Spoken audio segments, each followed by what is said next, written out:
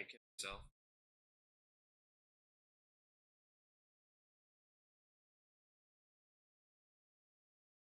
There. So you kill yourself.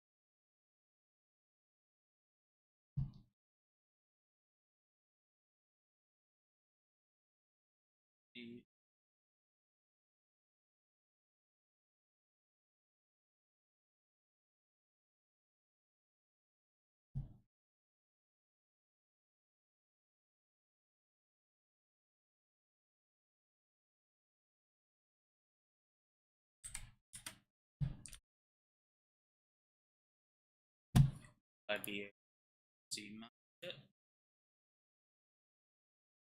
Or is it just go be like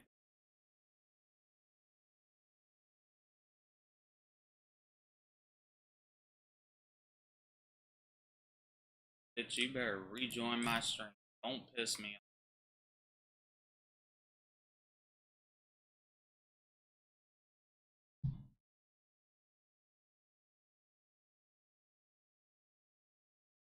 Okay, yeah. There.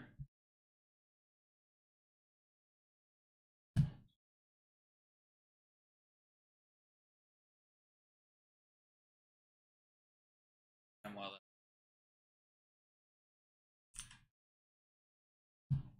they're even not gonna actually fucking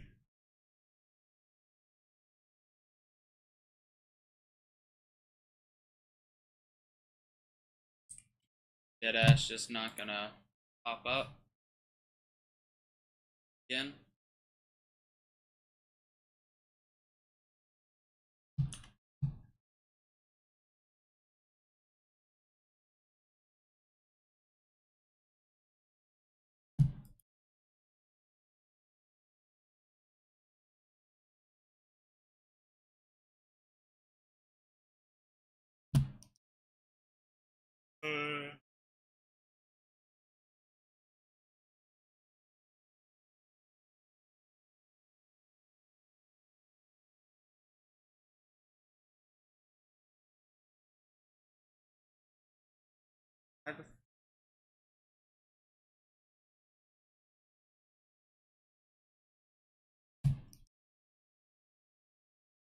Tried to purposely make me bad.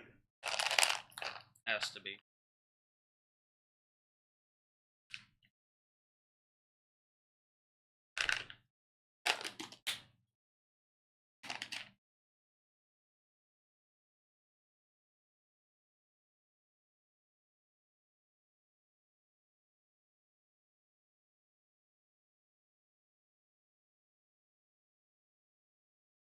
There we go.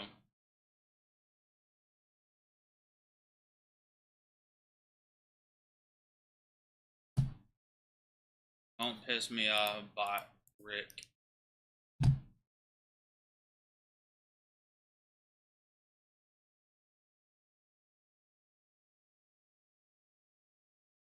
Bot Rick.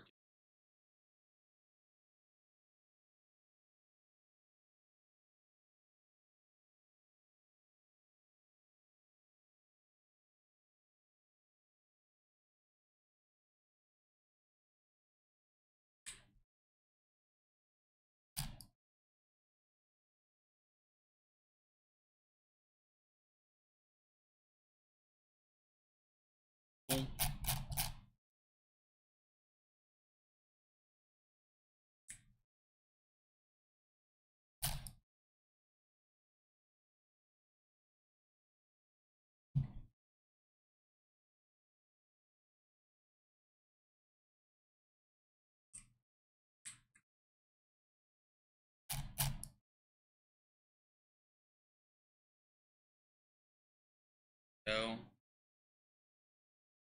Now, where's that motherfucker from yesterday?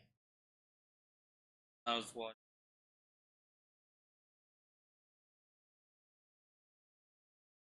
Playlist.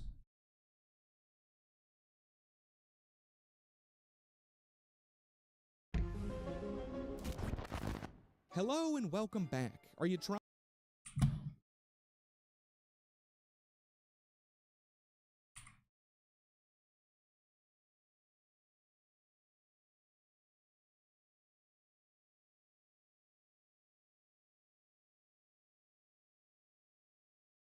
that's dumb.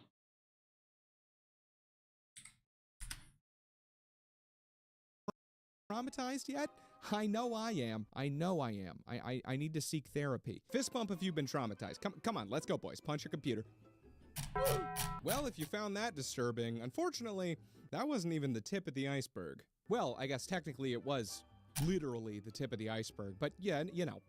Shut up. Iraqi National Congress. The Iraqi National Congress was supposedly an organically founded coalition of groups that were opposed to the Saddam Hussein government in Iraq. Saddam. Did you miss me, Buttercup? It encompassed a bunch of different groups that really had nothing in common other than the fact that they all were not huge fans of the old Saddamster. And you know who else was not a big fan of the old Saddamister? Yes, correct. The CIA. Very good. To them, he was just a big Hussein in the ass. The main controversy with the group is that the INC claimed to be organically formed out of all of these anti-Saddam groups, but it turns out the CIA was secretly spending millions of dollars all through the 90s to get these groups together in order to organize the opposition and hopefully overthrow Saddam. So, once again, just exposes that the CIA are big ol' fibbers. Nothing new here. Solidarity Trade Union. The story of Solidarity begins where all great stories do.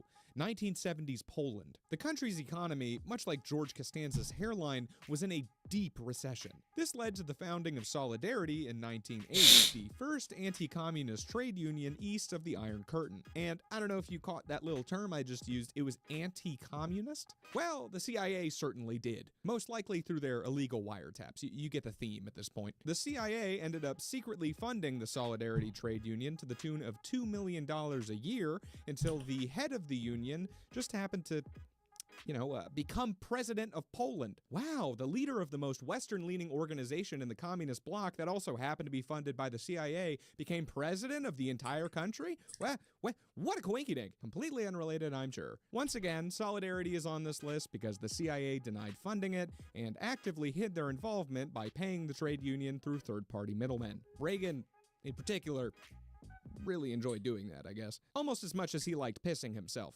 That's called trickle-down economics, kids. CIA Tibetan Program. The CIA's Tibetan Program was a more than 2-decade-long period of CIA funding toward resistance groups against the Chinese occupation of Tibet. Tibet is in an interesting position because it is squizzled in between India and China. It is the meat of a geopolitical sandwich in between two pieces of bread that do not care for each other very much at all. It's like the kid of two divorced parents locked in a custody battle over it, where neither parent really wants the kid that much, they both just want to fuck over the other one. One too many bad analogies, I get it, moving on. In 1950, China occupied Tibet and started douching it up pretty hard. They started acting real stinky-like to everybody involved. They forced the Dalai Lama, basically the religious leader of the country, to give a speech supporting the Chinese occupation under the threat of death if he refused. They also kidnapped 200 Tibetan children for the purpose of brainwashing them into supporting China, and even... I'm doing it to piss off one person. You know that person. removed the head of one of them in front of the others to warn them not to complain. So, you know, they're not playing very nice at all. The Tibetans were not incredibly excited about this and started to get pretty ticked off, which caused anti-Chinese sentiments to start forming all around the region. The CIA, as we've established, always happy to shit on the heads of communists whenever the opportunity presents itself, were quite interested in this development. They started keeping a close eye on Tibet. I had to make sure, because Dark gets the most of the time whenever he joins my streams, he got a notification from Discord. I hope he got the notification.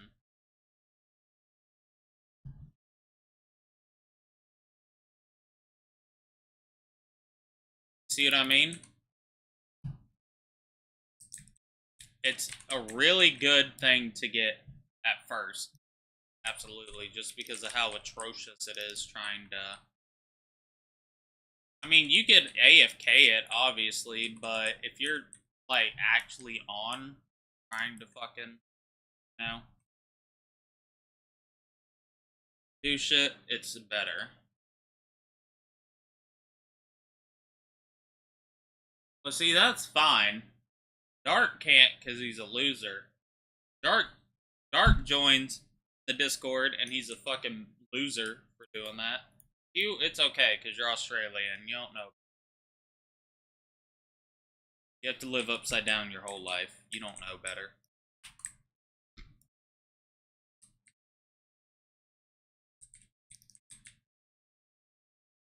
Fuck are these?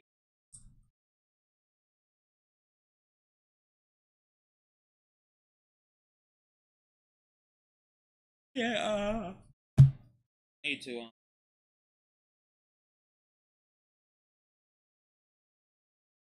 It's like, it's automatic autism.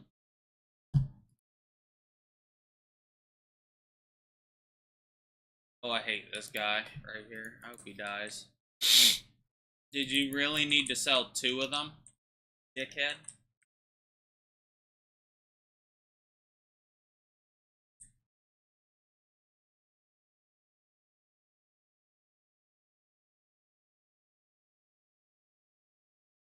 Oh, yeah.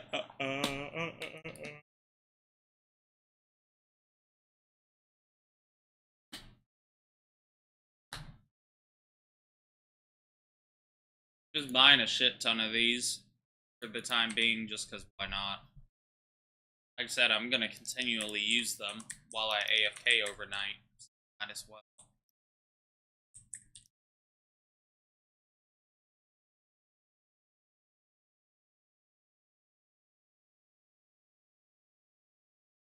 Ugh.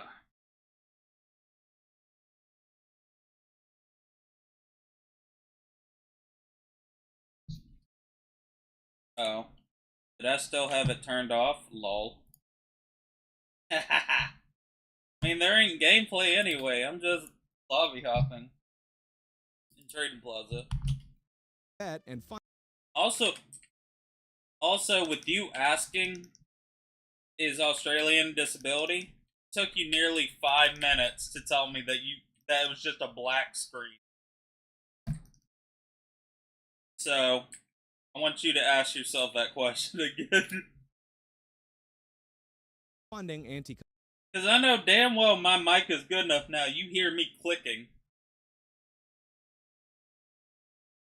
communist organizations whenever possible until a full-blown revolution broke out in 1956, which got pretty ugly. The Tibetans killed hundreds of Chinese officials and civilians in the country, and the Chinese responded by blowing up their monasteries and places of worship, which to a Tibetan is basically like blowing up a cheesecake factory is to Nico Avocado. That is their place of worship. They live and breathe to be in that building. After this revolution started, the CIA started secretly training a small Tibetan militia in the Rocky Mountains of Colorado at a camp located 10,000 feet above sea level to simulate fighting conditions in Tibet. The CIA trained the Tibetans in guerrilla warfare, not unlike the Contras in Nicaragua, and referred to the fighters as the warrior monks, which is admittedly incredibly badass. Sounds like a nearly unwatchable Nicholas. Also, there's a. It wasn't a leak. It was just a preview that that they did themselves, like big games.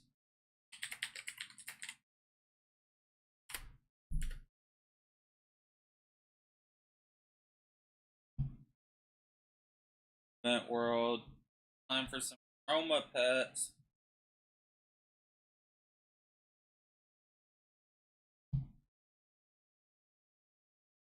What the fuck that means? Cage movie. The Tibetans almost all Gotta do a bit world. Like, whatever, I guess. Yeah, this is the only huge I got last night. I think. Pretty sure that's the only I got. all of which had never held a gun or apparently even seen a white person before, were said to be very thankful for the training and quoted as saying that they lived to kill Chinese. Again, No. I have, just like whenever I do it on stream, whenever I AFK over, I have my account. So basically, I have it click each screen, And what it'll do is it'll click the screen, it'll press C, because what I have for C is I have it drop a party box. And yeah. And so do that for every account. I'm just trying to make sure every account has a shit ton of party boxes. The reason I do party boxes is because, I mean, there's a lot of times I get the item. Because first off, they're only like 500 diamonds each. There's chances to get, whenever you use it, it'll spawn a pinata. When you spawn it, it'll give you an item jar. Which, like I said, it's just another cool thing to have going the entire night.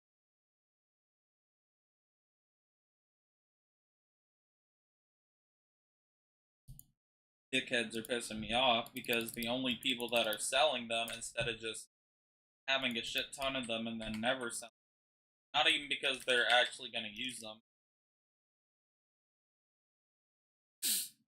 People doing that are the cons that are too retarded and don't realize, hey, I should actually probably be grinding in the game instead of sitting here trying to get 500 diamonds.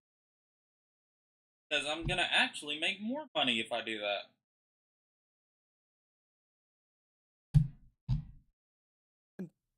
Badass. In 1959, the See? Chinese had... Look at this. Like, dickhead. Do you really need, like...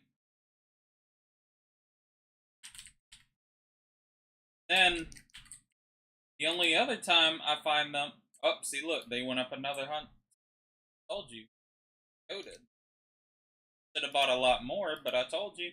attempted to kidnap the Dalai Lama, so the CIA helped him escape to India, where he still lives in exile to this day. The CIA continued to fund the program, by 1964 spending $1.4 million a year on Tibet, until 1972, when President Nixon flew to China to try and strengthen US-Chinese relations. Like I said, I think next update they're gonna fix it, but...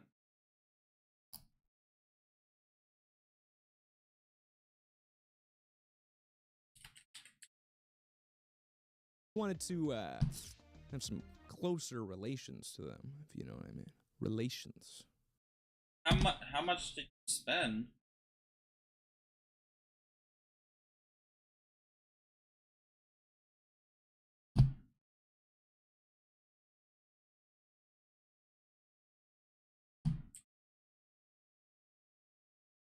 The way you asked that makes me think that you saved up you bought a shit ton. I mean, if you want to, it's also good just to have them yourself and use them. Like, that's why I did it. Because personally, I'm like, oh, if they go up, I don't want to.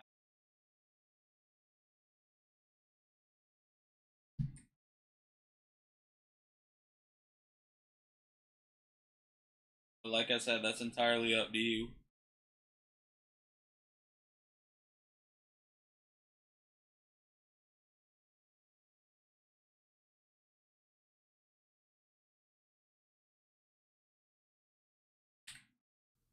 Sexually. Nicaraguan cocaine trafficking. So, Nicaraguan cocaine trafficking is what I was alluding to earlier when I was talking about the Contras back in Tier 1. It also ties into the reason that I keep making jokes about the CIA slanging crack. This, however, was no laughing matter. As we talked about in Tier 1... What do you mean?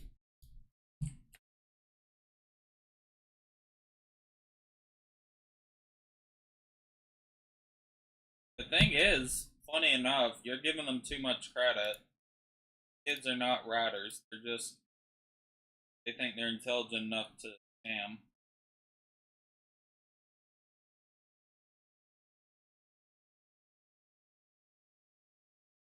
on, back in the 80s, Reagan was engaging in all kinds of shady ways to fund a group called the Contras fighting their communist government in Nicaragua. The thing is, the Contras weren't only getting their money from the US. No, that would be mooching.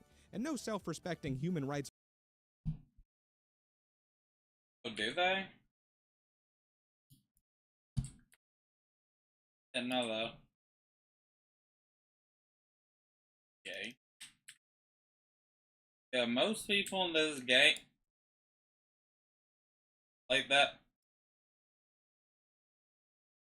Most of them are dumb, but some of them are good. One of them actually got me out of $70. And even though, obviously, it's my fault, I can't lie, he got me good. I don't know if you were here when it happened, but I'll tell you. So, basically, whenever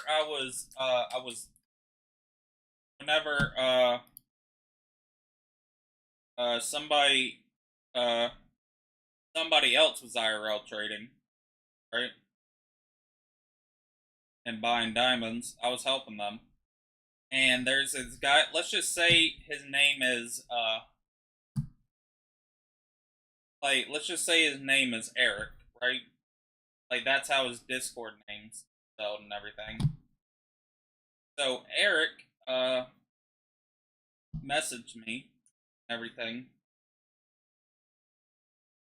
Or, he was helping, middleman, right? So, after that happened, and, Eric did that, I went in the server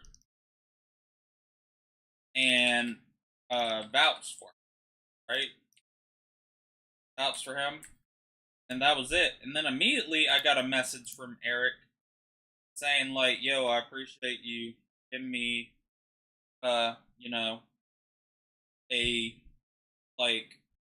appreciate you giving me like a thing, like a recommendation that if you ever want to buy some more stuff, let me know." Or if he's like, "You want to buy anything else?" Like, nah, I'm good. Time being. He messaged me like a day or two later asking me the same thing.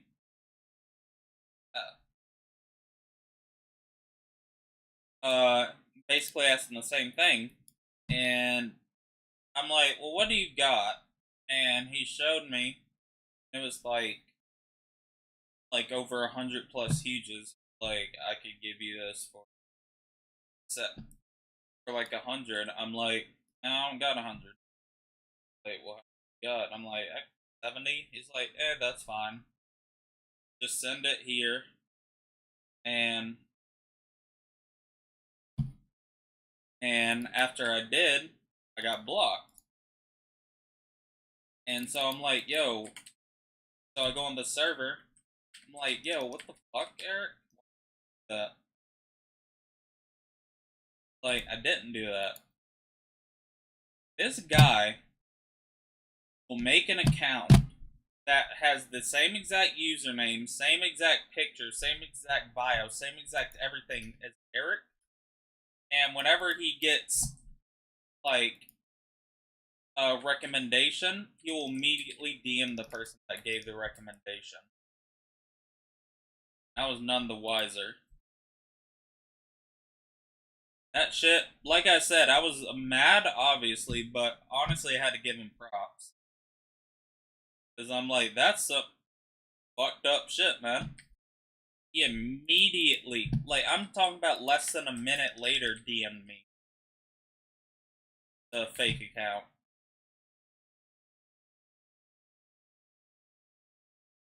Like I said, I was more impressed than I was mad. Be real, because I'm like, dog, how the fuck you managed to do that? So I'm like, he got me. He did. And like I said, I was impressed because I would have never thought. Because, like, let's be real. Why would I immediately think that after I gave the guy a, like, rep? Yeah, you know what I mean? I'm like, why would I. Like, how would I have immediately thought that after I gave a guy rep, and then he DM'd saying, "Yo, I appreciate it." That I was talking to a different account. The thing is, I didn't DM Eric at all. Like before that, like there were no DMs, so that was the first DM. Which, in the end, it doesn't matter. I just went to my bank and I said, "Yo, my card," and I got my money back. And I still got my money back, but like I said, that's when I realized, like, that some people. How the fuck is the. That's when I realized, oh, these guys are different. Which to me, even then, even though he did get me, I don't know, I feel like there'd be. Like, you could easily get other kids without going through all that.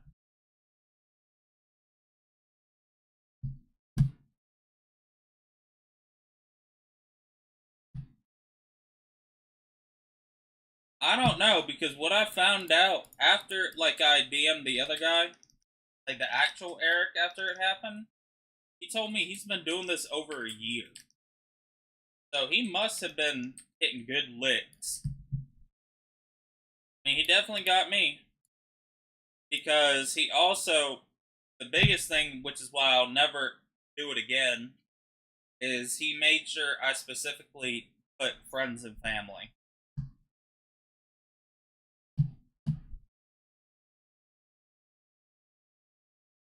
Like I said, in the end, he got me. And it's probably not even a full-time job. He's probably just like a kid that gets off of school and does it.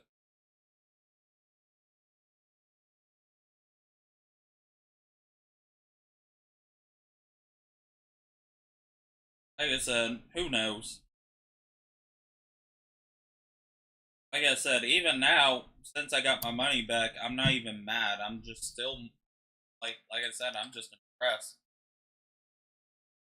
How did how did he get the money taken?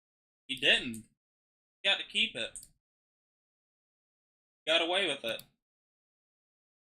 Because what happened is, I just went to my bank and said my card got hacked. And shit, so they just gave me a new card and ate loss on that because, obviously, banks do. No, he got to keep his shit. That's what kind of mad. Or it didn't make me mad. Like I said, I'm no longer mad. Like, damn, he got me.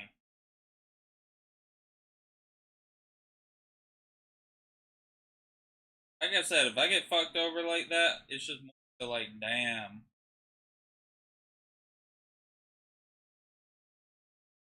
Not even really a thing of like, man.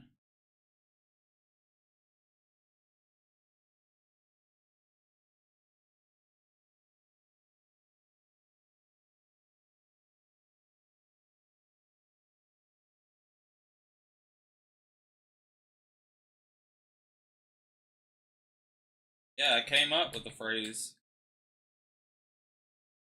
Not phrase, I made it up.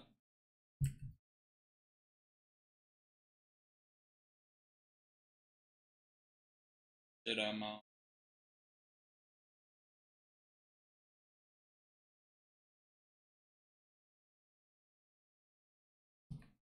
Violating right-wing rebel militia is going to be caught dead only taking handouts, okay? They had to at least make an effort to support themselves. Damn. Are there no, like, good fucking places in the plaza where people are selling a shit ton of those back? Like, god damn it.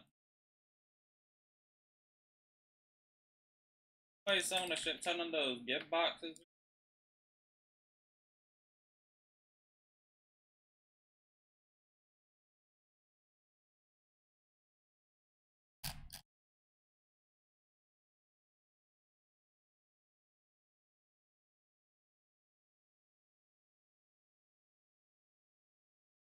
God, I bought this shit from you.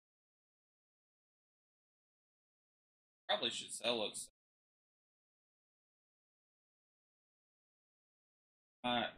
I need to it up like.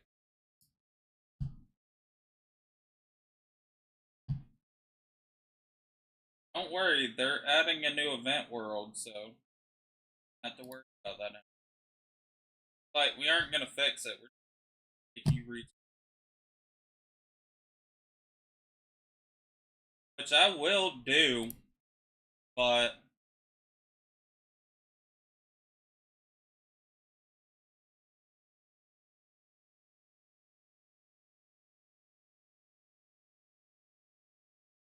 like I said, I will do, but like, I mean, I have to on my main anyway, the entire time. But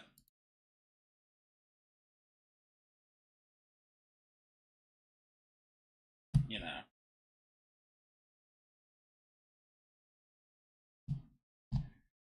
ah,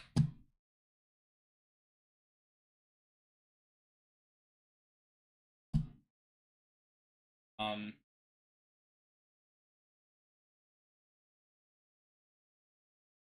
after I get this account settled real quick, I'm gonna go start some real quick, and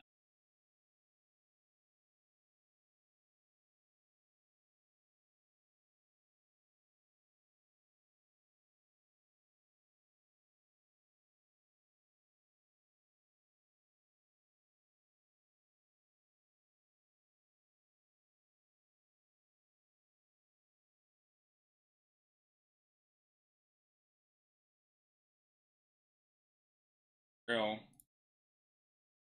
if these guys would wait, hold on.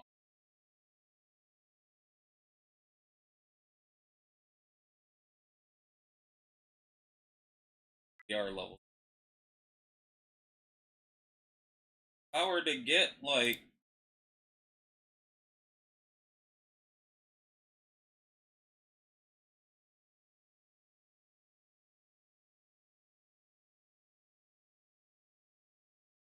um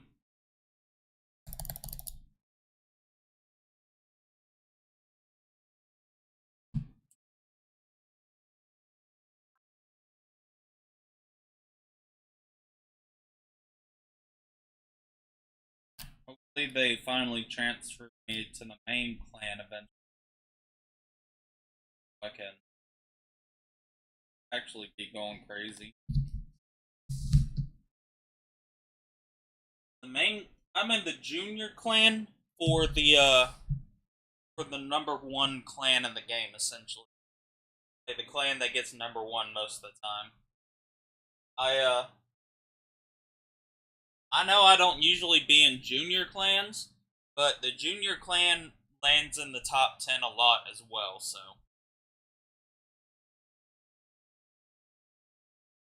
that's the thing with that.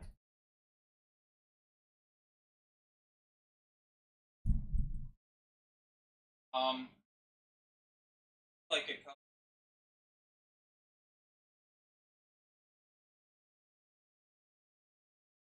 yeah. They're back.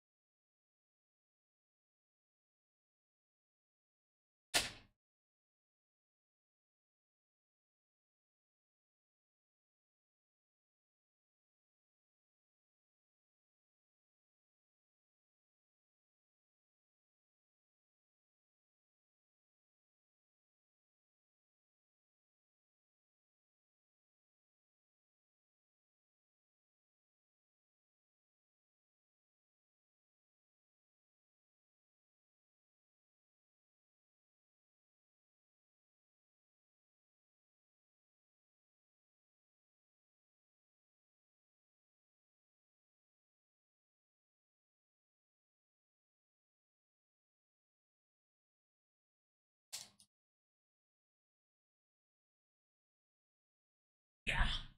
Ow.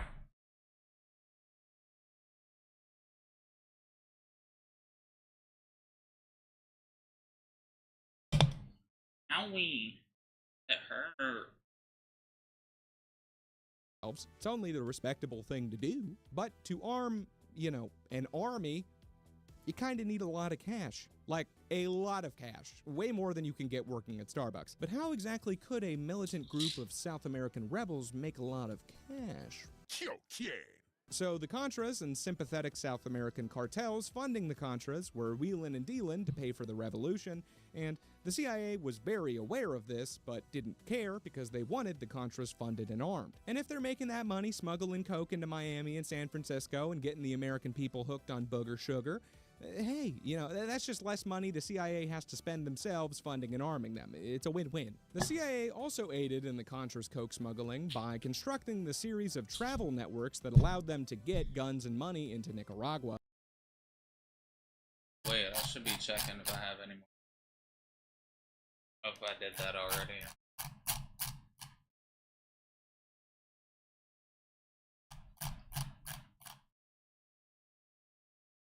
Oh, Jafet, are you still here or no?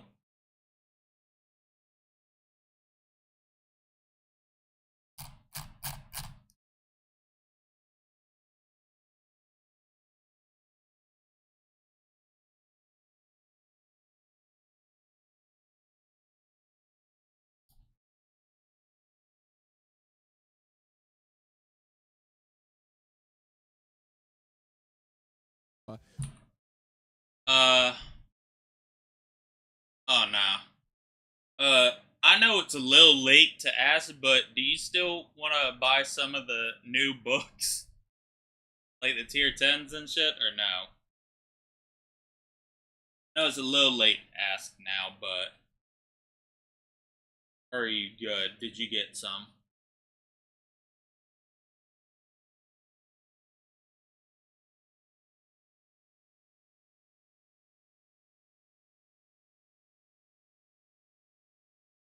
Which, quote-unquote, incidentally aided the Contras by allowing them to use those same travel networks to more effectively peddle their good disco powder. Former contract analyst for the CIA David McMichael said about this situation, "Once you set up a covert operation to supply arms and money, it's very difficult to separate it from the kind of people who are involved in other forms of trade, and especially drugs."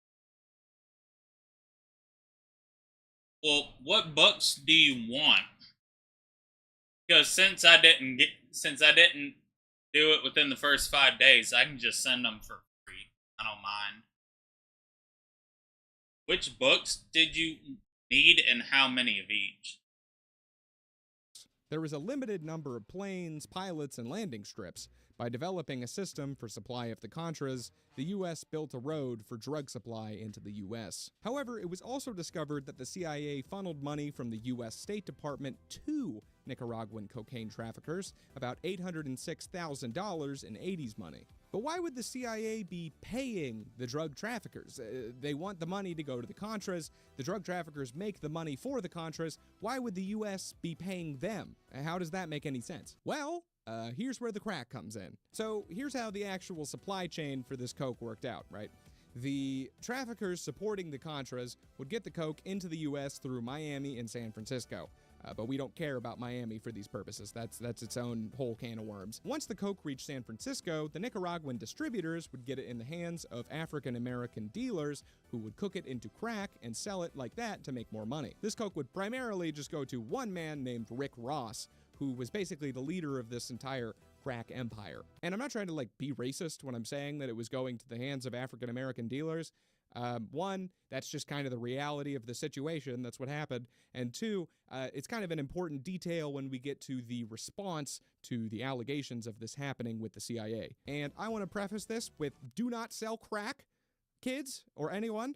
This video is for entertainment and education purposes only. The reason they were turning it into crack is because if you have coke and then you rock it up, you can sell it for cheaper and still make way more money off of it than the powder, just because you combine it with cutting agents and the way that it's ingested is different. The specifics are not important. Just know that you can make way more money off of less product. But don't do that. bad, boys. This also isn't the 80s anymore. People know that it's bad now. So it's undeniable that the CIA at least indirectly contributed to the California crack epidemic of the 80s by supporting Contra cocaine trafficking into San Francisco, which was then converted into crack, right? Okay, that's just math. That's just the transitive property. It happened, it's undeniable. But there are theories that the CIA played a even more active role than that. And here they are. So here's the situation. The CIA wants to get money in the hands of the Contras so they can fight the communists. But if you remember, Congress made it illegal for the US to send money to the Contras directly, but that wasn't going to stop anybody. That just means Reagan had to get a little more creative with his methods. They had to get a little spicy. This led to them selling weapons to Iran to fund the Contras like we talked about, and this whole situation is the necessary context to make this theory make sense. Because when you think about it, if the US is willing to sell weapons to a Middle Eastern country to get money to fund these guys, do you really think they're gonna draw the line at this? Okay? And the theories about how the CIA specifically went about doing this range, but they all basically boil down to because the CIA had to go through Oh, by the way, Jafet, there is apparently TikTok upped the limit for how long you can upload a video for some reason.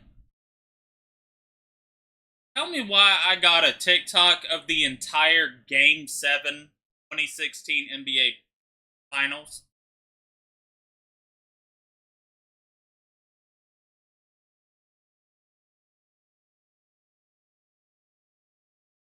Like, the entire hour.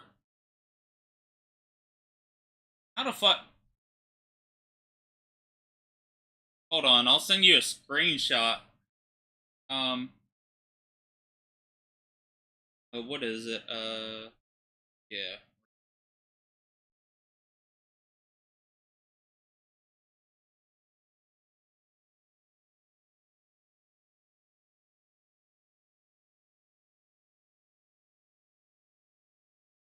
I took a screenshot. I need to see if there's still...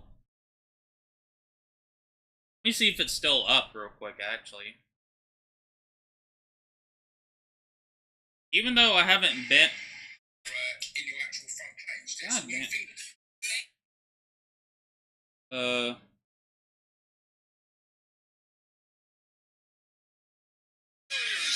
Versus the dynamic duo of the OKC Thunder. Welcome. Yep.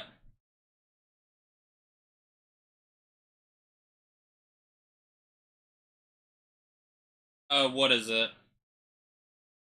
I haven't, like I said, I've never been, like, fully into the games. I've only started getting into basketball recently. But would the 2016 finals be considered the best finals ever? Because of the comeback from 0-3? Am I tripping? I feel like that was, like, I remember that moment. Like, even though I wasn't a basketball fan, I remember how insane that moment was. Such complex methods to hide them getting money to the Contras, it's theorized that in addition to supporting the Contra cocaine trafficking into the U.S. indirectly, they also played a more active role in crack specifically by supporting crack dealers, dealing it themselves in the inner cities to create more customers and thus get more money, and then funneling that crack money back through the traffickers into the hands of the Contras. But why would they do this? The coke is already coming in. Why the crack specifically? Well, I mean, even then, what is it? I don't care what an old person says. LeBron James better than any old head. I don't care. Better than Jordan. Jordan's just more recognizable. Or more known. well, the theory is for multiple reasons, some of which I will get to yet again later in this tier. But one is that the crack makes more money. So if they're supporting the conversion from the powder to the rock, they're basically just multiplying the amount of money that they can send back to the Contras. So when you think about it, the CIA selling crack to the inner cities just makes good financial sense. Project MK Ultra. Oh boy. This one's a doozy. MK Ultra has a lot of information out there about it, very expansive, and it really deserves a video in and of itself outside of the scope of this iceberg. So for these purposes, I will try and be brief, but still get across the necessary information. Also, I don't know why this is in tier 2. I feel like everybody knows about MK Ultra, but maybe I'm just tripping. Speaking of tripping, MK Ultra was an illegal, covert human experimentation program ran by the CIA from 1953 to 1973. And basically, it went crazy. The CIA's main goal with this program was to develop a method of effective human brainwashing, mostly to extract information and force confessions. You know, so they didn't have to bother with all that enhanced interrogation nonsense. They could just be like, hey, tell me shit. I know you want to. They tried to achieve this through a laundry list of terrible methods, the most famous of which being the dosing of an unwitting subject with a large amount of LSD and subjecting them to, well, a very... Yeah, that's what I mean. That's why I said he's more recognizable.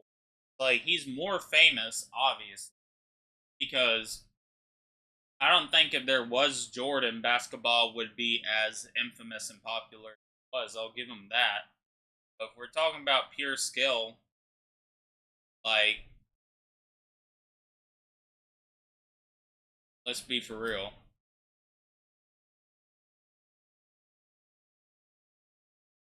I hope he wins the final one more time, but he probably ain't. I mean, he is brawny on his team. Very bad trip, to say the least. I was given a glass of Kool-Aid, and so were the other children. This Kool-Aid was spiked with LSD. It was horrible. They also utilized electroshocks, hypnosis, sensory deprivation, isolation, verbal abuse, physical abuse, doing terrible things to their butts, as is customary for the CIA apparently, and other forms of torture, all of which was, again, often done while the subject was on massive amounts of LSD. He received... Also,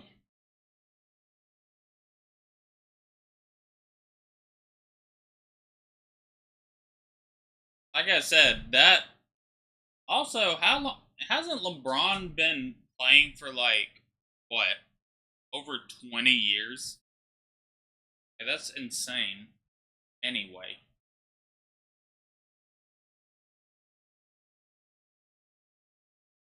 Received 54 high voltage shock treatments, followed by 54 grand mal seizures. After 27 days of this, they said that they were discouraged because he still had ties to his former life, in that he was asking to see his wife. They decided to give him more Paige Russell shock treatments and put him to sleep for another 30 days. I think about this whole situation kind of a lot, because that's got to be like one of the most terrifying things. And also, when I think about infamous images, I think the top image of all time has got to be that D. Wade. A human being even has the... I don't know who the fuck took that picture, but they deserve multi-millions of dollars. Wasn't it because of him as well that they made it to where you have to go to college first? Or at least do a year of it before going to the NBA? capacity to experience, isn't it? When patients were released from the Allen Memorial, they and their families' lives would never be the same again. Well, there's a lot I could not remember after I got out of the Allen. When my family came, I was a zombie. I didn't even know who they were. I mean, being given a super high dose of LSD without your knowledge would already be horrific. But combining an unwitting person tripping absolute cosmic nutsack with, like, torture? More than most of the things on here, I just can't believe that that's a thing that actually happened. That's a thing that our government actually did in real life. I mean, that's like some supervillain shit right there. You know, the CIA knew that it was breaking, every moral, ethical, and legal law in the books to do these experiments. But despite the director of the CIA ordering almost all documents pertaining to MKUltra destroyed in 1973, there are still some surviving documents and tons of victim testimony that proves that it definitely did, without a doubt, actually happen. I mean, over 7,000 just military veterans were non-consensually subjected to these experiments during the 2 decades that they went on, Many of them publicly sued the CIA about it, and the CIA has acknowledged that the project happened in the past. But just like, I can't believe it. It's insane. It's truly insane. Sometimes I'll just bolt up in bed in the middle of the night and be like, honey, wake up. I just remembered the CIA tortured veterans on God tier acid trips for 20 years. Like I said, all I know is that image of D Wade with LeBron is the most insane picture I've ever seen.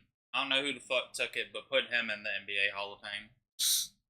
And then she has to get up and get me like a warm glass of milk and everything. It sucks. It's a big hassle. I mean, that is some Nazi shit right there. I mean, seriously, our government actually did that and then kept it fully secret for more than 20 years. And then barely, through massive amounts of luck, it still managed to get out into the public after they had already destroyed the evidence. I mean, think about that. How many other terrible, horrible things have they done that they actually managed to keep hidden from the public? Researching this iceberg has actually made me start listening to those crackheads under I-35 saying that the CIA, stole their baby and cloned it into their own mother, who's also an alien with a human penis. That is a college lecture to me now. I'm sitting on the median taking notes. Speaking of the Nazis, the early stages of MK actually used mescaline, a psychedelic drug extracted from the peyote cactus, which was literally a direct continuation of the same tests that the Nazis were using with mescaline on prisoners in Auschwitz and Dachau. The CIA also recruited actual former Nazis during the early stages of MK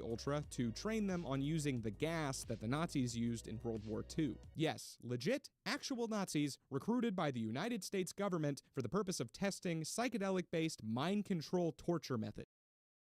Also, hands down, I think LeBron James is the funniest sports player or person. LeBron's the funniest person ever that doesn't try to be funny. Like, first off, his incessant lying for no fucking reason. Like, anytime I see LeBron with a book in an image, I'm like, he ain't reading that. He on the first page every single time. He ain't read that book.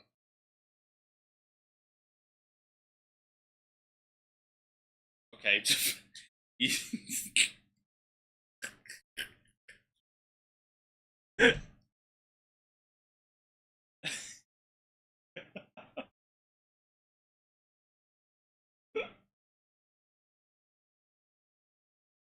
I don't know why that's funny to me. I think I have. I think one came to our school, if I'm not mistaken.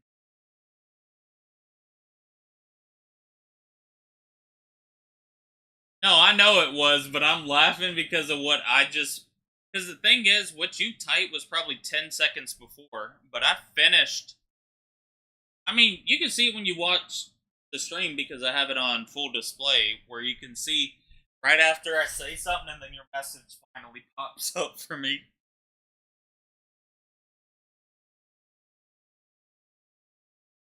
But I think we probably met one before. I know we went to there had to have been a museum or a field trip we went to as a kid whenever I was younger. I do know there was probably parts of that. But do I remember? I don't think I remember if there ever was one.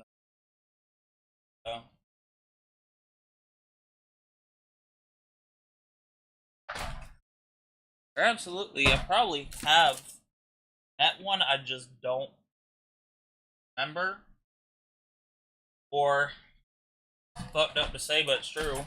Don't care. I don't care about what they went through, but it's just like I probably was like 8 or 9. And I didn't know what any of this meant, so I'm like, oh, okay, I don't care.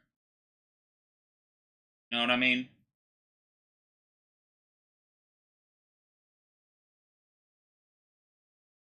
I don't think I ever... I know we met... I know I met...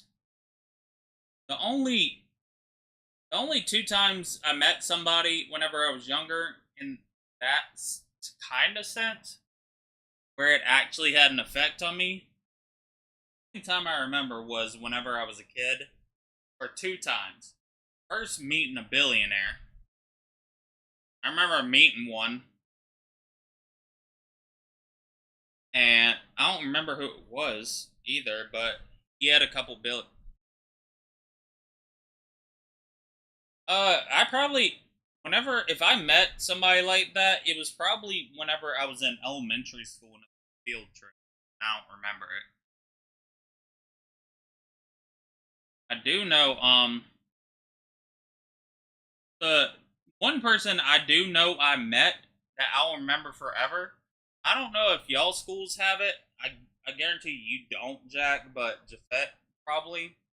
Have you ever went to school and they had an assembly where they brought people in and like they brought in criminals that are in jail and they come in to talk to you at your school to talk to you about like not doing crime and that type of stuff? You ever? Let me go grab my food real quick. I know they wouldn't do it for you, Jack, because everybody in Australia.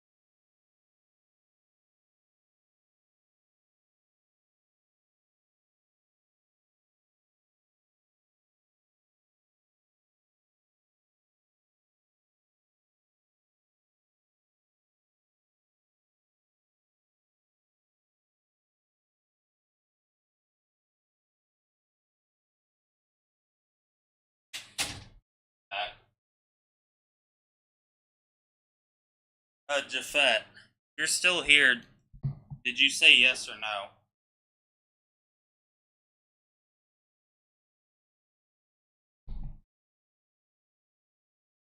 on whether you had like somebody like they would bring. It was like it was kind of like Beyond Scared Straight, but like not really. They were just like, yo, brought some criminals here. Oh, you said no? Okay, cool. So my school had that. I don't know what it was specifically, but it was basically like criminals that were like it was like it wasn't a work release program specifically, but it was like if they were cool enough, they could you know, they're cool enough they could get they could do this, right? First guy, I believe he got caught stealing, right? We're like, oh, okay, cool, I guess. Next guy, he was selling drugs. He gave us his whole shtick, just like the other guy. We're like, oh, okay, cool. Right?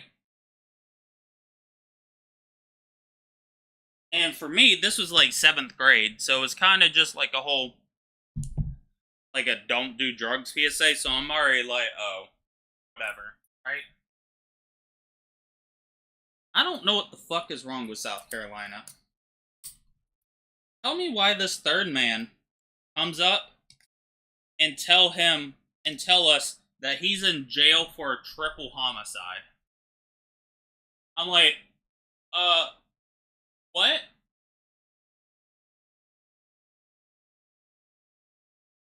I'm like, what? Huh? Huh? What was that one? Triple homicide? Oh, see. Oh. Oh, no, I get it. Okay, so we're gonna bring a guy. We have a guy, and he was like 6 foot. This was like a big. He was 6'5" and like 300 pounds of muscle. By the way. So I'm like, oh, okay, so bring the guy that steals a little bit. Hey, you bring the guy that, you know, does some drugs. Alright. Bring the guy that murdered 3 people. I mean, I can't lie. It worked. I haven't done illegal shit since. But in my head, I'm like, I don't think there's any amount that a person can do where they should be able to travel, tell kids not to get in trouble. You literally are in jail for killing 3 people.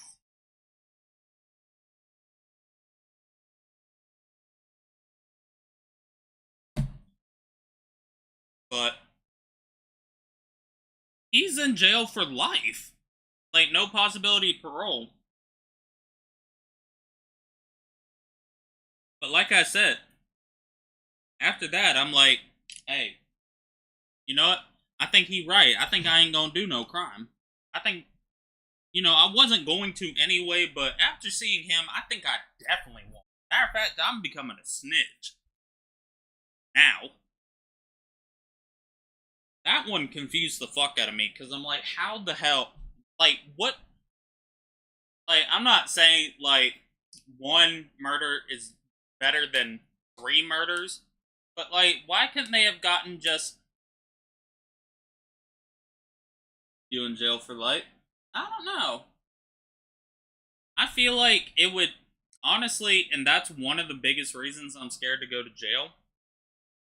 I feel like because I have autism, I would easily adapt so well in there that I wouldn't want to get out. I know it sounds dumb, but basically, like, what? I'm locked in a place where I'm being told, like, I have a set schedule. I do the same thing every single day, no matter what. You know what I mean? I have a set schedule. I have to do, it's the same exact time every day, same exact thing. Undercover cop. Well, being a cop is a snitch anyway. You just double up. You're doubling up on snitch.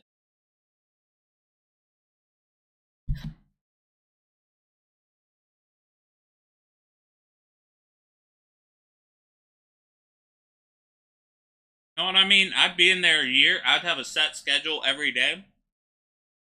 Because you're like, look, at this time you eat. This time you take a shower. This time. I'd be like, I'd probably get comfortable in there.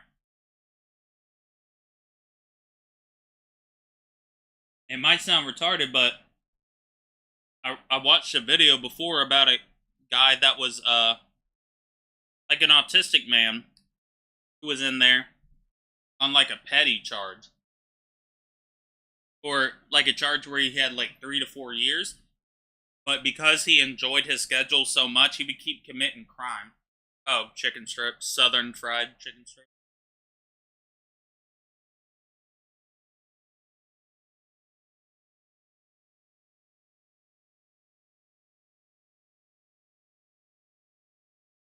And I'm such an intelligent individual.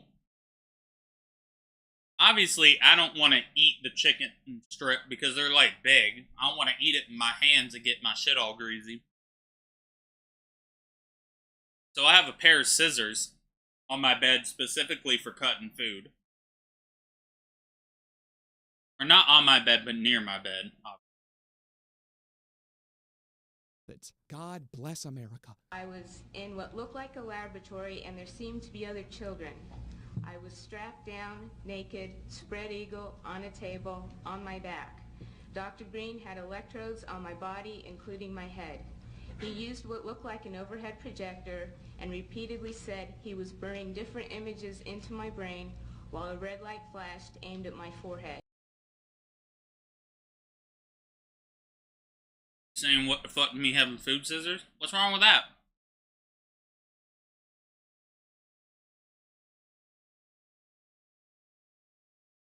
See, a stupid little kid is gonna be like, you should use a knife. A grown man's gonna be like, let's have a pair of scissors. So much better, especially if you try to cut steak. Just have a pair of scissors. Instead of you struggling trying to cut steak, just be like, alright, give me some scissors. I'm gonna just cut it. Also, it cuts cleaner, too.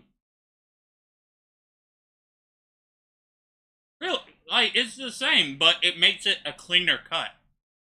Anyway. In between each sequence, he used electric shock on my body and told me to go deeper and deeper, while repeating each image would go deeper into my brain, and I would do whatever.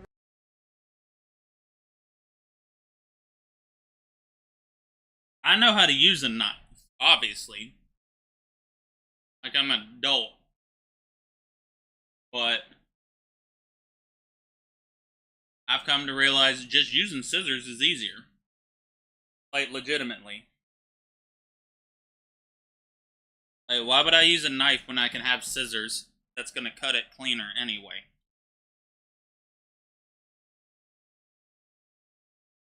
Whatever he told me to do. I felt drugged because he had given me a shot before he started the procedure. When it was over, he gave me another shot. The next thing I remember, I was with my grandparents again in Tucson, Arizona. Apparently, also, this is off topic. Apparently, this is gonna cause for so many. I mean, that's fine, but, like, if I'm. What is it? If I'm eating at my desk, I don't want to get shit greasy at all, so I just use a fork. My chicken nuggets and I dip it. Whoops. But I know this is off topic, but I saw on Twitter that Treyarch is making it. I don't know, just any of the active huges. That Treyarch is adding. So apparently, and I don't know if it's probably Warzone where you can use somebody else as a human shield to protect yourself in an instance or something. Apparently, they're making it to where whenever you are holding someone as a human shield, you can talk to each other. Like in game. And that's gonna be funny as fuck to see the results of that. I was 4 years old. Operation Mongoose. Alright, so at this point we've established that the CIA and Fidel Castro are not very good friends. They wouldn't push each other on the swings, they definitely wouldn't be sharing Pokemon cards. Hell, they'd probably take a shit in the locker room shower and tell Coach it was the other guy. Not that I have, like, personal experience with that or anything, that's just, you know, a well-known thing that kids do all the time because they really had to go, and why shouldn't Derek take the fall for it? He won't lend me his goddamn Squirtle. I've asked so many times and I'm fucking tired of it. Operation Mongoose was a very extensive campaign to remove Fidel Castro from power by any means necessary that unofficially began in 1948, was officially authorized in 1960, and didn't truly stop until Castro's death in 2008. Castro was like the CIA's Moby Dick, a great white whale. Well, actually an admittedly suave Cubano-Latin whale with a great beard that just dodged every harpoon they threw at him. I don't know if that's a good analogy. I've never read Moby Dick. I just think the title's funny, and some dude named Ahab was there who really wanted that dick. And if Castro is Moby, then the CIA really wanted that dick, bro, ravenously. From what I read, this was one of the first US operations to introduce the concept of plausible deniability, something that would become a cornerstone of the CIA's covert operations afterward. They achieved this by using what they called bender groups, which were, stop me if this sounds familiar, middlemen used to get funding from the CIA to the Cuban exiles while making it exceedingly difficult to trace the money back to the CIA. They basically bend the money around, make it confusing so that when you deny, it's plausible. You know, we didn't send that money to the Cubans. Bendy Jeff over at the State Department did. You know, charge him for treason, not us. Again, something that they're very well versed in at this point, but at the time, apparently a novel idea. The Bay of Pigs invasion and the 634 attempts on Castro's life both fall under the umbrella of Operation Mongoose, but, you know, when it rains, it pours. The rain, in this case, being attempts to overthrow the Cuban government. You get it. The operation also included an extensive propaganda campaign, the funding of militias made up of Cuban exiles to engage in targeted hit-and-runs within the country, raid Cuban ships, and launch CIA-supported attacks from the Bahamas. It also included a very widespread array of targeted attacks against Cuban infrastructure, including, but not limited to, power plants, oil refineries, sugar mills, bridges, and railroads. They were definitely getting after it, for sure. But it was never enough to topple the death-dodging communist GigaChad. Hard as they tried, they never caught that whale. They never got that dick. Gary Webb taking his own life. This is the first neon green entry in this iceberg, which means that there's not necessarily any direct evidence tying the CIA to these events, and for legal reasons, I must state that the creator of this iceberg, and not myself, says that they were probably involved in. All accusations are alleged. Any information or views that I share on the neon green entries of this iceberg and all of the entries in general are for entertainment purposes only, as is any implication of guilt that I may make about any party involved. I'll say it, the CIA did it. With that said, we all know they probably did it. But hey, that's just a theory. A CIA-based conspiracy. theory. Thanks for Subscribing to necessary information. Alright, so you know that whole kooky crazy I don't remember, ever. I never watched Matt Pat. I think when he started his whole shtick, I was I think in 2010, I was like 13 when he started his channel, so I just didn't care. I was like, I'm gonna watch Sea Nanners and his friends, and that's it. crazy Contra crack cocaine conspiracy we chatted about? Well, the majority of the theories about the links between the CIA, the Contras, and the crack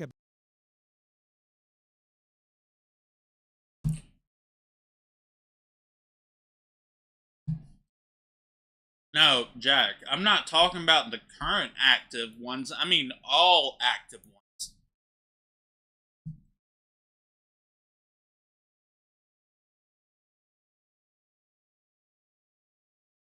As in, all of them I'm talking about have a chance to be an active huge.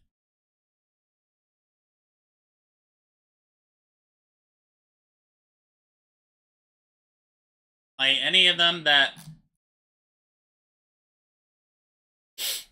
Yeah, because any of them, like, they're an active huge, so you could easily get it.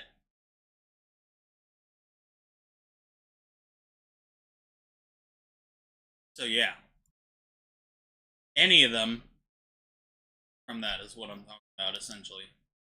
Epidemic come from a series of articles titled Dark Alliance, which were published in the Mercury News by mustache haver and possible spider person Gary Webb. These articles not only claimed that the CIA deliberately diverted law enforcement from investigating dealers and shipping routes relating to the Contras, but also that the CIA and Reagan administration actively promoted the distribution of crack in predominantly black areas in order to suppress political opposition. Because, you know, oppressed groups that don't approve of the current government have a tendency to, as the kids say, act up and get jiggy with it, politically speaking, but it's kind of hard to organize a grassroots movement when you're busy biking to the pawn shop carrying a full-size refrigerator on your back in order to get money to get that next rock. This series was an absolute bombshell when it came out. I mean, news that the CIA created the crack epidemic? That sounds like, excuse the pun, kind of a crackpot conspiracy, doesn't it? But Gary's evidence was solid, at least solid enough to enrage the African-American community and spur on 4 separate major investigations into the CIA. And the CIA likes many things: penetration, castration, illegally gathering information, but if there's one thing they can't stand, it's a goddamn internal investigation, okay? I mean, this rocked the nation. It caused elation, agitation, news on the radio station, probably even claymation, maybe a little masturbation. And the CIA was not gonna take this lying down.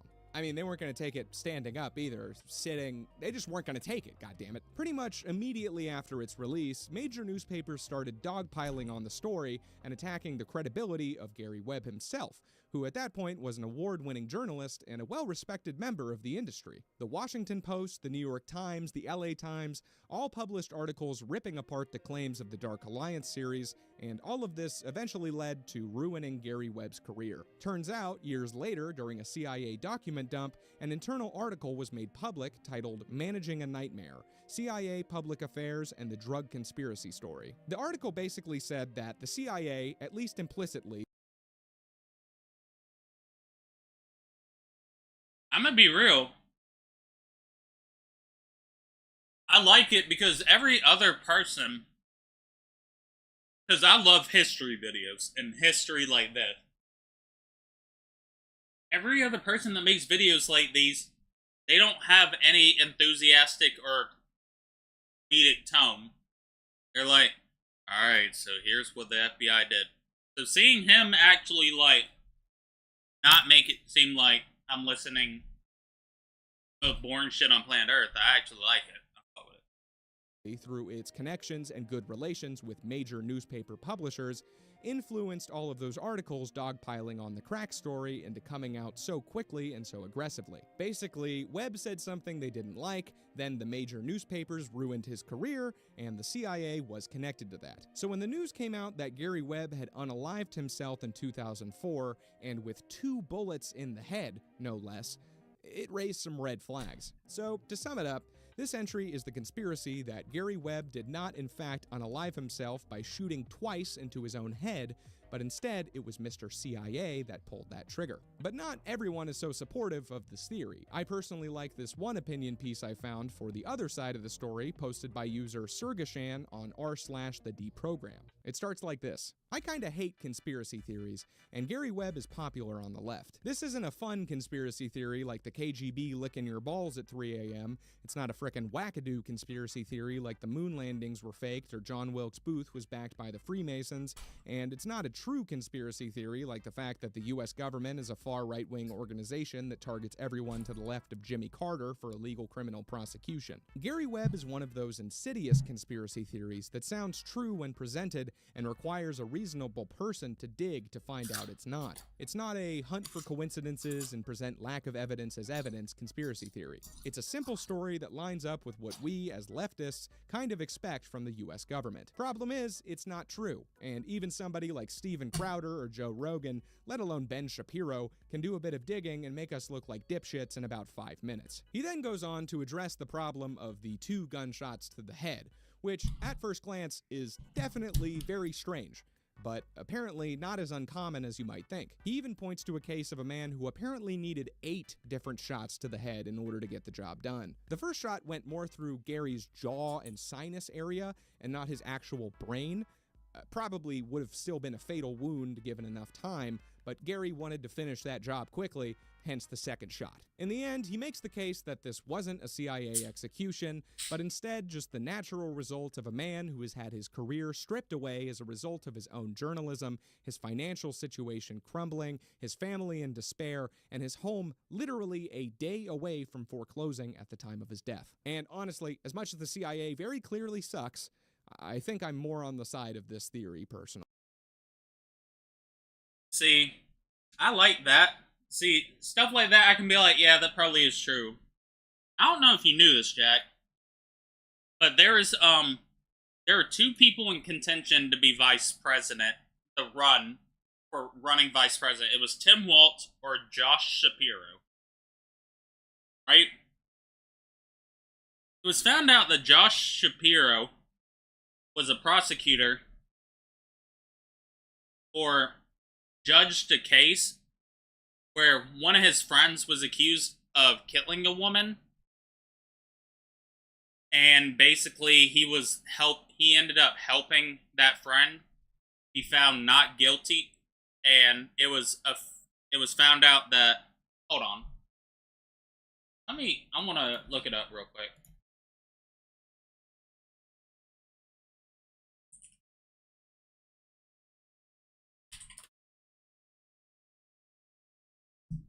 So,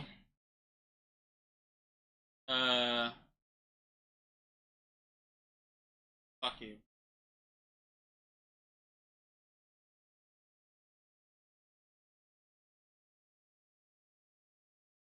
I hate this.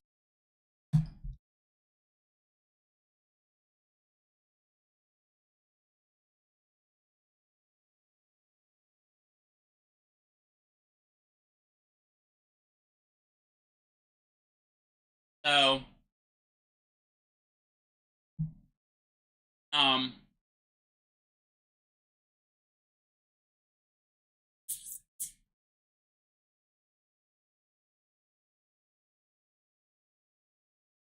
uh,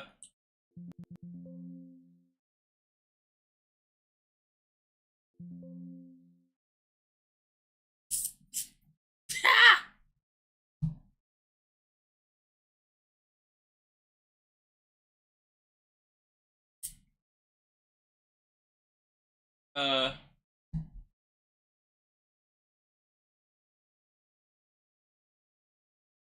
on.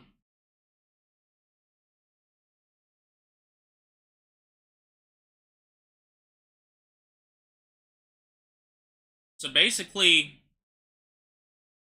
one of his friends was accused of murdering, I assume, his wife. And Attorney General Josh Shapiro for Pennsylvania, who was also against Tim Walz, his office concluded that they closed the investigation into the death and ruled it as suicide.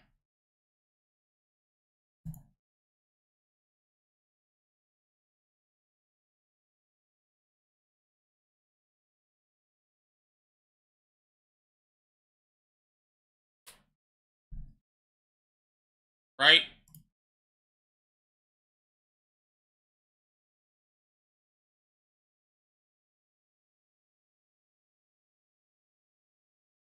She killed herself, right?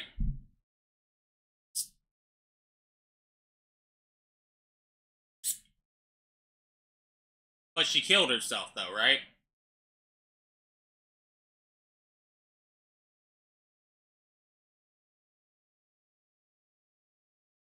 It's clear as day she killed herself. I mean, there's no other reason to explain why a woman had 22 stab wounds. Because it was suicide. Clearly she killed herself, right? Like, it's clear as day. Like, and that was one of the biggest reasons I don't think he got elected. Because everybody was like, how the fuck did your office agree that she killed herself with 22 stab wounds? But obviously, everybody that wanted him to win. Oh, also, another thing is he,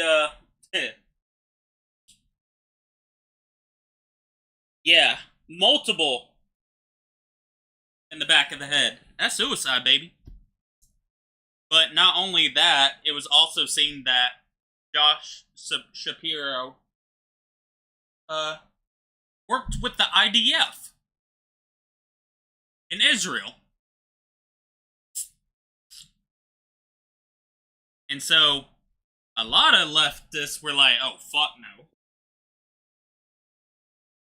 But then, obviously, people that wanted him to win skewed it to say that, oh, they don't want him to win because he's Jewish. Which I don't agree with, but I could see why somebody would say that, right? Like, I understand there are times where it actually is true like that, so I'm like, you know what, I get that, okay? But about these 22 self-inflicted stab wounds.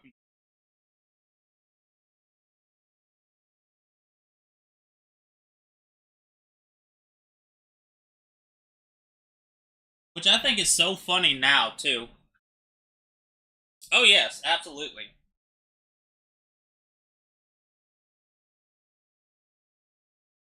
Speaking of...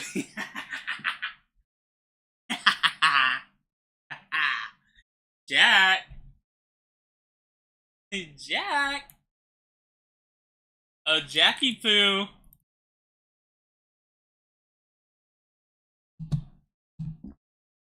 Yo, Jackinson! Guess what I dropped last night? Guess what I dropped last night? Oh, Jack!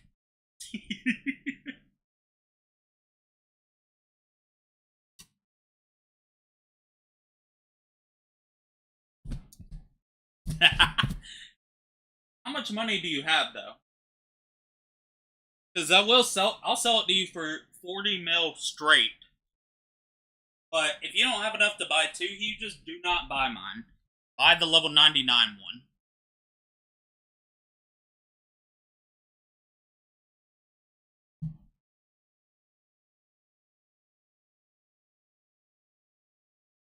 That's the really good thing about right now.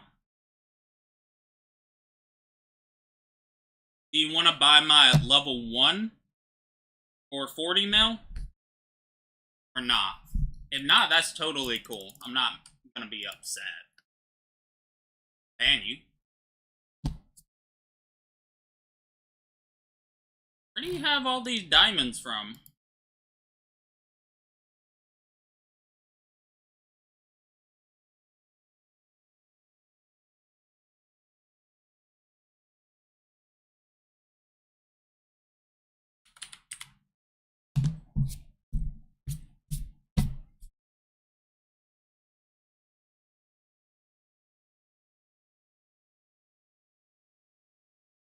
Yeah, go for absolutely. I was actually gonna say that before. That I was gonna say go ahead and do that first. I'd much rather you get good deals like that. Oh yeah, I forgot the RNG event. Got some bets. Good shit. I completely forgot about that.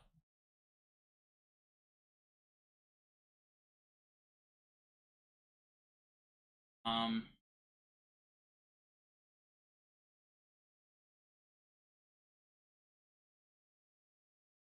But if you think about it, the CIA did directly cause Webb's career to be ruined, his life to fall apart, and for him to ultimately fall into a deep depression with no hope of escape. So really, whether they fired the bullets or not, at the end of the day, no matter how you slice it, the CIA is responsible for the death of Gary Webb. You know. Allegedly. The arrest of Nelson Mandela. All right, I'm going to be honest, I don't know a lot about Nelson. I don't know a lot about Nelson Mandela either, because what is it? Whenever I started whenever I started online school, one of my first projects ever for whatever class I was taking, it was probably something like history, right? One of my first projects ever. I'm gonna be real, you should not worry about royalty charms at all, right? That is, I would legitimately say that is something you should look into once you got a full team of Huges. Right now, literally, if you don't have overload, and you have, like, you have 4 or 5 slots, how many is that of 5? How many, at level 99, how many charm slots? Forgot how much it is for, like, without overload, because all my pets have overload.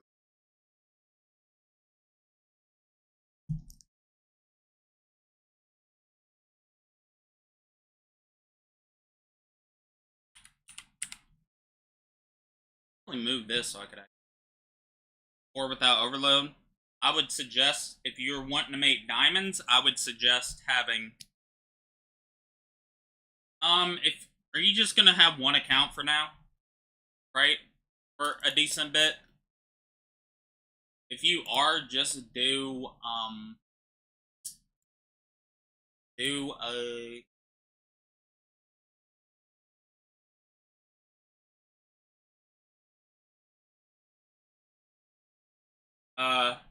you could do 2 glittering, do a TNT and a lightning.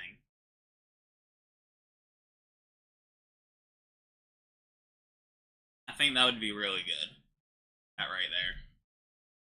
I would be running TNT and lightning on my accounts if I could, but since I run 6 accounts, I don't know why I feel like it.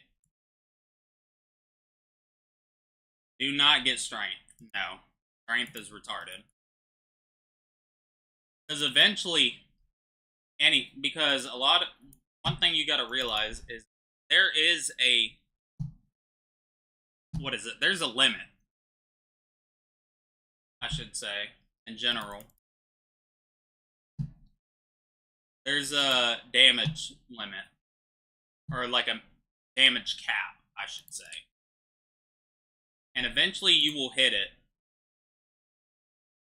But for right now, you should not, absolutely not.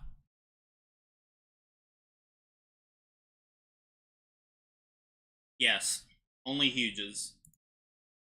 Or actually, do you have Super Magnet? If you don't have Super Magnet, you should quit getting Huges right now. Like, straight up. Don't even know. I don't care how expensive it is, that should be one of your main goals.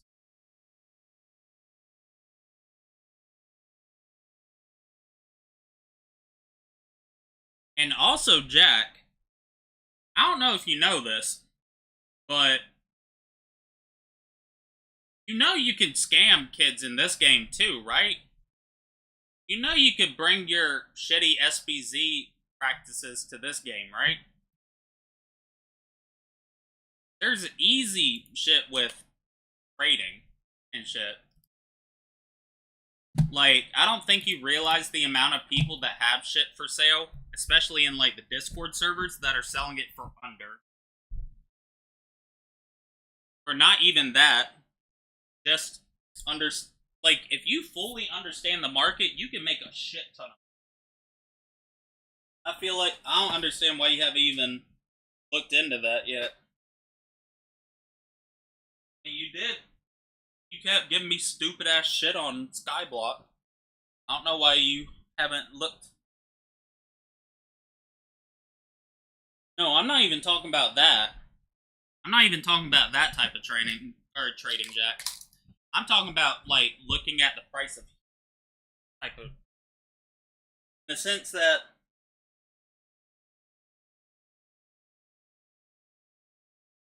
there are huges that haven't been bought or sold recently that'll say the price is like this much, right? But in reality, it's a lot lower. But if you have that huge and you're trying to make a trade for something better, you can put that in the trade menu to inflate the amount you're trying to trade. You know what I mean? And honestly, I probably need to hook you up with the leader. The leader is doing it.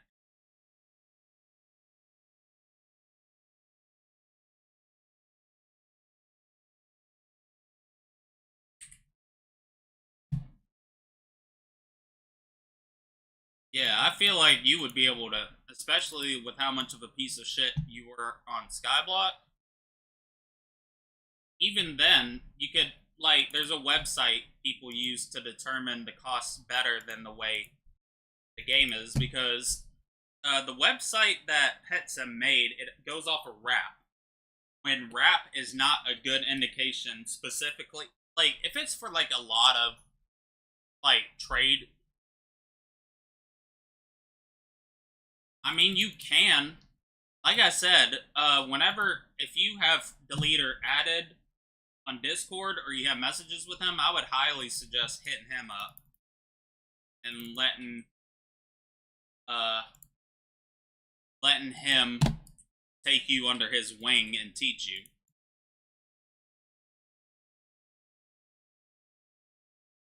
Because I feel like he knows more of the values of shit and could teach you a little bit. Because, like I said, you would have to study the market and obviously know, like, hey, this isn't. Or even on Discord, that'd probably be better too. Shit like that. Speaking of shit, I will be back. It just hit me like a truck.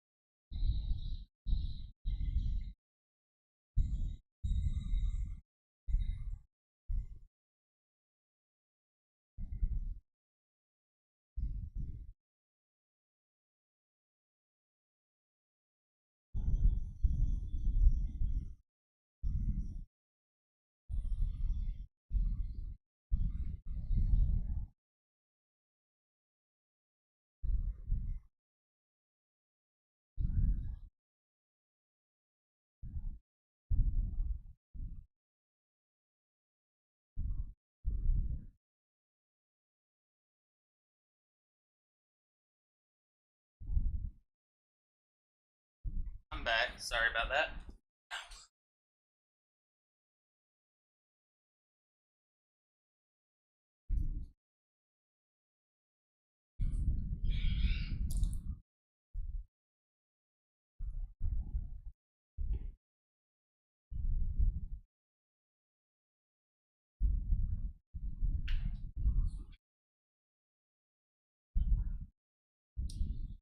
What am I even doing in game?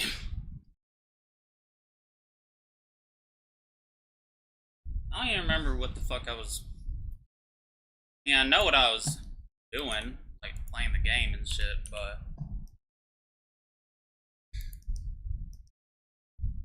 what was I doing?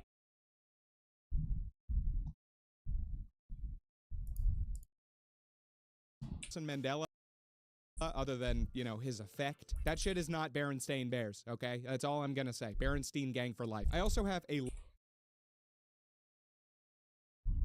Oh wait, I know what I was gonna do. Dumb.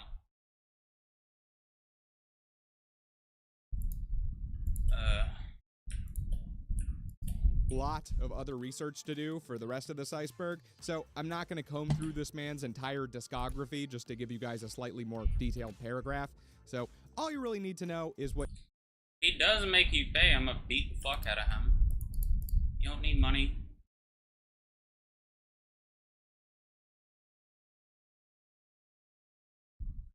Even then, I could just be like, it's my boy. No. Playing Pet Sim, so how about you fucking help him?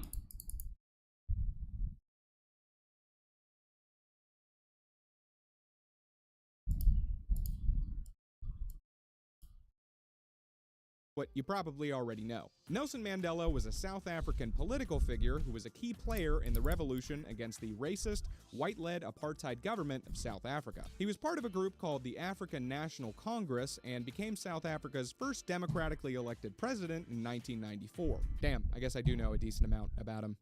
Never doubt yourself, kids, okay? Live your truth. If he does some shit like that, I'm just going. I'm a block him. I'm gonna be real.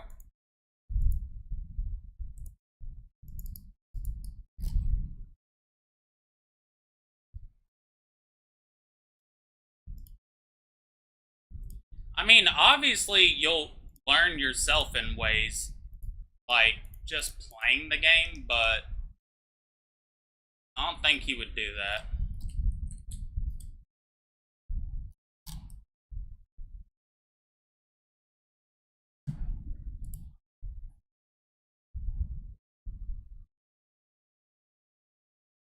To see the biggest thing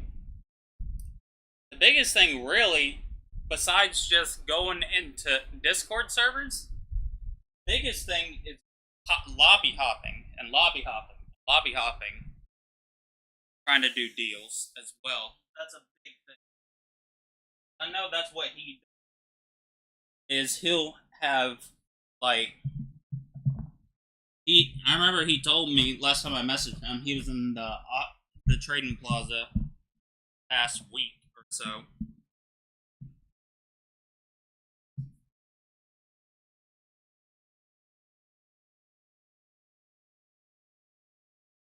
Yeah. Just lobby hopping, from what I can tell generally from it, and just general, not even what Dell's doing, is just like, one thing you'll find is this game, like, tenfold more Skyblock. That there's an abundance of kids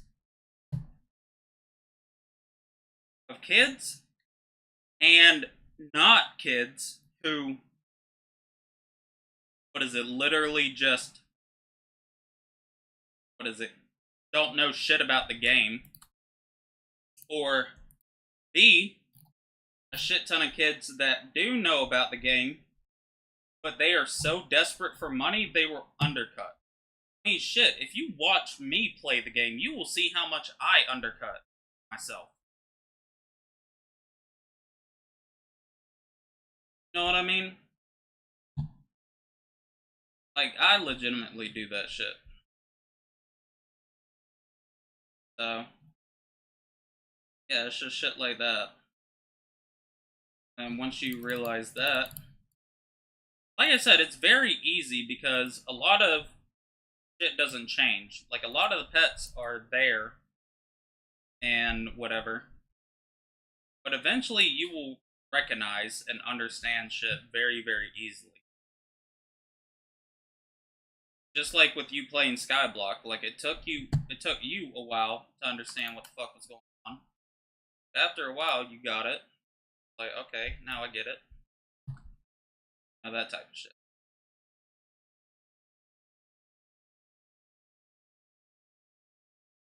But yeah, that's I mean, really that's basically it. Like I said, once you figure it out and understand what to do, anyway, it's a breeze. It's just, obviously, you gotta know what to do, which I don't like flipping or trying to get good deals. You don't mind doing it. I especially know you didn't. That's why you gave me so many retarded fucking items on Skyblock that you knew I wouldn't be able to sell. And I already know your bitch ass is gonna find the atom split of Pet Sim and give it to me too. It's gonna piss me the fuck off.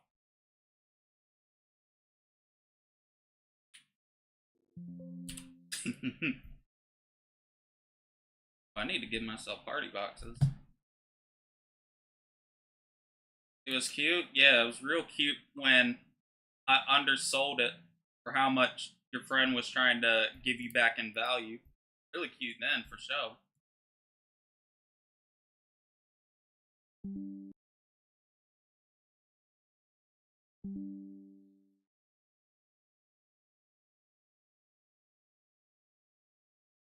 God damn it.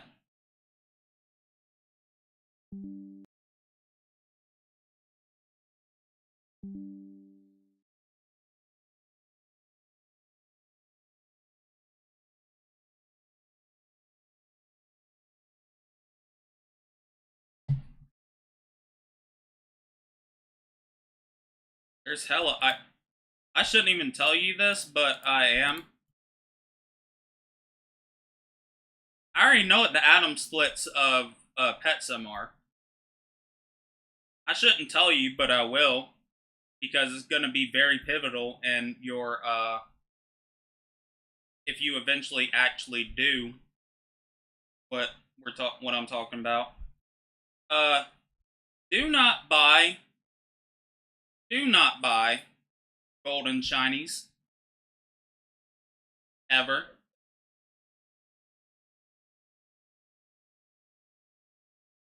Do not.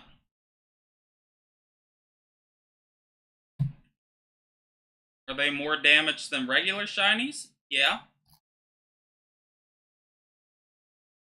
Do they sell easy? Absolutely the fuck not.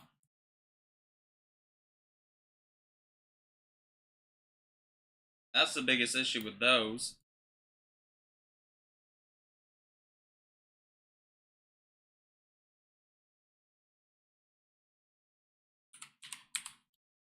Truth, hack your sack, never look back, and don't smoke crack. So in 1962, Mandela had been in hiding for about 2 years since his revolution had spawned a national manhunt for him led by the South African government. He was in the passenger seat of a car heading through the desert toward the nation's capital, being driven by a socialist theater owner named Cecil Williams, both of them in heavy disguises, when suddenly a car swerved in front of them. 2 more cars pulled up and boxed them in from the back, and a policeman went up to Mandela's window. The cop asked for his name, and Mandela gives him the fake alias he's been living under for those 2 years, and then the cop is basically like, nah, buddy, that's malarkey. You're Nelson Mandela, and that's Cecil Williams, and I'm arresting you. So, this is a clear and obvious setup, right? I mean, Mandela has a whole 2-year-old beard he didn't have last time he was seen, they're both in heavy disguises, and how would these 3 cop cars even know where to find him with such certainty in the first place without somebody telling them where he was going to be? Well, somebody did tell them, and surprise, surprise, You will. I think, honestly, give me golden, like an expensive golden, because the thing is, you will see, like, it'll say the wrap on a golden shiny is what? A golden shiny will be worth like 1.5 bill, but nobody will buy it for that. It's the same thing with, they are literally the atom split. Golden shinies, they'll be like, yeah, they're worth like 300 something, right?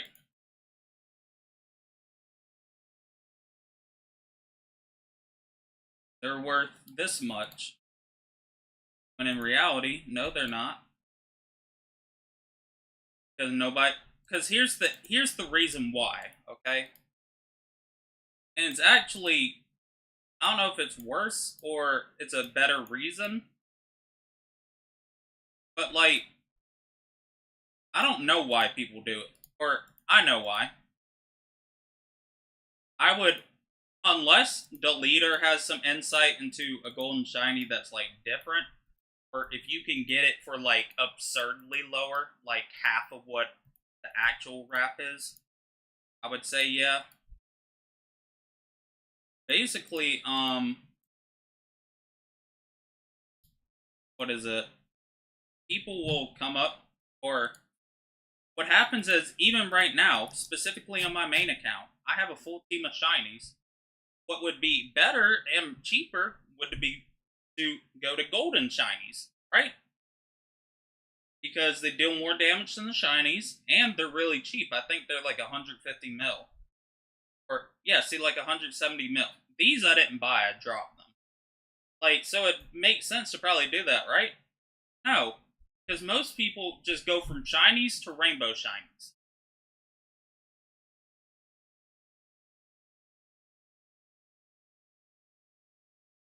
And so, not only that, you gotta think about it in the sense of like, what is it?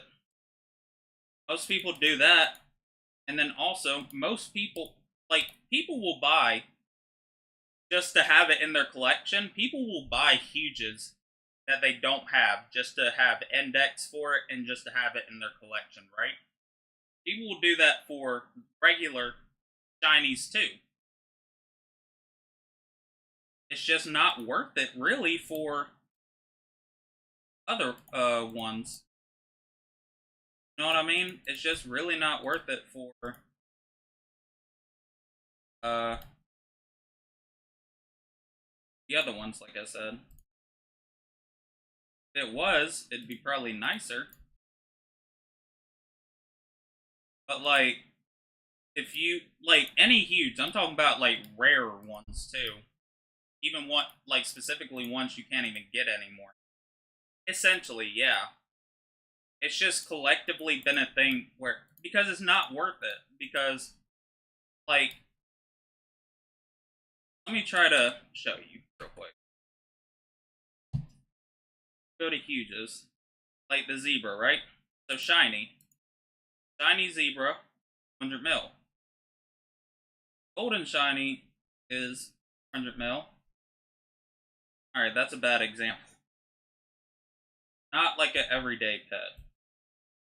Like Will-O-Wisp. 360, 760, 0.75.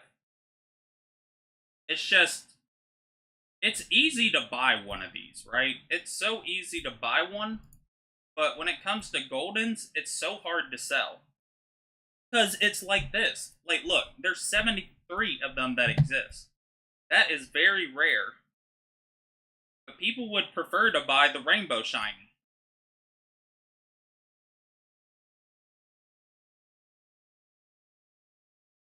They're like, I don't really care for the golden shiny. I'd rather get the rainbow shiny. Or even this. Where's the... For your 430 mil, right? 1.65 bill. Okay, that's a bad example. But you see what I mean? It's that people, for the most part, overvalue them. they overvalue them just because of how many are in stock, right? People, like, 324 of these, right? Like, that's insane. Regular 1.5k. 300. But see, look. Yes. Yes. See, look. 434 mil, 1.5 bill. Rainbow shinies are absolutely more expensive. Just people are like, if they want to add one in their collection, the golden shine, and not only that, see if I can, or actually on this one. Don't look good.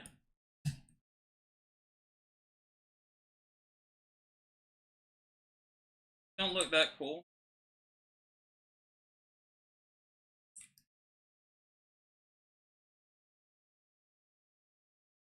Regular shiny, it looks cool. Then rainbow shiny, obviously, I mean, you see how it goes through all the colors. That's cool. Because that's what it becomes at the end of the game. It becomes a thing of, like, just having rare pets and how cool it looks. I could be wrong in what I'm saying. For golden, yeah. A lot of people go for goldens after regulars than the rainbows. Especially now with goldens being fucking expensive as shit. But then again, like I said, with these type of things and like selling, it becomes a thing where it's like, yeah, you can, you know,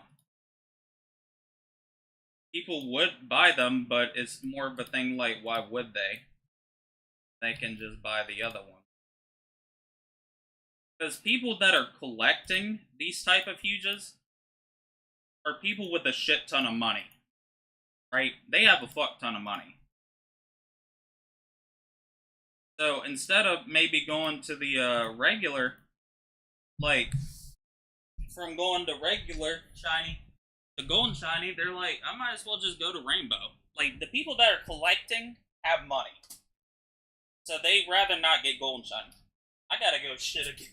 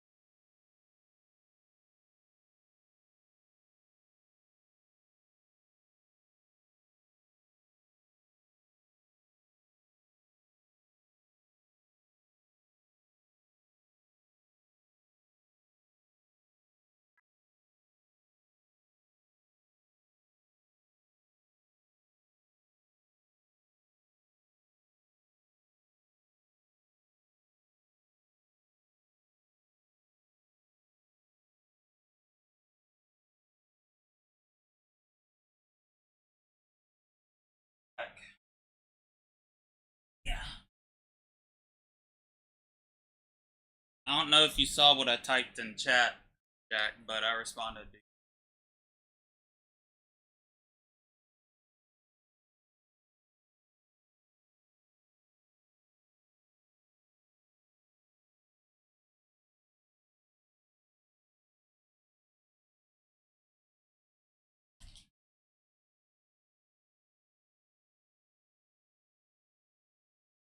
But yeah, I said, yeah, I would, that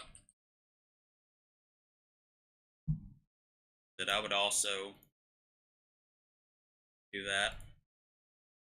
Goldens, just because of how much cheaper they are.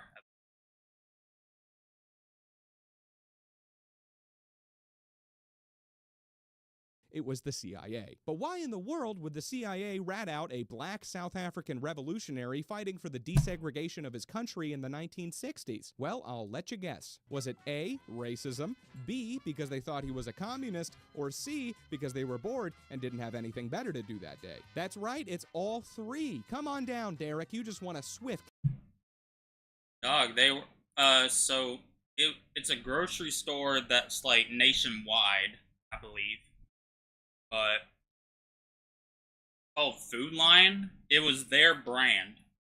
Now, I'm not going to accuse them of the reason I'm sitting, because I don't believe that's the reason.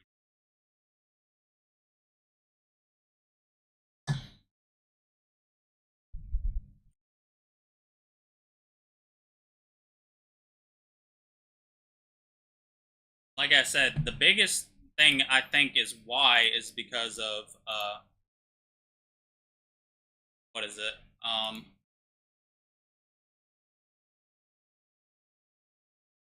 What's it called? My medication, the Adderall, might be like, why? Why would it do that? And it's because just the medication in general, I don't know, really.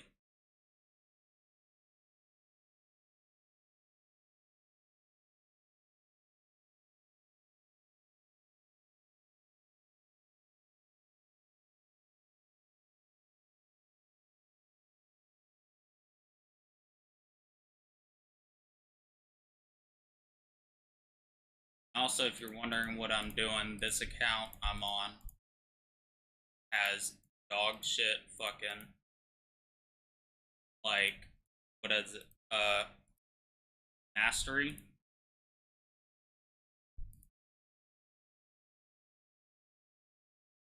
Do you have? Or how much worth of exclusives do you have?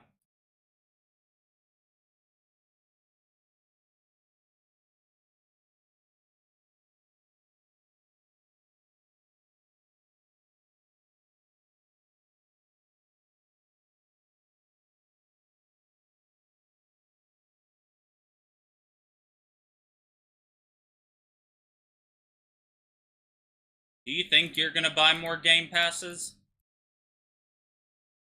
Like, obviously, I think if you were gonna buy some, like 80 mil. Shit.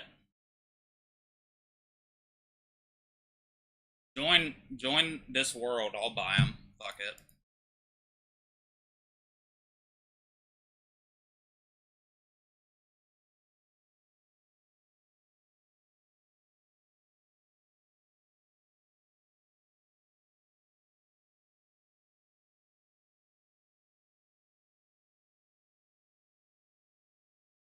Alright, if you do plan on buying them, like I said, the ones I mentioned before, like, you have Auto Farm, right? Please tell me you already got Auto. Please tell me you got Auto Farm and not just VIP. Because if you did that, I'm actually gonna call you low. Can't lie.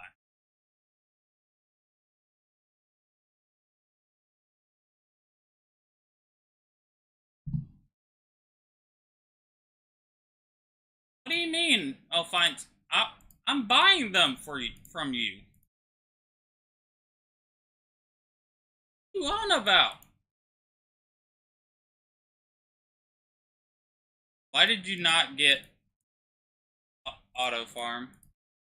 Why would you not get that? That is, if you were gonna ever pay money, Jafet has only bought one thing in this game, and that was Auto Farm.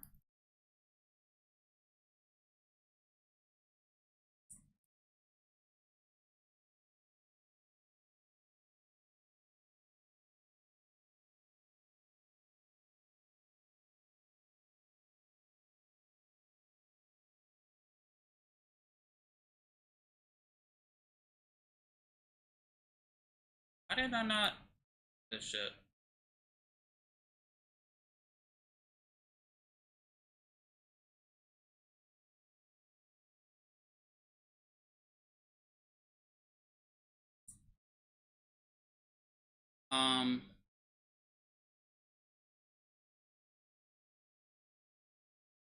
What is it called? I do need to give them this.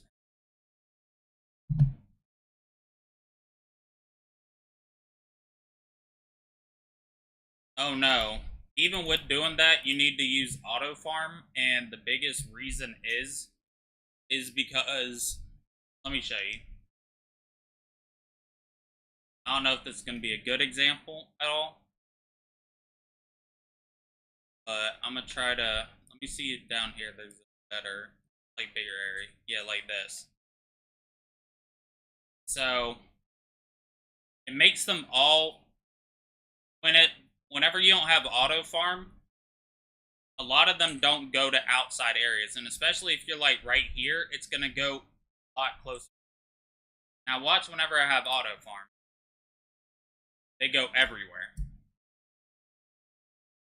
You see what I mean? Yeah, Auto Farm would have been the move. I mean, it's okay that you didn't get it. It's like not the end of the world, but I would say if you ever get like, what is it?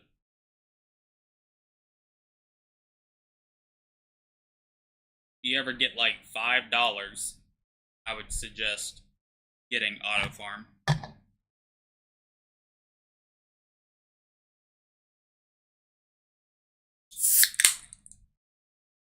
Yep, that's why.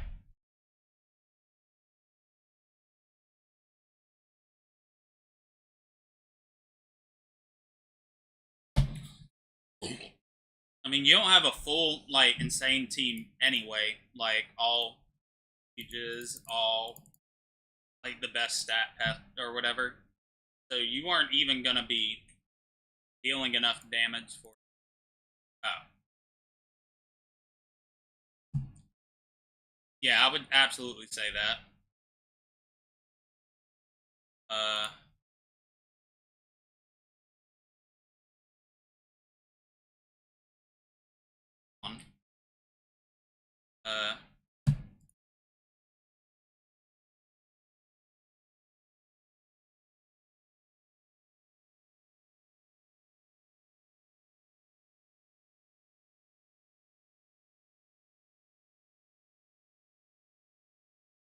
Because also another thing as well, I'm gonna tell you just as a thing, not from you specific. No problem. Thank you. But another thing I would tell you as well is the fact that. Oh, where are you? But the thing, just helping out. If I eventually get enough, I'm gonna combine all of these that I have right now and try to get one of those big eggs or whatever. You know what I mean?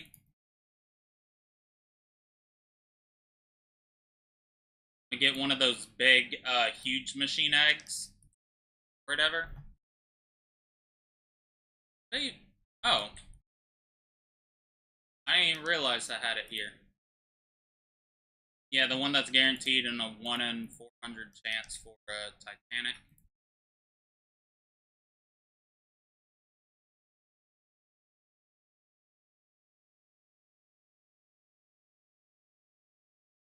See, I don't have enough yet. Do I have enough Robux? Nope. Not doing that. Now these are all gonna go back in here. Still.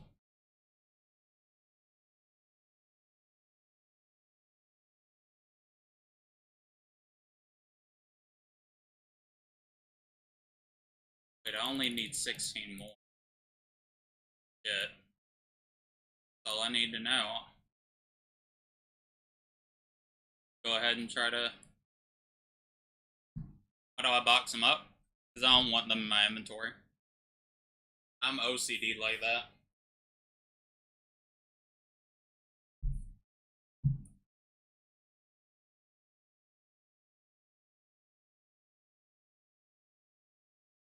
Also, another thing as well you should look out for, like eventually whenever you do, is current auctions. Because a lot of, you can get really good deals off of that. Just like regular Skyblock.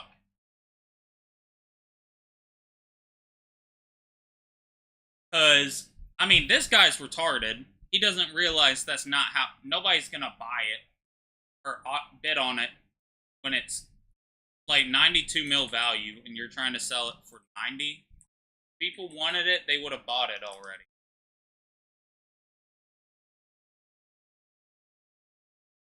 Alright, I was gonna buy this guy's shit, but he's dumb. But yeah,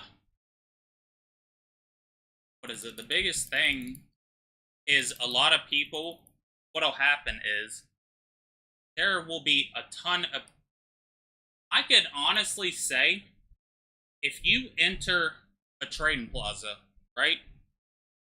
I would say 80% of the chance, 80% of people in there are alt accounts. Like, they're AFK alt accounts. Selling shit. Right? Let me go to the Pro Plaza. I can show you. Because, like I said, the only people that are generally in... The majority are, like, very, very poor people. Or... Yeah. See, like, this guy, he's AFK. This is an alt account. Pro Plaza, it's the same as a regular plaza, but you gotta have 5 huges to enter it. Or 1 Titanic.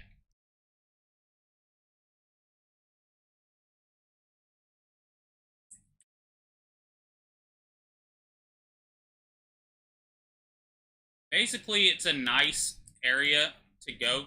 It's a nice plaza. But if you're trying to sell, like, regular basic shit, you shouldn't set up in here. Set up in a regular one. Because, like I said, if you want, like, regular, schmegular, like, anybody buy your shit, do it in a regular lobby, because if not, like I said, those people don't have enough to buy your shit, to be honest. What am I thinking of?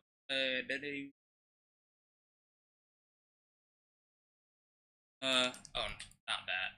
The,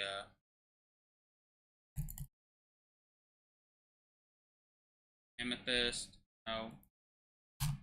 What's the new ones called? They called Luchador?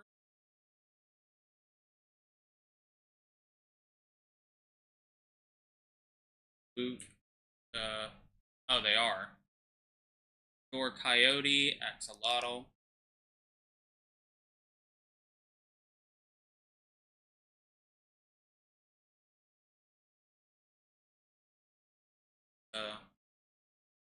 So these and these. Yeah. But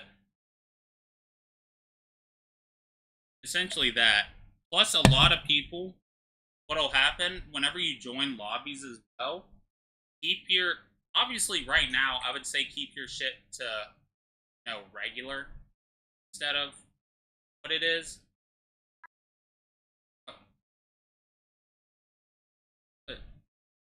So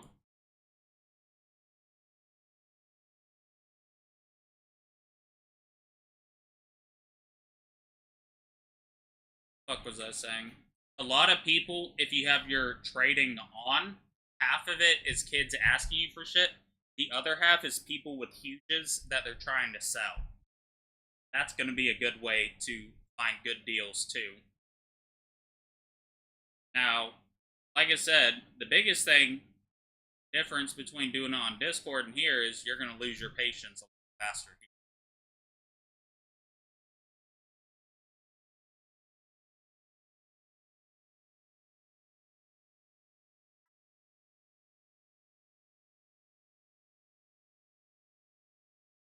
Damn it. Where the fuck's that stand? Where'd I buy it from? Oh.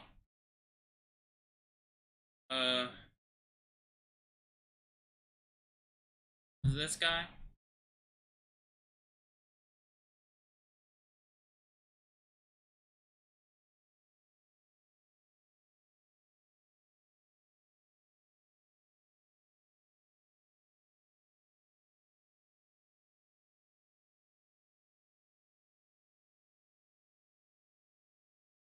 Yep. That's exactly how.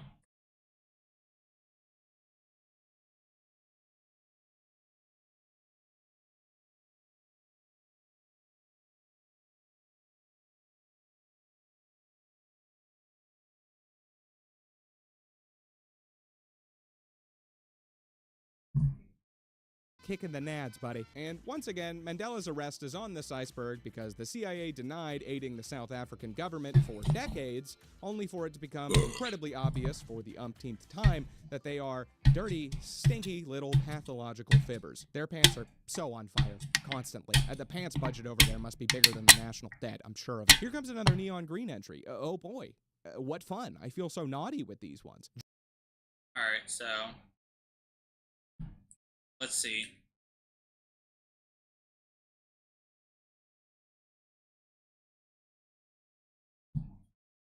Yeah.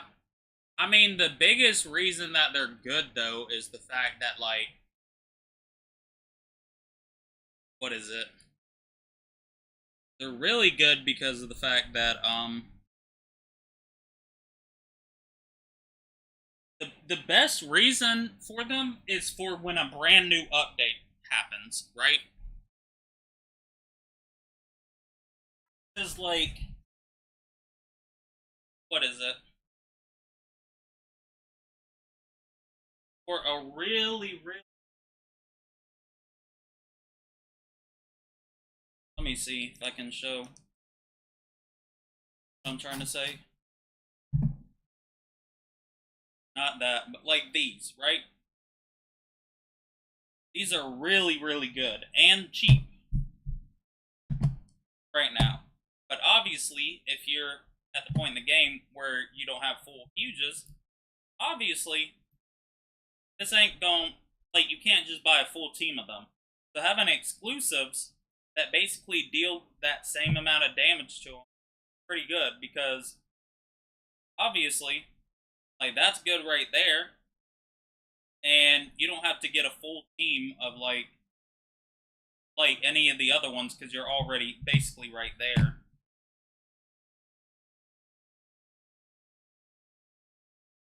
And like I said, the damage difference isn't crazy. That's the biggest thing, I would say. Alright.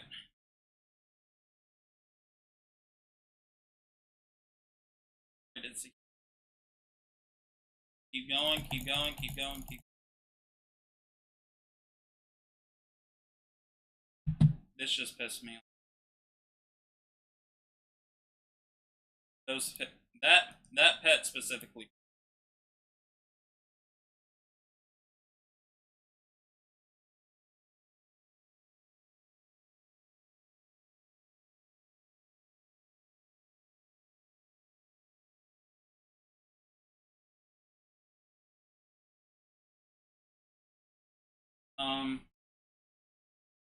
Technology alt. No, 2. So now I'm gonna go down here. I'm gonna give my alt account this one and this one. Also,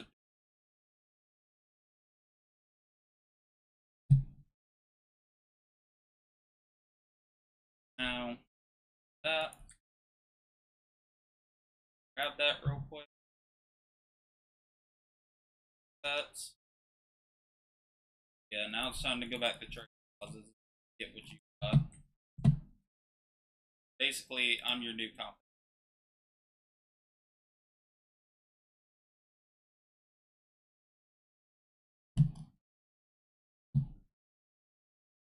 Because now I'm going for Goldens.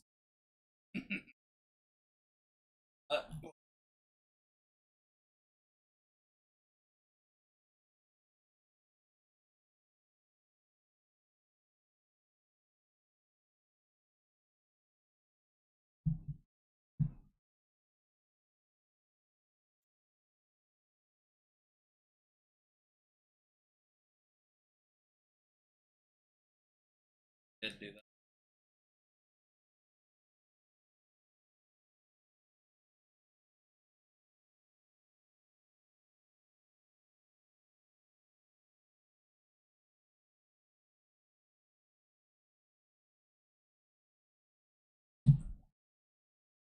Like my stance.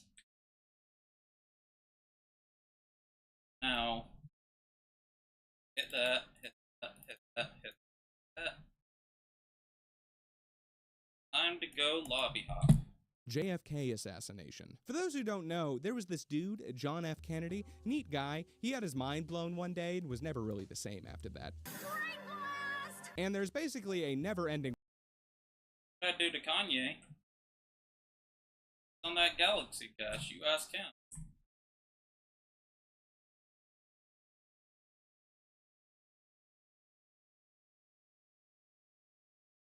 Dang.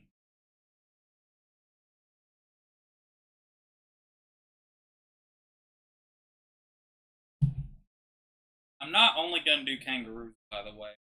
I'll look up other ones afterwards. Am I looking for goldens?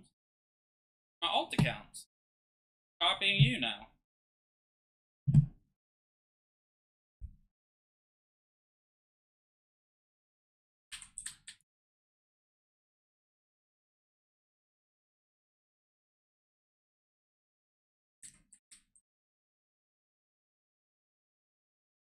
But like I said, I'm not gonna go like that. I'm gonna take that.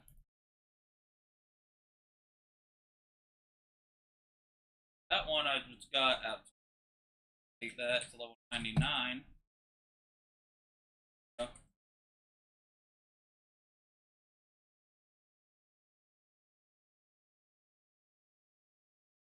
Um 80s.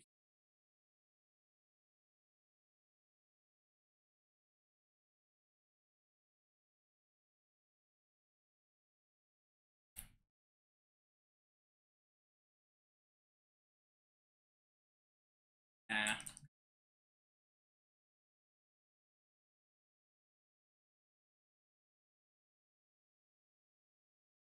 Like I said, I'm just looking for level 99s in general.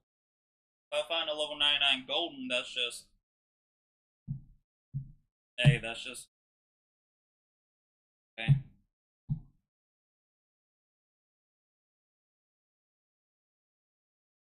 Uh...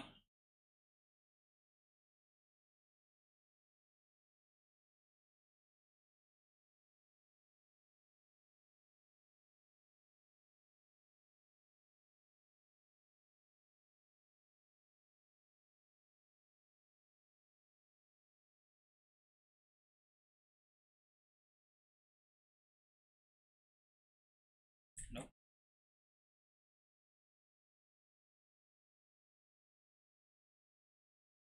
waterfall of conspiracy theories about how he got game overed, ranging from the bullet being magical to something about a grassy mole or some shit.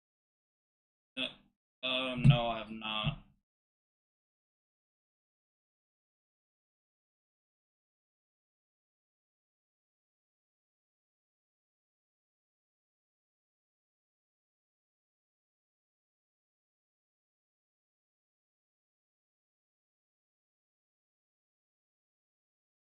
37.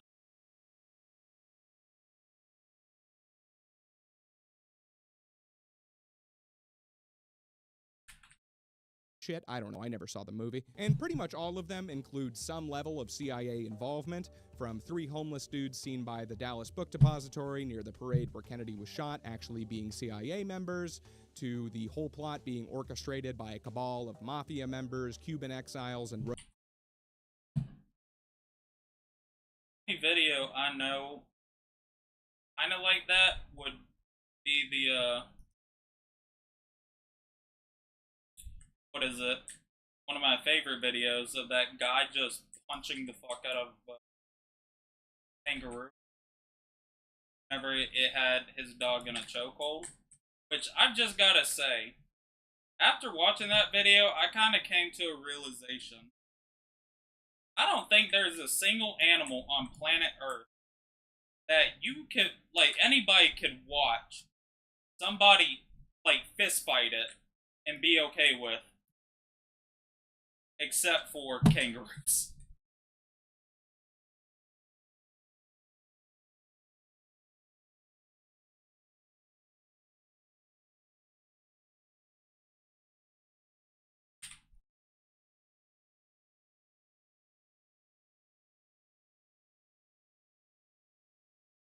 rogue CIA agents, to the supposed actual assassin, Lee Harvey Oswald, actually being a CIA plant. It's a real smorgasbord of crazy when it comes to this event. And I'm gonna be honest, I don't know which... No. Fuck them. Hell.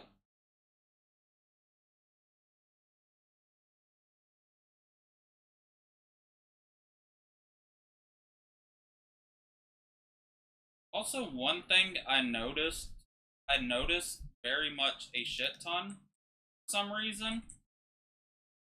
A lot of people, you will go to their stand, right? You'll go to their stand trying to buy something, and then they immediately leave the lobby. I have still yet to figure out what that's about. But yeah. Of them is true. I really do not. I'm not gonna lie to your adorable little faces and tell you I do. But the CIA not being involved, at least in some capacity, mind-boggling, inconceivable. I won't even entertain the notion. And it's a little more than a hunch, okay? There's a lot of things that point in that direction. Theories about the CIA's motives include the perception that Kennedy bungled the Bay of Pigs invasion and was soft on communism, Kennedy having just recently fired the director of the CIA, Alan Dulles, and him threatening to cut the agency's budget by 20% just before he was killed. In addition, the CIA still refuses to release more than 4,000 documents pertaining to the Kennedy assassination, an event that, at the time of making this video, happened almost 60 years ago, even after a law passed in 1992 literally required them to do that. They were just like, oh, you passed an entire law saying that we have to? Yeah, we're still not gonna do it. And in addition, fuck you. Not very shady behavior at all, is it? There's also the small detail that after kangaroos of America are deer. I'm gonna just say that.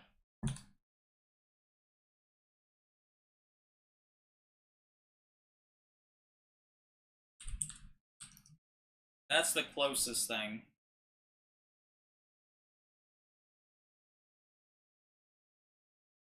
Because, like, do you see a decent bit of kangaroos a lot? And, like, not woods, but just, like, out in fields where you're driving or other shit? I know, but they're the same thing as that, because there's a shit ton of kangaroos, right? Would I be correct in assuming that?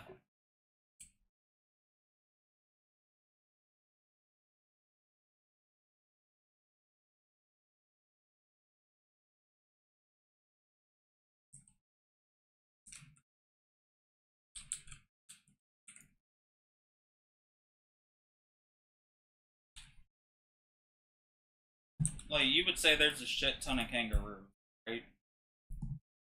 Like, it's not a minuscule amount of kangaroos.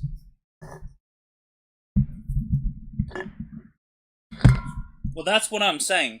bears are not as common. I can just tell you that straight up.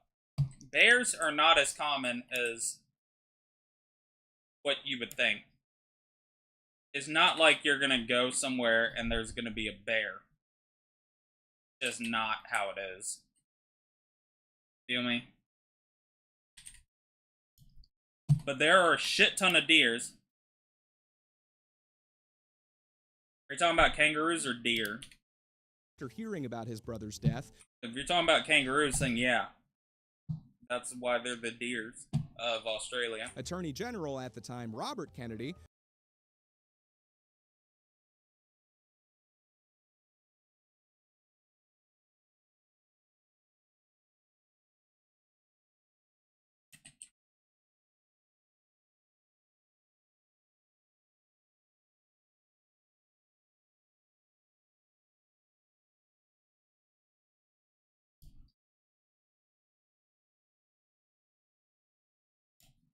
who, according to this iceberg, the CIA also whacked in 1968, but we'll get to that later, immediately suspected that the CIA was responsible and met with the director of the agency the very same day to ask if they did it. I mean, seriously, like right afterward. That was his immediate response, was to suspect the CIA killed his brother, John F. Kennedy, and then badger them for weeks until they told him everything. I mean, well, at least everything that they were willing to tell him. I find it unlikely that they would have just been like, yeah, we did do that. Yeah, we killed your brother.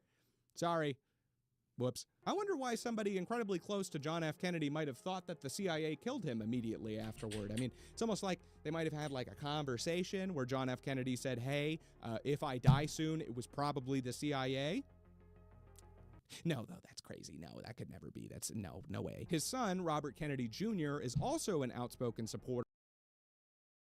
Oh, please don't talk about this retard. I don't want to see RJFK anymore. Please. His son? No! Stop!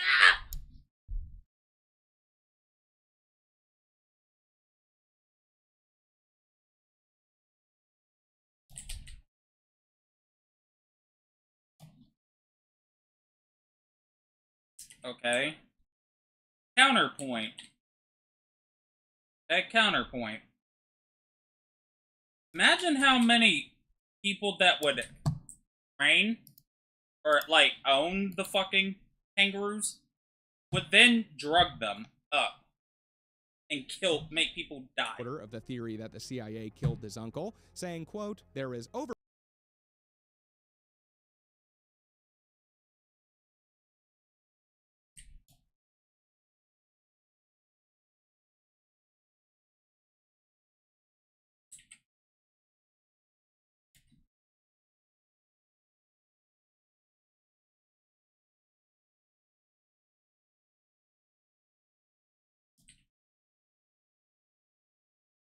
It'd be funnier, absolutely, but...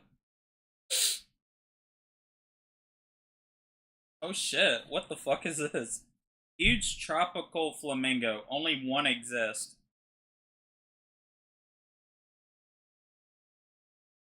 Kinda cool. Rare to see it where it's like, yeah, there's only one of these.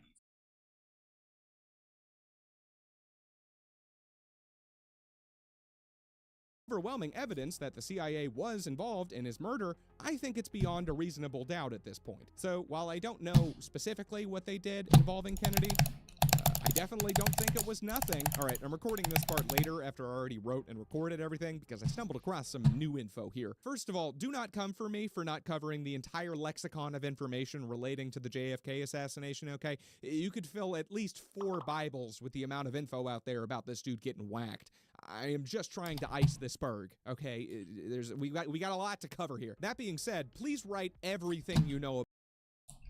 Yeah, people ain't gonna buy them. Most part over to see not. About it in the comments, okay? I want some serious crackpot discussions down there, people. Tell me what I missed. Tell everybody else what you think happened. please share the necessary information that I just don't have time to. I'm going to talk about the event just a bit more in the next tier when I'm talking about the Nixon resignation, but there's a few things I felt I needed to go back and put here. One, I don't think I made it clear just how much the CIA and Kennedy hated each other after the Bay of Pigs invasion. The CIA pretty much solely blamed Kennedy for it after he refused to authorize air support for the troops on the ground while they were busy getting their ass cheeks turned into bongo drums for the Cubans. And in 1966, the New York Times reported that Kennedy had told an unnamed high administration official that he wanted to, quote, splinter the CIA into 1,000 pieces and scatter it to the winds. Now, and this may be a leap on my part here, I assume the CIA did not like that comment very much. Another thing, in 1976, the Church Committee reopened the investigation of the assassination because it came to light that the CIA and FBI had actively withheld information when... No, my current goal right now, obviously I'm trying to get full fucking huge team my last 2 alts. After that, I'm gonna be free to do essentially what I want. But my big thing I'd rather do is fuck is it? Why can't I think? Is going for damn it.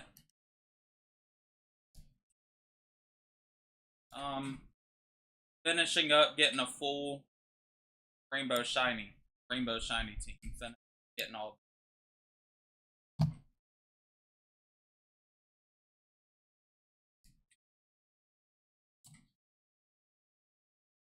Once that's finished with, then yeah, probably. Asked for it by the Warren Commission, the original investigative body for the assassination in 1963. But they still do that today with the 4,000 documents they refuse to make public. Who cares? Big whoop, right?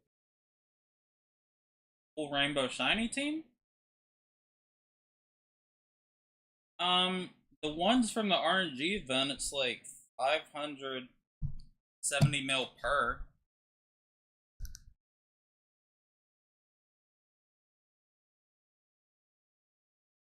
Like,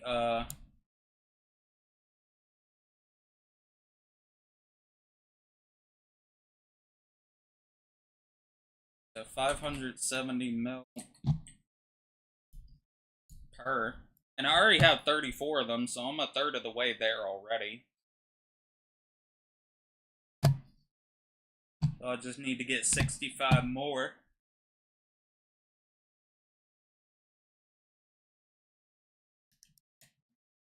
And for the question, isn't it like hella expensive?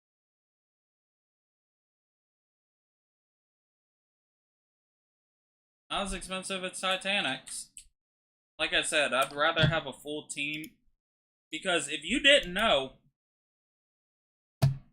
Rainbow Shiny pets deal more damage than Titanic's.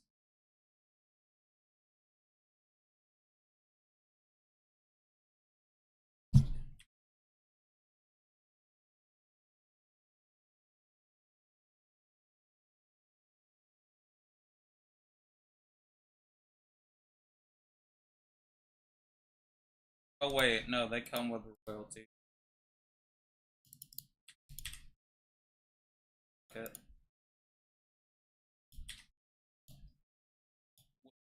What's the point for Titanic's, or...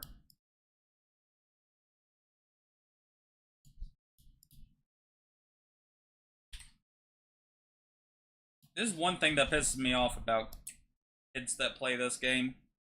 They will see somebody buying a bunch of shit and then immediately hound them. Or hound the stand. And be nosy. I mean, like I said, Titanic's are just the ultimate flex. And they're the hardest to get in the game.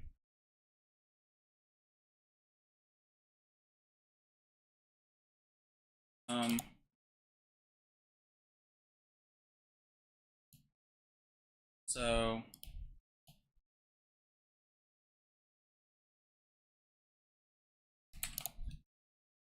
One, two,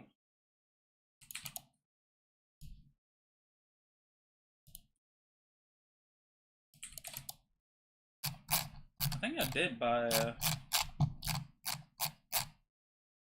a golden. No.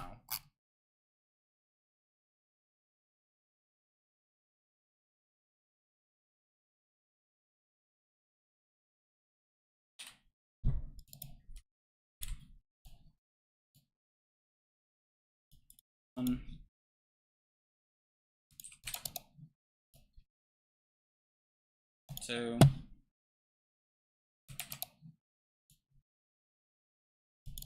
Three.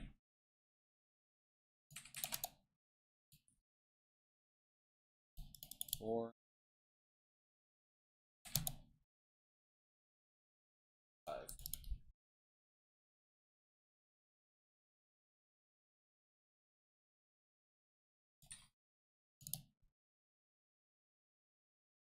But yeah, the Titanics are a flex, and the thing is, it's not like, yeah, they deal more damage, but at a certain point, you deal enough damage already, like, you're good. Titanics, like I said, the biggest thing is they're a flex.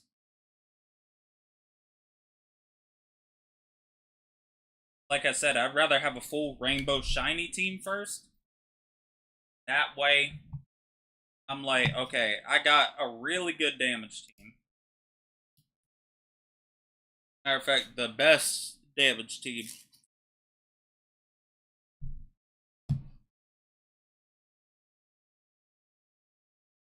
So, yeah.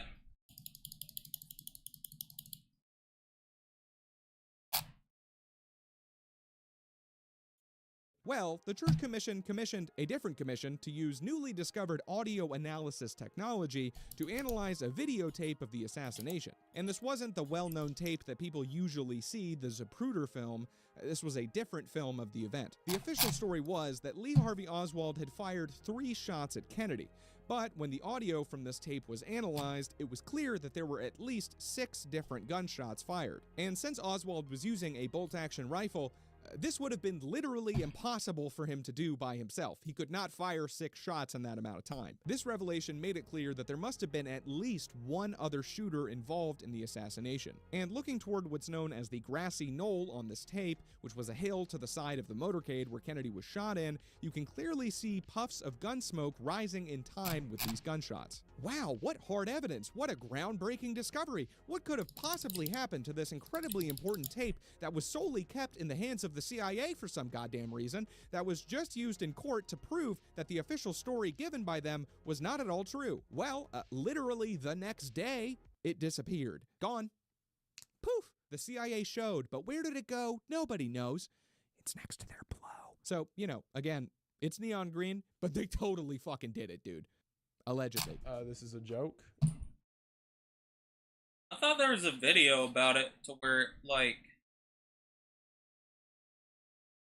I remember watching a YouTube video where a guy, like, discussed it in detail, and after watching... Well, the thing with me is I've always been desensitized, because it's always been something that... Like, I'm not one of those people where I love serial killers, but I've always been very much... I've always liked watching... Like, I'd rather watch something that is non-fiction than fiction.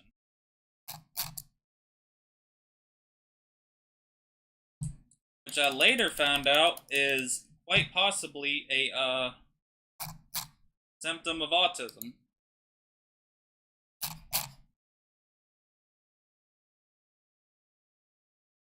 Or it's like a way of kind of determining if someone has autism. Is that...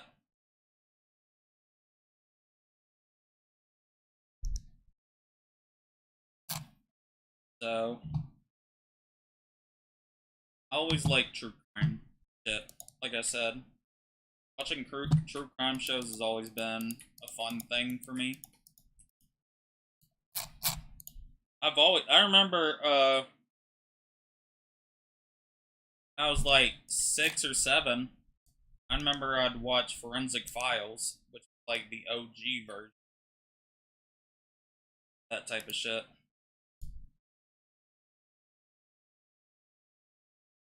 She would talk about a murder case, then like what happened at the end, blah blah blah.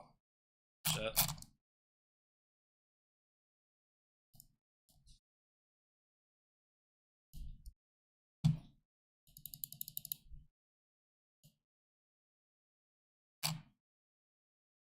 It's all a joke. This is post-irony.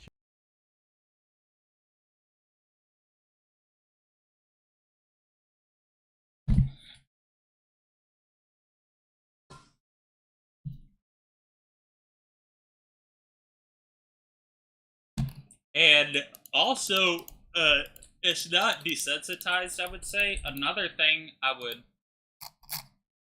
arguably say is the fact that all these serial killings you hear about happened so far in the past. It's not as scary.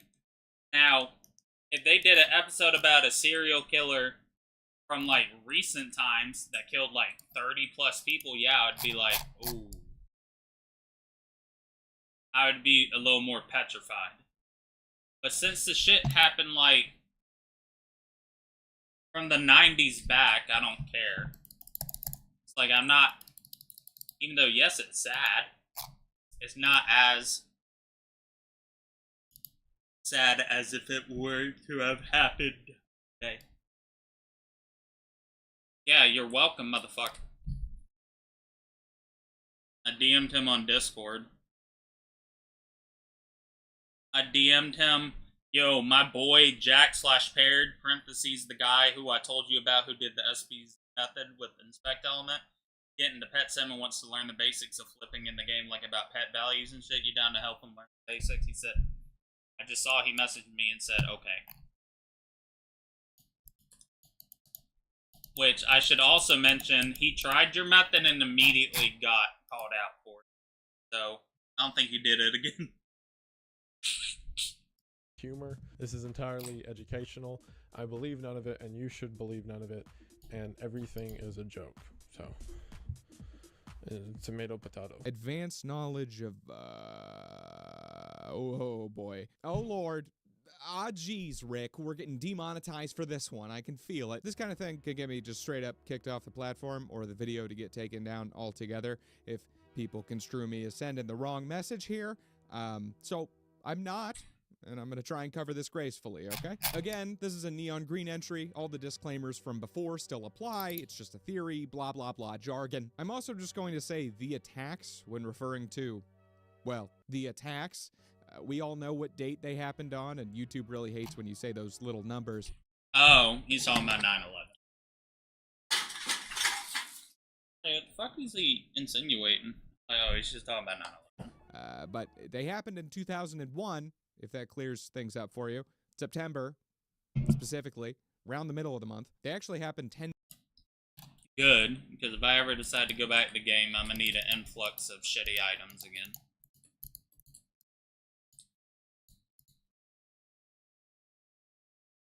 Oh, are you?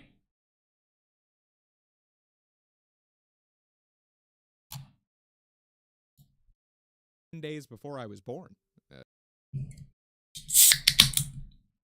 It's cool that you're into doing that type of shit. But yeah, you will easily be able to make more money than I do on 6 accounts if you learn. Basically.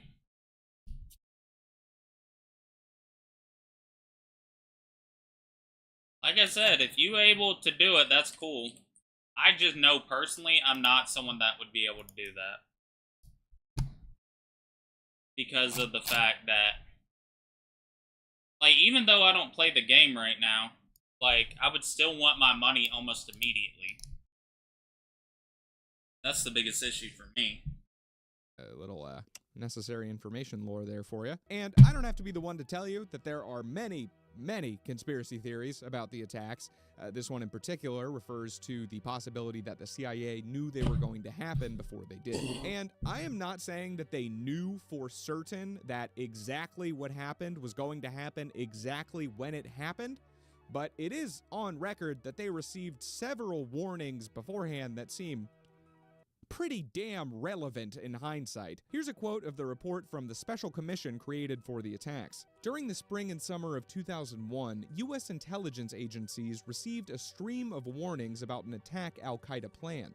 As one report puts it, something very, very, very big. Director of Central Intelligence George Tenet told us the system was blinking red. And knowing what the warnings were, I would honestly say that that was quite the understatement there. It was blinking fucking maroon. It was screaming out loud, very, very high, at a very high pitch, kind of like I am right now. I'm getting a little excited here, folks. Michael Meacher, a member of British Parliament, which does lower the credibility of this comment significantly, given that British people aren't real. But either way, Meacher said that some of these warnings were so specific that he believes they must have been deliberately ignored by. Well, I mean, if I come back, you will see it, because I'll be streaming it. But for the time being, I'm good. Be real. By the CIA. And honestly, I would have to agree. I was shocked by how specific some of the information was. These warnings have been proven to have been received by the CIA. They're not a theory, they're public record, they're documented. The CIA got them before the attacks. Here are the warnings I found, presented in chronological order. March 2001. Italian intelligence warns of an al-Qaeda plot in the United States involving a massive strike involving aircraft based on their wiretap of an al-Qaeda cell in Milan. July 2001. Jordanian intelligence told U.S. officials that al-Qaeda was planning an attack on American soil, and Egyptian intelligence warned the CIA that 20 al-Qaeda jihadists were living in the United States and that 4 of them were receiving flight training. August 2001, a month before the attacks, the Israeli Mossad gives the CIA a list of 19 known individuals responsible for terror living in the U.S. and says that they appear to be planning to carry out an attack in the very near future. August 2001 again, the United Kingdom is warned 3 times of an imminent al-Qaeda attack in the United States, the third specifically mentioning multiple airplane hijackings, the news of which is then passed on to President Bush. September 2001, the same month as the attacks, after already telling U.S. officials that there are 20 jihadists in the country and that 4 of them are receiving flight training, the Egyptian intelligence warns American officials that al-Qaeda is in the advanced stages of executing a significant operation against an American target, probably within the U.S. So, at least 5 separate warnings have now come in from at least 5 separate countries, all of which warning that there is going to be an attack on U.S. soil in the imminent future, 3 of which specifically mentioning airplanes being involved.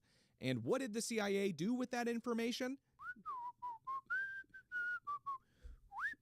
Well, I'm not entirely sure, but clearly not enough. I'm assuming that that isn't really the spirit of this entry. I'm assuming it's referring to theories that the CIA played a more active role, either participating in or actively ignoring the attacks. But I think that this actual provable evidence of these warnings is still pretty interesting and, at least points toward that possibility. I don't know. Maybe there's some real credibility there. Those are some very specific warnings to ignore. There's also another strange coincidence relating to the attacks that I honestly think might be unrelated. It's been attempted to be explained, but it's definitely a possibility that it's not. So if you're not a total crypto bro degenerate like I was for all of 2021, I lost like $3 grand on Dogecoin, dude. It was a bad time in my life. You may not know what a short is in terms of finance. It's basically betting that a stock is going to go down, that a company is going to do poorly. And normally you buy stock, you hope that the company does well, you hope more people buy stock, and that's when you make your profit. When you make a short, you're betting that that company's going to suck dick, the stock is going to go down, and that's when you make your money. It's pretty much gambling, like everything on Wall Street is, and you can think of it as betting against the house. Well, in the days leading up to the attacks, traders around the world shorted the shit out of American Airlines and United Airlines, which were the 2 airlines obviously impacted financially after the attacks. I'll quote Mindy Kleinberg, a member of another committee relating to the attacks. Never before on the Chicago Exchange were such large amounts of United and American Airlines options traded. These investors netted a profit of at least $5 million after the attacks were committed. So, I guess the lesson here is Buy the dip? Too soon? The French Connection. I think that don't sound as convincing. Because if like $1 billion plus was made, yeah, something's up.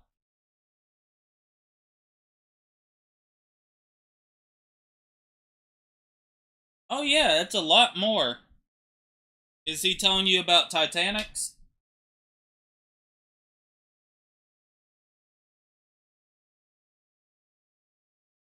Because if he is, I can just already tell you that right now.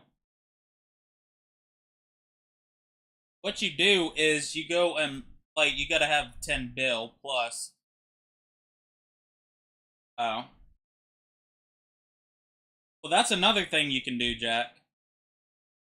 You go and buy Titanic as close to wrap as it can be. Or even 100 mil over, right? And you go to sell it.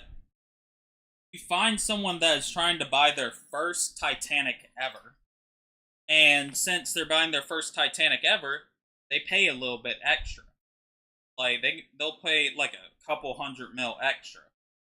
Just because it's their first Titanic. Net profit that way.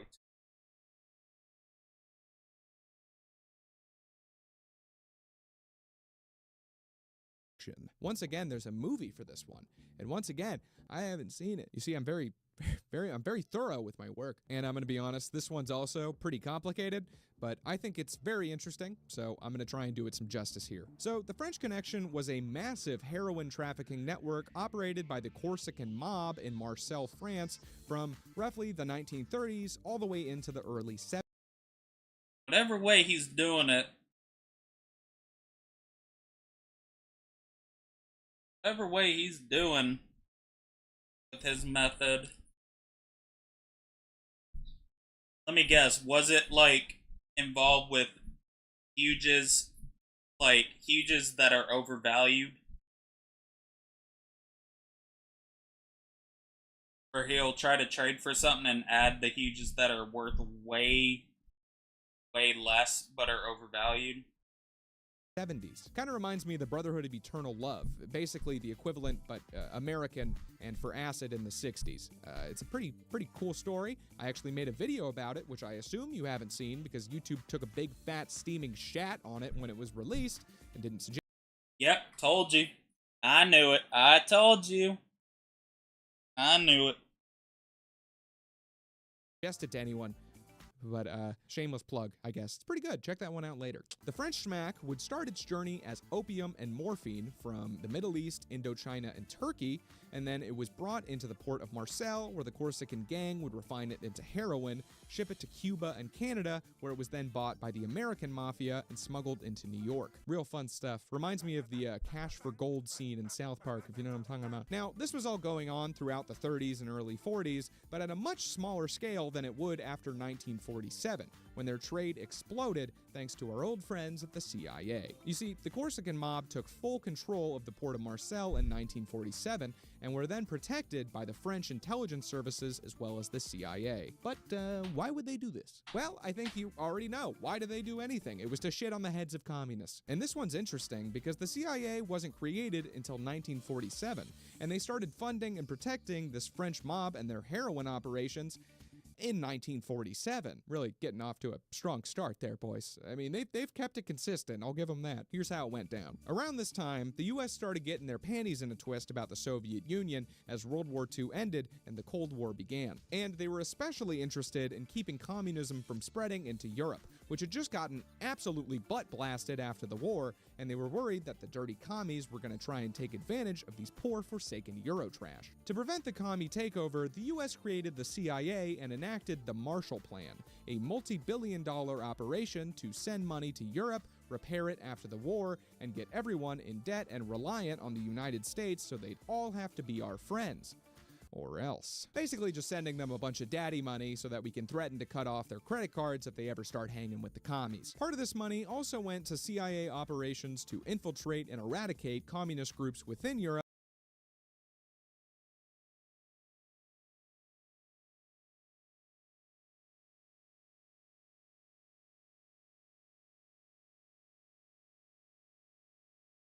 Yes!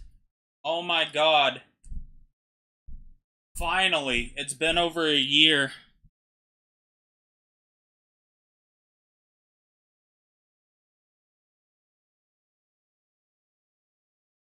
Fucking, hope you know who this is. Benny X.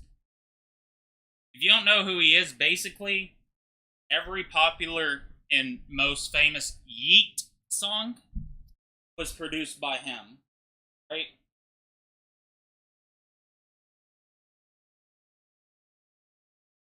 And he had a song snippet, or not a song in general, but just a beat snippet last year. It was so fucking incredible. Hold on, find it real quick.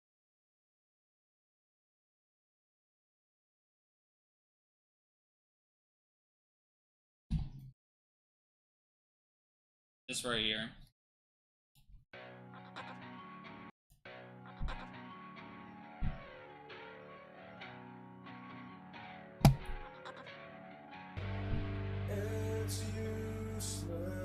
I'm working on mine. Penny X.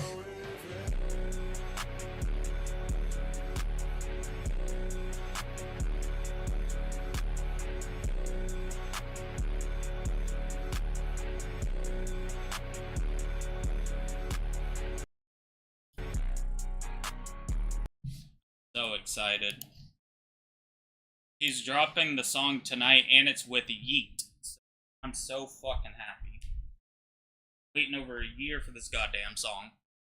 Before they even had a chance to get their grubby little fingers busy seizing the means of production and making a bunch of square cars, as we all know, communists have an uncontrollable urge to do. So when a bunch of communist labor unions started boycotting, protesting, and generally getting up to some socioeconomic tomfoolery in France, the CIA decided to two-step into that hoe and get involved in the shadiest way possible. I mean, seriously, it's like they started the agency and then immediately had a meeting like, okay, what's like the most illegal thing we could do right now? We gotta set the worst precedent possible here, people. You only get one chance at a first impression. That's what Mother always told me. So the CIA, ironically, started dumping money into the French Socialist Party so that they would fight the French communists and break up all the union strikes. The enemy of my enemy is my friend type beat, I guess. And who did the French Socialists get to beat the ever-living shit out of the labor union striking at the docks? Well, the heroin-smuggling Corsican gangsters, of course. Who else? So after the CIA and French Socialists pay off these Corsican gangsters, and they literally go gangbusters at the port of Marseille, the Corsicans take over the port, and as a thank you for their generous communist leg breakery,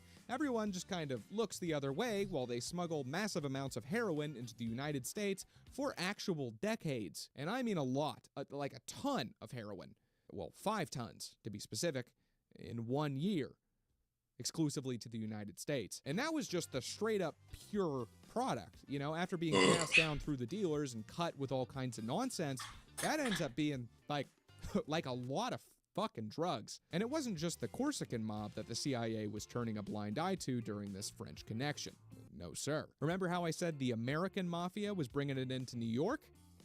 Well, guess who wasn't stopping them from doing that either? I need like a little gong to hit every time I tell you it's the CIA. I need a little CIA gong. Maybe I'll do it for the next year. But please support me on Patreon so I can get some gong money together, okay? Link in the description. Toward the end of the 40s, the CIA had let multiple known mobsters like Lucky Luciano out of prison early and sent them back to Sicily as a reward for them helping the US to overthrow Mussolini during World War II. So when their underlings still in the US started shoveling black tar into the country, the CIA looked away from that too. Eventually, like way later, like the end of the 60s, the government finally started cracking down on this heroin trade into the US, and the Corsicans had to find another way to stay knee-deep in cheese, wine, and unshaven women. The French smugglers turned their operation towards Southeast Asia, supplying a little country named Laos with heroin it could sell to fund its war on communist rebels, and since Laos couldn't fly it themselves, they turned to the CIA and their secret fleet of planes known as Air America. Really does come full circle here. First entry. Love to see it. Operation Mockingbird. Mockingbird. Operation Mockingbird was basically the news media equivalent to the Hollywood influence entry we talked about in Tier 1. Operation Mockingbird was the code name for a large-scale CIA campaign to secretly spread propaganda in the US and abroad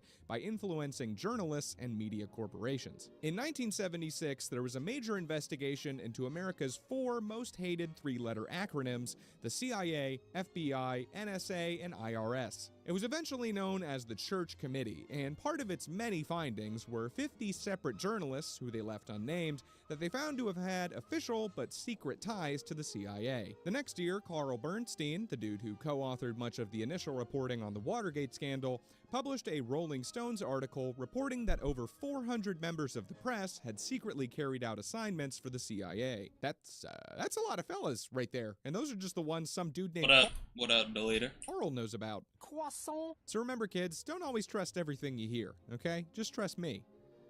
Only me. Forever. 1953 Iranian coup.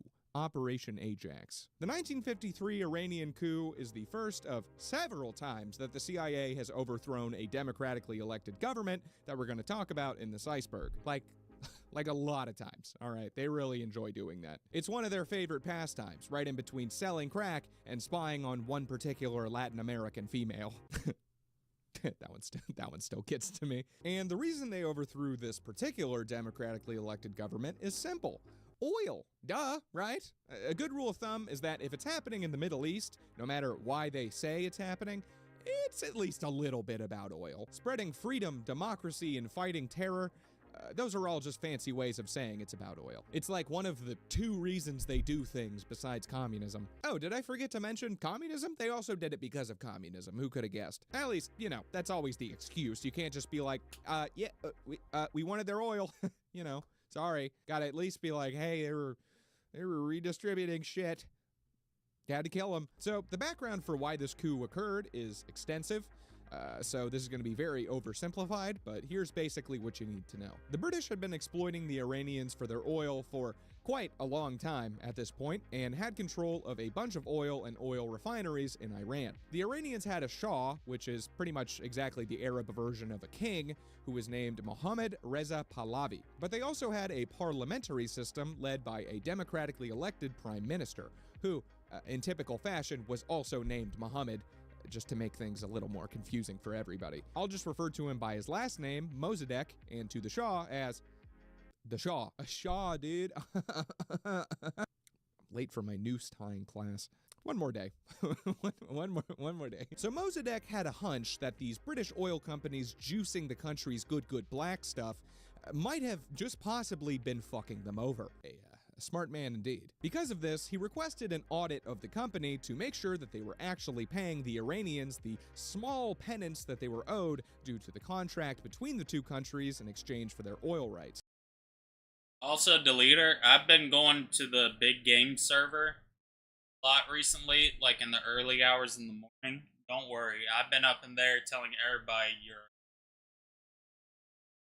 The company refused, because of course they were fucking them over, and the Iranian parliament responded by voting to nationalize the oil refineries and kick all of the British corporate officials out of the country. They basically, quote-unquote, stole everything back from the British and claimed it for Iran. So now the British-built refinery in the city of Abadan, the largest oil refinery in the world at that point, was now under direct Iranian control. And the British were not happy. I'm not happy, Bob. Not happy. So they called up their burger-loving pals on the other side of the pond, had a brief argument as to whether they're called chips or crisps. It's chips. And then they asked for some help. Again, the CIA was not created too long before this in 1947. This happened in 1952. And the Truman administration was concerned that the CIA intervening in Iran would set a bad precedent for the agency. Fucking commie beta male soy boy cuck maneuver there, right? I mean, these guys already paid off French mobsters to break Union legs and are actively ignoring them smuggling heroin as we speak, okay? Are you really gonna get your panties in a twist over them overthrowing one democratically elected government? I mean, come on, man. Get with the program. After Truman was out of office, however, the next president, good old Ike Eisenhower, stepped in and took a bit of a different view of the situation. Oh yeah, Iran? Oh. I've been telling them that you a scammer. I've been telling him, you stole from me, you a hacker. Fuck them. Yeah, do whatever you want, bro. So then the CIA and their British equivalent MI6 got the green light to go get freaky in the desert secret style. And how did the CIA go about doing this? By paying off the Iranian mafia, of course. It worked last time. Fuck, try it again, right? They got the mob to stage pro-Shah riots in the nation's capital to make it look like the people might actually want their own democratically elected government overthrown, and the CIA even bussed more people in to artificially expand the size of these riots. Afterward, they got the Iranian military to arrest Mossadegh and passed his power back to the Shah, who immediately let the British get right back to pumping their country's good gooey fuel and stayed very close butt buddies with the US as a result until he was overthrown in 1979. And the lesson here, kids, is don't ever stand between white people and their oil, I guess. They tend to freak out harder than an autistic kid when you force them to eat something other than mac and cheese with chicken tendies. And that's not insensitive, because I was that brave little autist, okay? So hold your infuriated comments for later. Afghani opioid trafficking. For some reason, this one's neon green as well. I don't really know about that classification, but okay. So, it's very well known and agreed upon that Afghanistan produces a lot of opium. Like, 90% of the world's heroin comes from Afghanistan opium amount of opium. The trade provides jobs for over 400,000 people in the country, and these poor, innocent drug farmers have been ruled over by several different groups throughout the years, from the Soviets to the Taliban to rogue Afghan warlords. The theory is that one of said ruling groups has been and continues to be the US through the CIA in order to collect the drug money and fund what else? The fight against communism, and later the war on terror. Kind of ironic that they're using drug money from Afghanistan to fund a war in Afghanistan. But hey, if it ain't broke, don't fix it, I guess. A good deal of the evidence for this comes from the work of Alfred McCoy, author of the book The Politics of Heroin, which was also a great resource for that whole French Connection situation earlier. He's the heroin expert, I guess, besides Kurt Cobain. He knows more. McCoy alleges that the CIA props up and protects warlords in Afghanistan and incentivizes them to become drug lords so they can get a piece of that sweet, sweet morphine moolah. He also claimed in his book that they not only do this in Afghanistan, but in Southeast Asia, Central America, and Colombia, and that their dirty drug diddling includes more than just the heroin trade. So next time you're shooting up some schmack, you can thank the CIA for helping it get to you, and you can rest easy knowing that they're using a good portion of that hard-earned drug money you just gave to a sketchy fellow named Steve to fund some good, old-fashioned, government-sponsored hijinks. Your tax dollars at work here, folks. The system works. It just works. 1954 Guatemalan coup. Operation PB Success. Another CIA overthrow of a democratically elected government? Oh, yay!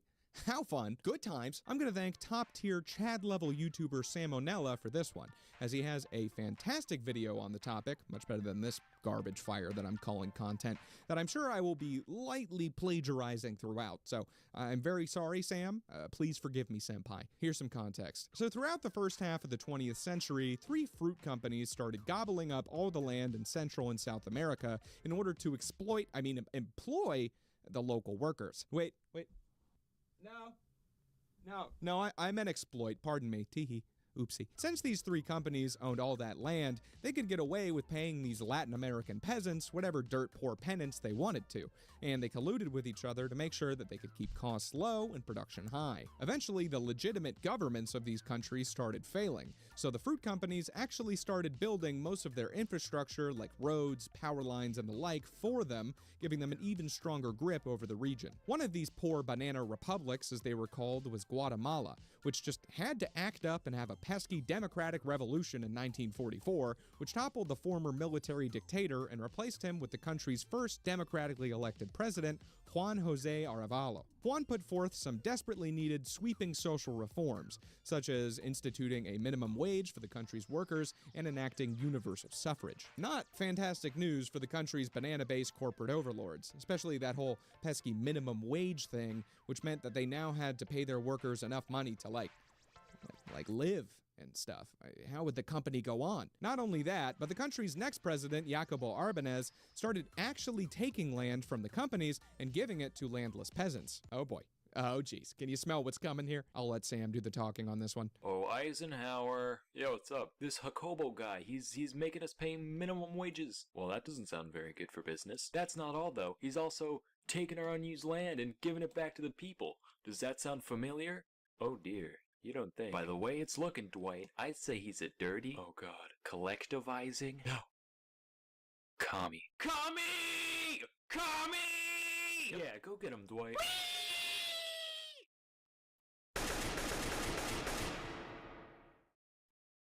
Holy shit, you actually did it. World Star! I love him so much. Please start making videos again, Mr. Onella. Your people need you. As soon as the US caught a whiff of communism over there, they crushed it into dust faster than my friend Tommy's left nut when he crotch rocked the jungle gym in grade school. Everyone called him 1T Tommy after that for obvious reasons. I'm also sure the fruit company's endless lobbying and bribes probably didn't hurt the cause either. After the success of that last coup in Iran in 1953, President Eisenhower thought to himself, I'll fucking do it again. And he overthrew the president of Guatemala to restore power to the fruit companies in 1954. And everyone lived happily ever after the end. Projects Merrimack and Resistance. Project Merrimack and Project Resistance were two twin operations once again aimed at the illegal surveillance of American hippies in the late 60s and early 70s. Both projects spied on American citizens, with the difference being that Project Merrimack was focused on infiltrating anti-war and radical groups within the US, and Project Resistance focused on collecting information about anti-war groups and activists, specifically in American colleges and universities. The CIA did not infiltrate these college groups themselves.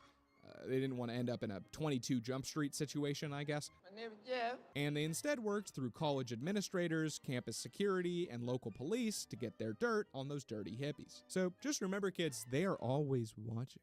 They're always watching. Yes, even when you totally didn't look up that incredibly specific fetish while you were shitting. Especially then. They were especially watching then. Golden Triangle heroin trafficking. So the area where the opium operations in the Middle East are only found got are referred to 34. as the Golden Crescent. And the Golden Triangle is essentially the same thing, but in Southeast. Sadly, still only 34. But it don't even matter, because I'm not going for them at the moment. I gotta get the last two alts to have full huges. Then I gotta put royalties in. Then after that, maybe I'll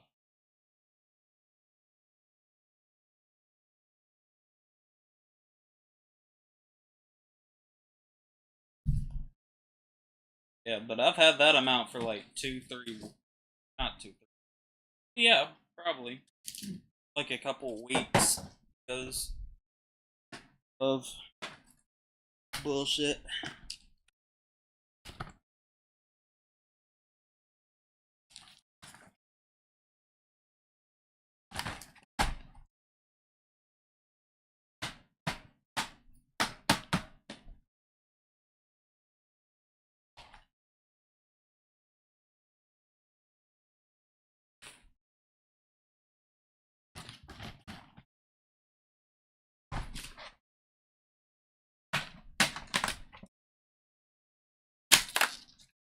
Only I enjoyed scamming children like you.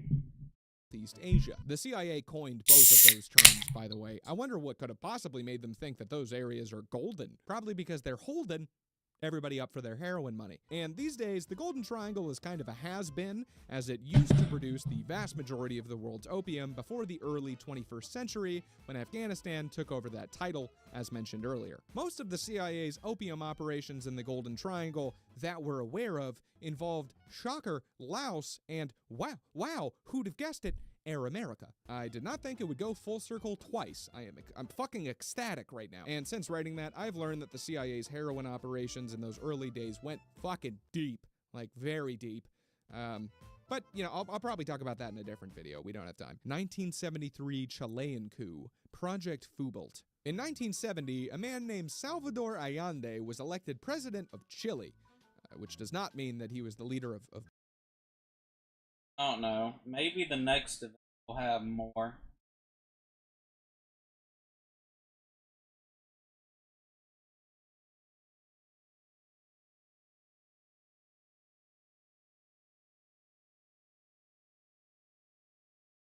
beef-based stews. He was president of the country. Salvador was a blatant, outspoken, self-described Marxist. So I bet you can fucking imagine how that went down. When the CIA heard that a Marxist was elected president of an entire damn country, and on the American side of the pond no less, they decided that they had to act, and fast. They actually had already tried to act preemptively before the election by drumming up support for the opposing non-Marxist party, but they failed. They suck. This plan was called Track 1, and the CIA went about it by attempting to bribe Chilean politicians, trying to influence public opinion against Allende, spreading propaganda, and funding strikes designed to coerce the Marxist president into stepping down. And when all that failed, and Allende got elected anyway, they also tried to get the Chilean Congress to just straight up lie and announce that the other guy running got elected instead. Sounds, a little bit familiar.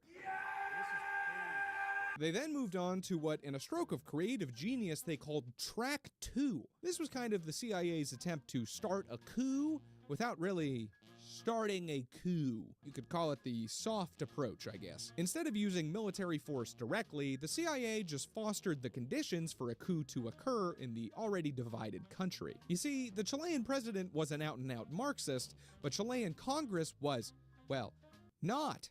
And this was causing quite a lot of tension. The CIA stoked this fire by spreading propaganda, providing financial support to Allende's opponents, and hinting to the military that they would support a coup if they just so happened to start one, which is something I find pretty funny. Nixon is just over there chatting up the Chilean military like, hey, wouldn't it be crazy if you guys, like, I don't know, started like a coup or something? Wouldn't that be so wild? No, you can't though. You have like a democratically elected leader and all that, but like, if you did, like, the U.S. would totally support it for sure. I mean, like, JK, unless, of course. So then the coup happened, a military junta was put in place, which Nixon immediately recognized as the country's valid government, and once again, everybody lived happily ever after the end. I don't know how to pronounce this, but Ngo Dinh Diem assassination. I'm very sorry, Vietnamese people. Once again, it's coup time. Lots of coups going on here. What are they, chickens? Those mother cluckers. So Diem was president of South Vietnam until he was arrested and assassinated during a coup in 1964. So I'm gonna be honest, I couldn't find that much info on this. CIA involvement in this one seems to be much less direct from the others. It seems like the coup probably would have happened with or without the U.S., and the role that they played was probably moderate at best. Apparently, info about it was leaked in the Pentagon Papers, and I think it might be controversial because it happened so much earlier than the actual Vietnam War started. The coup is also most likely on this iceberg because the CIA had sent money to South Vietnam during the coup, which the CIA liaison for the country said on record was for food, medical supplies, and death benefits for the families of South Vietnamese soldiers who had died during the coup. However, it was later discovered that this money, at least a significant portion of it, was actually going to reward members of the South Vietnamese military who had agreed to join the coup. So, again, dirty little fibbers. Smack on the wrists. Ow, that actually hurt a lot. BCCI. The Bank of Credit and Commerce International, otherwise known as BCCI, was an international bank founded in 1972 that operated out of Pakistan. Another name used for the bank by former CIA Director Robert Gates, however, was the Bank of Crooks and Criminals, which, as you will soon see, was far more accurate. BCCI wasn't opposed to getting up to all kinds of spicy activities like money laundering, being involved in the drug trade, and even providing financials for terror groups, as opposed to supporting the white-collar Wall Street criminals like most banks do. Well, I assume they did that as well, but you know. The CIA got involved with the bank in the late 70s because, well, it's a shady bank. Their shady agency, it's a marriage made in heaven. They used the bank to pay agents for covert activities that couldn't be put on the books, secretly and often illegally fund groups like the Nicaraguan Contras, and support spies around the world. By the time the early 80s rolled around, the CIA had become very aware of all of the other illicit and shady activities that the bank was up to, and in turn found a new use for BCCI, tracking and profiling all of the other criminals and agents of terror that were using it. A win-win, honestly. They get to keep doing all of their illegal shit, and they get to track everybody else doing illegal shit at the same time. They're having their cake and eating it too. They're blood and cocaine flavored cake. This carried on like a dream until 1991, when the agency got into some hot water when the public found out that they were, using a crooked Pakistani bank overrun with drug dealers and terrorists, and didn't think to tell anybody about it. They quickly came up with the brilliant excuse that they had to keep the whole thing a secret so as to not bungle their investigations of said drug dealers and terrorists. And honestly, all of you journalists are the ones that fuck this up, okay? They all know about it now. We can't investigate them, and oh no, boo-hoo. Let's not talk about the fact that we were using it for illegal shit before anybody else was. That's not important to this discussion, okay? And everyone pretty much went, meh, this is kind of nothing compared to all of the other horrible illegal nonsense that they're doing, and promptly moved on to other things. Speaking of moving on to other things, that's it for Tier 2. Please God, good Lord, support me on Patreon. Just $1 would buy my eternal love and gratitude and would really make my day, okay? Or put your Hello Kitty wallet back in those trousers, buddy, because you, for free, can like this video and subscribe to my channel.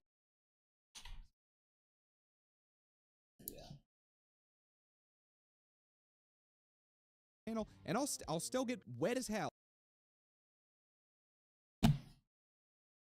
I'll never apologize for the United States of America. Ever. I don't care what the facts are. Back for round 3, huh? Wow. Look at you go. I was hoping to fit tiers 3 and 4 into this one, since there are less entries in each tier as you go deeper down the iceberg.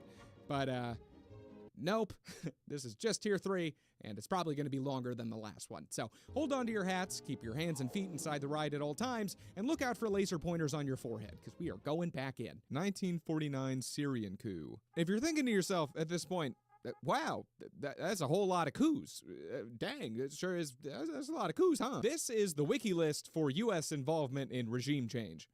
So, like I said, they enjoy doing that quite a bit. The 1949 Syrian coup was, at the risk of sounding like an insensitive jackass, a pretty dope-ass coup, relatively speaking. The whole operation was considered to be, quote, bloodless, as nobody was killed besides 3 bodyguards protecting a government minister, which, as far as coups go, are some pretty nifty numbers. Husni al-Zaim, the chief of staff for the Syrian military, planned the coup for 2 years with the help of a special little someone we'll talk about in a second, before executing it at 2:30 in the morning by using 6 military squadrons to silently capture different government buildings in the capital before arresting sitting President Shukri al-Quwatli and later exiling him to Egypt. Around dawn, Zaim basically got on the intercom, started playing the Syrian national anthem, and told everybody in the capital, hey, sorry to bother you all so early, but new government now, just overthrew the old one, just letting you guys know, so, submit to me and whatnot. Zaim also then imprisoned many other political leaders and accused them of previously plotting to overthrow the republic, which is very ironic considering he, overthrew the republic. That's like grounding your kid for smoking weed when you know full well you're about to go light up that bowl of crystal in the back alley immediately afterward. The reason this coup is on this iceberg is because one undercover CIA agent, as well as a CIA station chief in Syria, have been alleged to have heavily influenced both the decision to have a coup in the first place, as well as the admittedly baller way that it ended up being carried out. Damn, these curious CIA characters be creatively crafting coups continuously. I'd put that on God, baby mama. Timber Sycamore. Some more Syrian shenanigans in this one. Timber Sycamore was the code name for a classified CIA-operated weapons supply and training program in Syria between 2012 and 2017. They basically gave weapons and training to militias fighting against the Syrian government during the Syrian civil war. However, this totally unexpected thing ended up happening that no one could have ever seen coming because,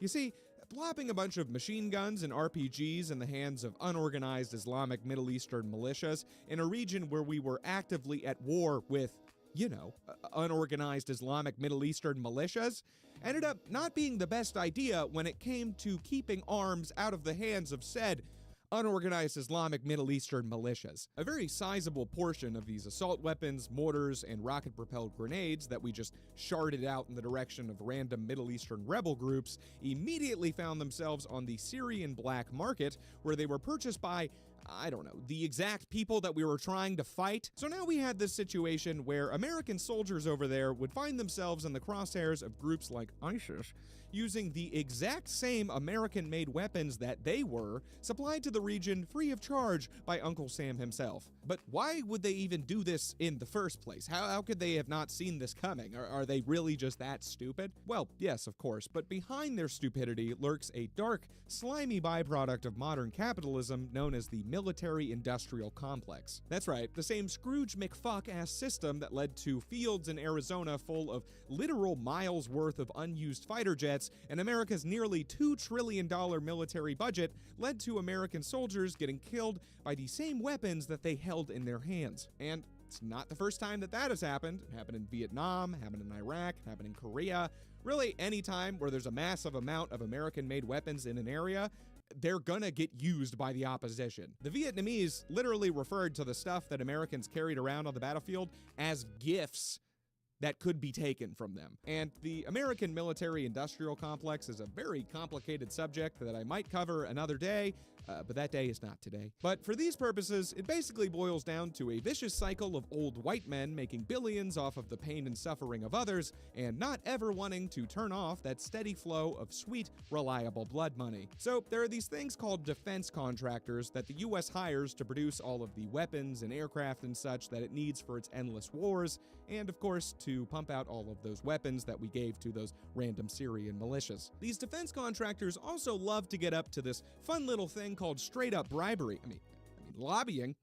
It's called lobbying of US politicians. Our politicians make the decision to declare war, or more likely not declare war and just send in troops and drones anyway. They hire out the defense contractors to make all the weapons and shit that they're gonna need. The defense contractors send some of that money back to the politicians through lobbying, and this cycle continues and continues until eventually they've killed everyone who isn't a member of Congress or a fat caricature of a capitalist who lights their cigars with $100 bills, and they all get sucked up into their own collective asses during an event in which the heat and density is such that it creates a new Big Bang and the cycle starts again. If you still don't get it, I don't blame you. Go watch Jonah Hill's jiggly ass explain it in War Dogs. It's a decent enough movie. Don't worry, I have to go first. I'm American. Manuel Noriega. Manuel Antonio Noriega was the de facto dictator of Panama from 1983 to 1989, a crimes against humanity committer, the leader of the hemisphere's first, quote, narco-kleptocracy, and an immense despiser of the rock-rap music genre. Orphaned at 5 years old, Noriega rose through the ranks of the Panamanian military until 1983, when an extensive career of backstabbery and leprechaun-tier luck landed him with that luscious position of de facto dictator of Panama. And de facto dictator really just means that he's not like out and out saying, hey, I am the dictator. He just kind of is, you know, he's doing all the dictator stuff. So, de facto dictator. About 10 years before this, Noriega started accepting money from our good friends at the CIA for things like allowing them to set up listening posts in Panama and using the country as a pit stop to get arms and money from the US to places like El Salvador and, of course, Nicaragua. He didn't stop at just taking money from the CIA, though. No, our boy Manuel over here was quite the industrious little fella. He also amassed a small fortune, well, actually probably an average-sized, if not enormous fortune, by helping Colombian drug lords like Pablo Escobar smuggle cocaine into the US through Panama and using the country's banks to launder their drug money. He's just diversifying his portfolio, you know. CIA fund takes a dip, can always rely on those Coke stocks, okay? Those are some blue chip motherfuckers right there. Disney, Tesla, Walmart, no. Fuck it, that's some beta shit. Invest in cocaine, kids. Please don't do anything I tell you to do in this video. Do not invest in cocaine, even though I'm very bullish on cocaine over here. That's the solid financial move, you know? The CIA certainly thought so. Noriega probably learned it from watching them. So, obviously, the US was not going to stand for this illegal drug profiteering and immediately took steps to stop him from— wait, I think there may have been a coffee stain in my script here. Yeah, no, they did nothing, actually. They didn't do a goddamn thing about it. They did less than Reagan did about AIDS, okay? And that is hard to do. It takes skill and dedication to be that incompetent. Hats off, you know? Game recognized game. Noriega also basically took a big fat piss in America's Cheerios when he secretly funded and armed the Sandinistas during the Nicaraguan Revolution of the late 70s. The same Sandinistas that would eventually form a communist government and be fought by the CIA-backed, cocaine-funded Contras in the 80s. It's fun stuff when it all links together like that, isn't it? He also sent weapons to this neat little island called fucking Cuba to help, you know, Fidel Castro. I bet the US really liked that little move there, huh? Like, Noriega profiting from drug trafficking? No big deal to the CIA. Hell, they're doing that too. They probably exchanged notes. But him supporting communist uprisings? Bro, that's like the one thing they don't let you do. You could have done literally anything else, and you go and commit capitalist blasphemy on the CIA's dime? That is a death wish if I've ever heard one. So, how, you ask, did the CIA not immediately remove this man from this mortal plane, or at the very least, stop sending him hundreds of thousands of dollars? Well, this all happened during the Carter administration, who, well, literally, you might be saying, who? Who is that? Jimmy Carter was basically a limp, undercooked noodle of a president who just kind of flopped around in a corner for 4 years until Reagan stormed in and consumed him whole with a side of jelly beans and bad fiscal policy. That actually happened, kids. They don't teach that in history class anymore because of Obama, but that's true. You can look that up. You can look that up. So Jimmy Carter didn't do anything about this, presumably because he had some important flopping to do in that corner, but when Reagan was elected into office, surely he wouldn't stand for this pesky little dictator cutting into the CIA's profitable drug smuggling business and supporting the commies, would he? I mean, this is the Gipper we're talking about here. That would be very out of character. Well, at this point, Noriega had kind of become America's abusive boyfriend who hits us and supports communist uprisings, but we just can't leave because he props up our struggling far-right rebel forces in Latin America, and frankly, the dick is just too good to lose. So this whole big Chungus-sized kerfuffle continued for roughly 20 years until Reagan's vice president, George H.W. Bush, a man who looks like he gives out plums on Halloween, stepped up to become president after Reagan left office. After Noriega pulled some more shit by nullifying a democratic election and naming himself the maximum leader of Panama, U.S. relations went to shit, and he actually did the unthinkable. He declared war on the United States of America, which is basically the geopolitical equivalent of inviting Jeffrey Dahmer into your house, slapping a knife on the counter, and sitting ass up naked on the couch with an apple in your mouth. I do not know what he was expecting to happen here. The U.S. immediately sent troops into Panama and bombed the shit out of them, because of course they did, idiot. This was the biggest military action by the US since the Vietnam War, and they called the invasion Operation Just Cause, which, I hate to say it, is actually a pretty accurate name for that one. They probably called it that because it's the only thing they've ever done that actually had anything close to a just cause, or just cause they felt like it.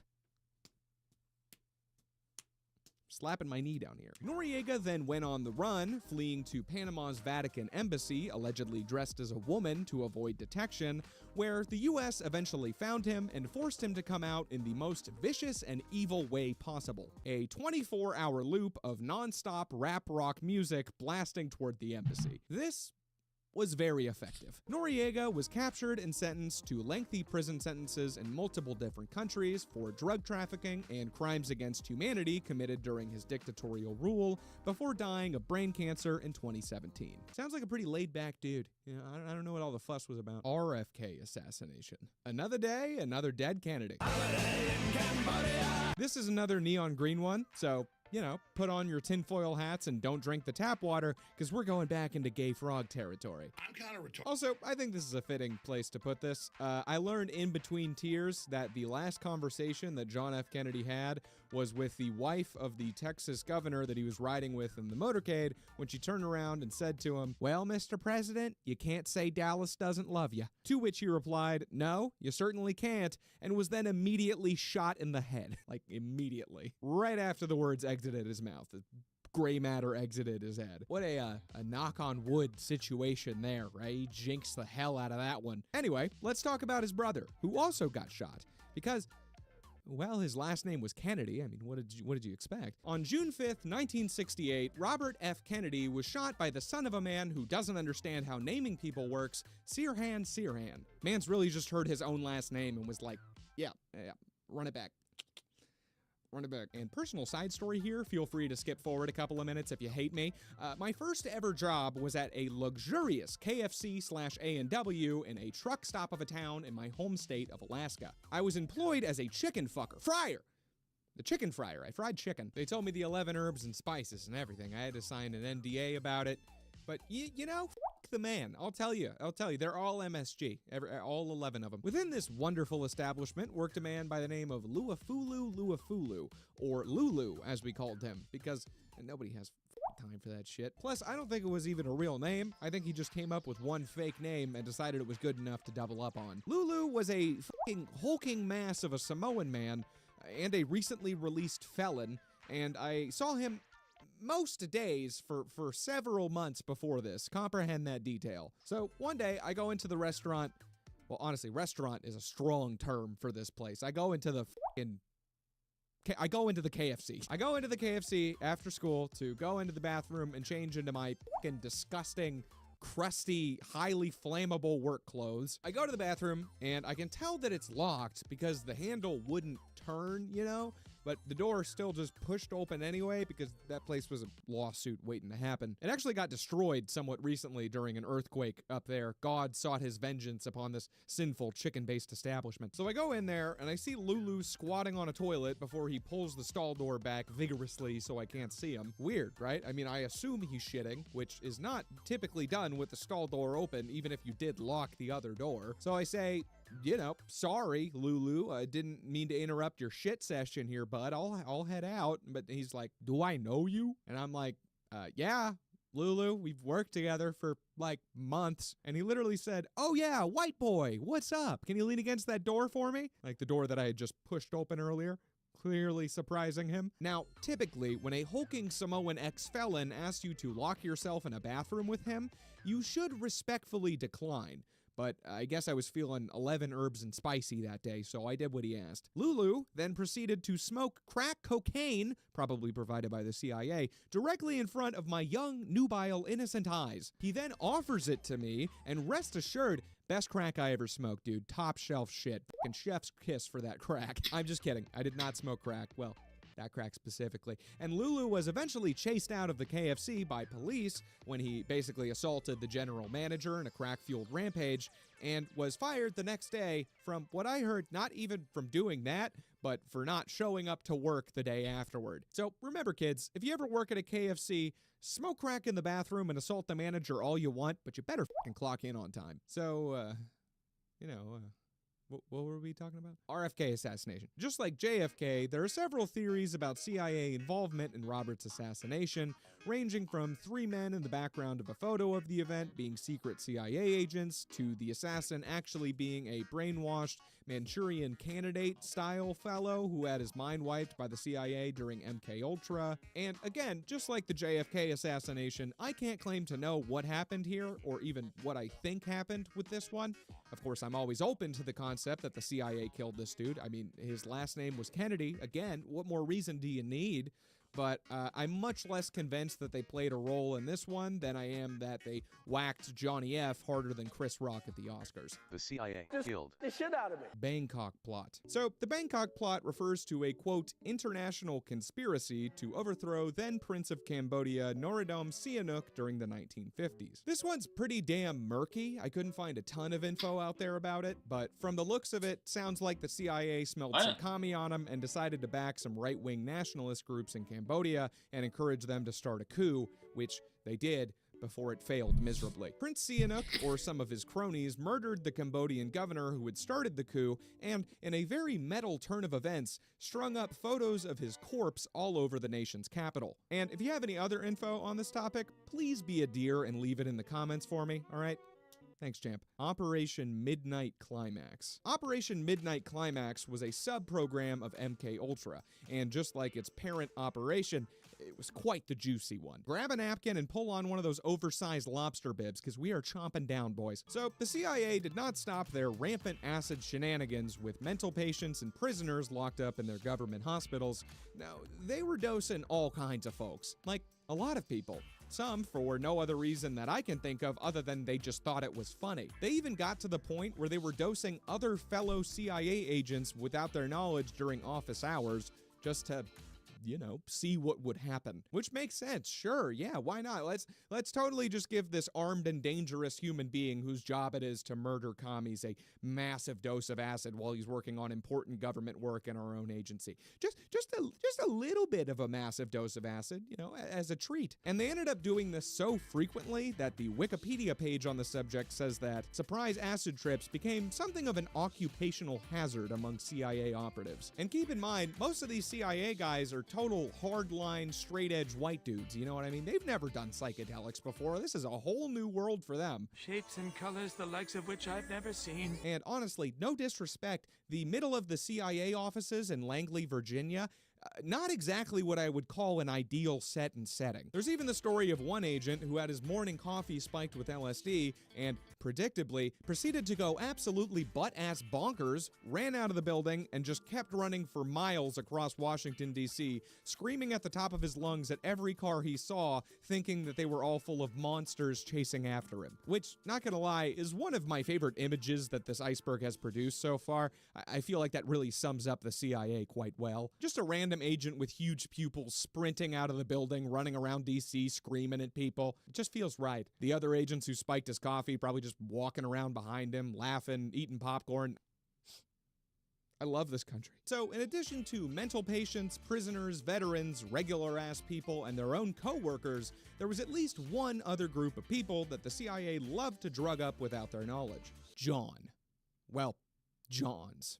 Plural, not just one dude named John. Although I wouldn't put it past him. Operation Twilight John sounds pretty up their alley. So, for people with enough common decency to not know this already, a John is somebody who spends time with ladies of the night, if you catch my drift. A buyer of burlesque, a purchaser of prostitutes, a humble hooker-haver. Operation Midnight Climax allocated resources toward constructing government-sponsored brothels in San Francisco and New York to conduct secret illegal experiments on its customers. The CIA would pay prostitutes a $100 bounty for each John that they could successfully lure back to the brothel to engage in some of the old in and out. The beast with two backs.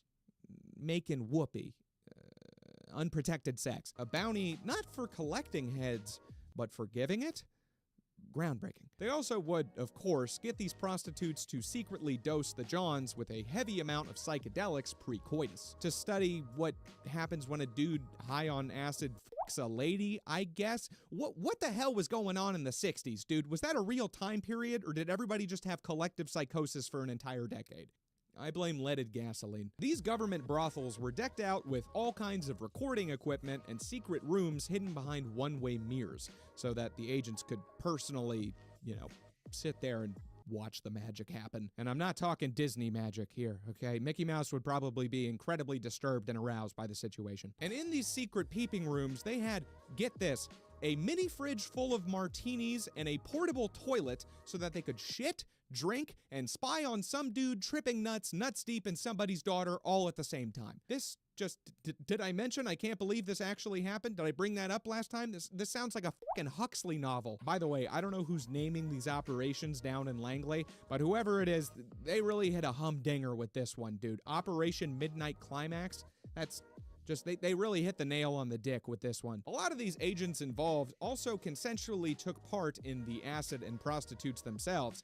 And honestly, what brave souls furthering this experiment at their own peril for the good of this country. What true American heroes. When the agents got bored, or the hoes had a particularly dry night and couldn't bring anyone back, they would troll around the streets looking for heroin addicts, which they would convince to take part in these experiments in exchange for, shocker, heroin. Because the CIA always just has some spare heroin lying around somewhere. Kurt Cobain never actually died. He's just been hanging out gumming dope the CIA left in their couch cushions for 30 years. I also find it hilarious that they even offered these heroin addicts anything in the first place, given the, you know, the nature of their proposition. They're just like, hey buddy, nice shopping cart full of garbage you got there. Hey, actually, do you mind doing us a favor, man? You see, we need somebody to take these free drugs and then fuck a woman.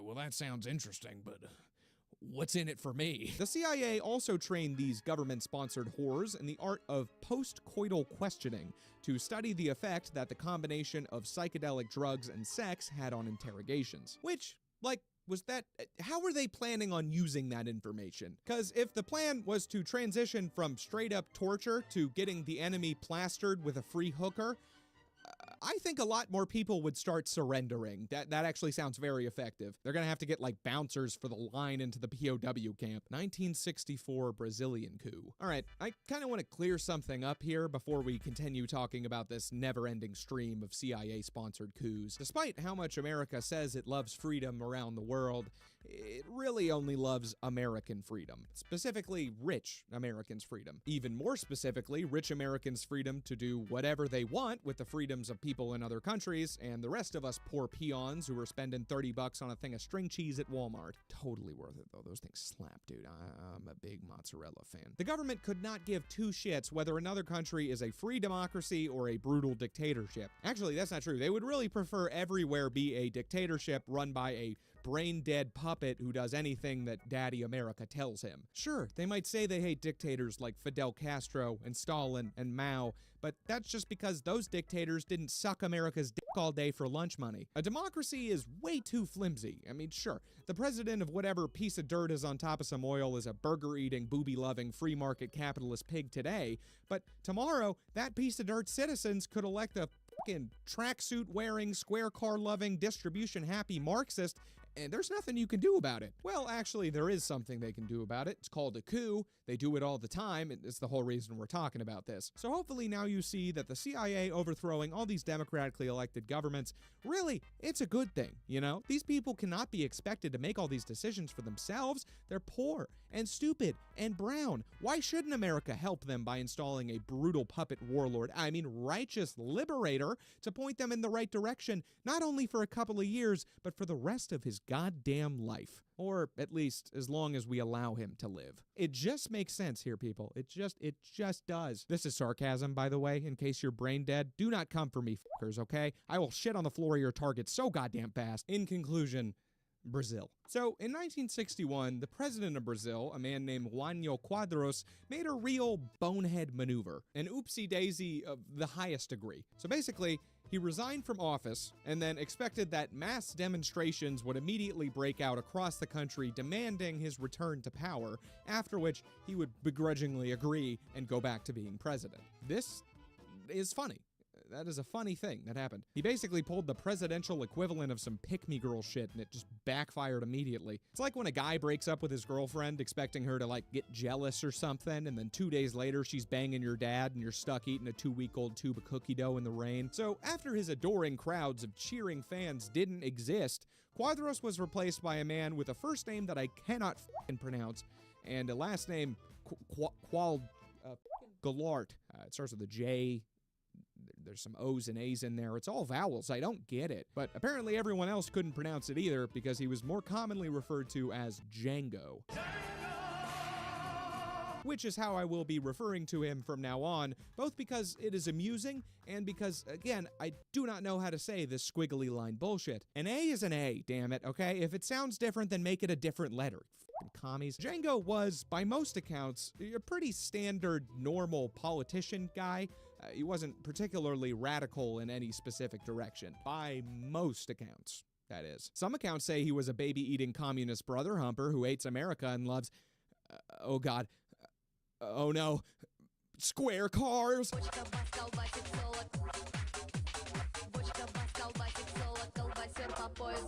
Seriously though, what the f is this thing? Were they just paying scientists to create the most unaerodynamic vehicle possible? Because if that's the case, I think mission accomplished, comrade. Anyway, can you guess whose accounts the baby-eating, square car-loving ones were? The CIA's. Yes, correct.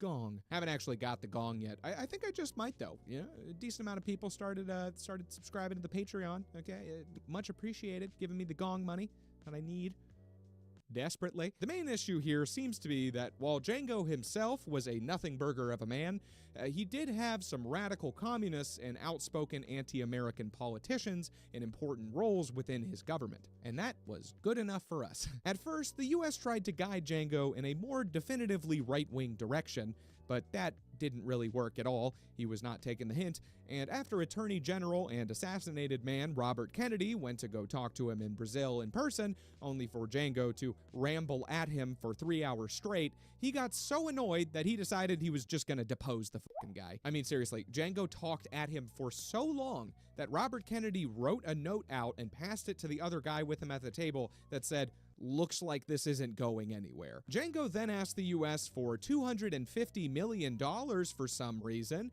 to which the US responded with, okay, well, maybe kick all of the communists and America-hating politicians out of your cabinet then, possibly? To which he responded with another 3-hour rambling diatribe that can basically be summed up as, no, but can I still have $250 million? Please, please, with a cherry on top, please. This pissed everybody off pretty badly. After that, the US shifted from softly suggesting that Django not be such a dipshit to actively planning a coup to oust him from power. President John F. Kennedy then spent 2 years going over many possible options on how to do this, and he was finally getting close to a plan of action before he got a little bit assassinated, and the job was passed on to dick-exposing madman Lyndon B. Johnson, as in Lyndon B. whipping out that Johnson. If you haven't seen my video on him, go watch that too. This dude was basically XXX Tentacion with how much he couldn't keep his dick in his pants. Shortly afterward, we gave the Brazilian military the green light. They launched the coup, ousted Django, established undemocratic military rule for the next 20 years, and everybody lived happily ever after the end. Patrice Lumumba assassination. Patrice Lumumba was the first democratically elected leader of the Republic of Congo in Central Africa. The Congo was originally a colony of Belgium and had declared its independence shortly before Patrice was elected prime minister. And this was kind of a tale as old as time situation. The CIA thought he was a communist, and he ends up dead. As simple as that. And I think that they jumped the gun pretty hard with that assumption. They were pretty trigger happy about blasting the Reds back then, and you know, I think that this guy was just exactly what he said he was, which was not a communist. He was an African nationalist with no position either way in the Cold War. But as I'm sure you're aware, choosing no side is not the same as choosing to suckle on America's dick. So, you know, it was the wrong decision. I mean, in this communist witch hunt, they could point to the fact that he was receiving aid from the Soviets, which on its face does seem pretty convincing, but in reality means basically nothing and was entirely the fault of the United States. I'll explain. So shortly after declaring independence, Lumumba became rightfully concerned that the Belgians would take a brief yet constructive break from their waffles and return to try and take back the Congo. Because of this, he reached out to the United States for aid and help in this situation, to which they responded, actually, black man, you're a communist, so we're not going to give you anything. And in fact, fuck you, actually, commie scum, suck me. Go away. What? I'm not a communist. Why do you think I'm a communist? I'm an African nationalist. Well, we think you're a communist, actually. So, like, again, disrespectfully, no, and fuck off. But seriously, I'm not a communist. Why do you even think I'm a communist? Well, you see, it says right here that you're a communist. Says right where? You're not even gesturing toward anything. Communist says what? What? I fucking knew it. What did I tell you guys? I told you he's a fucking commie. Somebody killed this guy already. So after that very pleasant exchange, Patrice still, you know, needed the Johnson. As he resigned from office of their proposition, they're just like, hey buddy, nice shopping cart full of garbage you got there. Hey, actually, do you mind doing us a favor, man? You see, we need somebody to take these free drugs and then fuck a woman.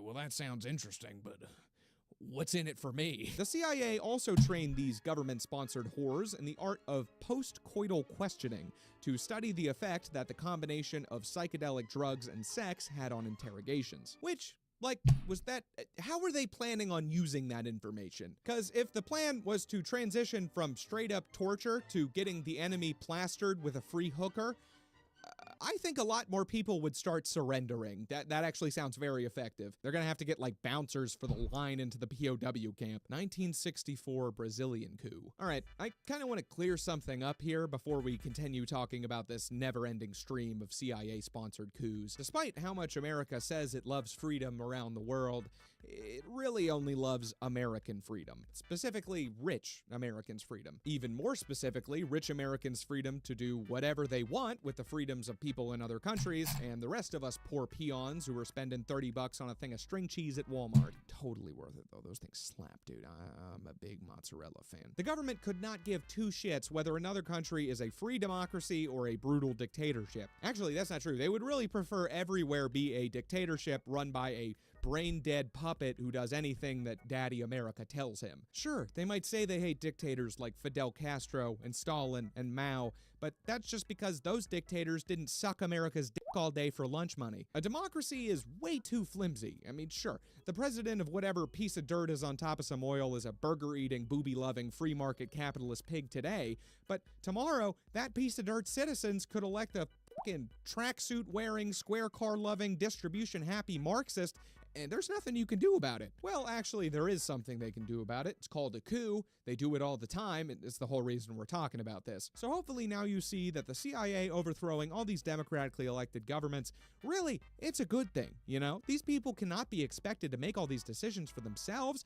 They're poor and stupid and brown. Why shouldn't America help them by installing a brutal puppet warlord, I mean righteous liberator, to point them in the right direction, not only for a couple of years, but for the rest of his goddamn life? Or at least as long as we allow him to live. It just makes sense here, people. It just does. This is sarcasm, by the way, in case you're brain dead. Do not come for me, fuckers, okay? I will shit on the floor of your target so goddamn fast. In conclusion, Brazil. So, in 1961, the president of Brazil, a man named Juanio Quadros, made a real bonehead maneuver, an oopsie-daisy of the highest degree. So basically, he resigned from office and then expected that mass demonstrations would immediately break out across the country demanding his return to power, after which he would begrudgingly agree and go back to being president. This is funny. That is a funny thing that happened. He basically pulled the presidential equivalent of some pick-me-girl shit, and it just backfired immediately. It's like when a guy breaks up with his girlfriend expecting her to, like, get jealous or something, and then 2 days later she's banging your dad and you're stuck eating a 2-week-old tube of cookie dough in the rain. So after his adoring crowds of cheering fans didn't exist, Quadros was replaced by a man with a first name that I cannot f***ing pronounce, and a last name, Galart. It starts with a J. There's some O's and A's in there. It's all vowels. I don't get it. But apparently everyone else couldn't pronounce it either because he was more commonly referred to as Django.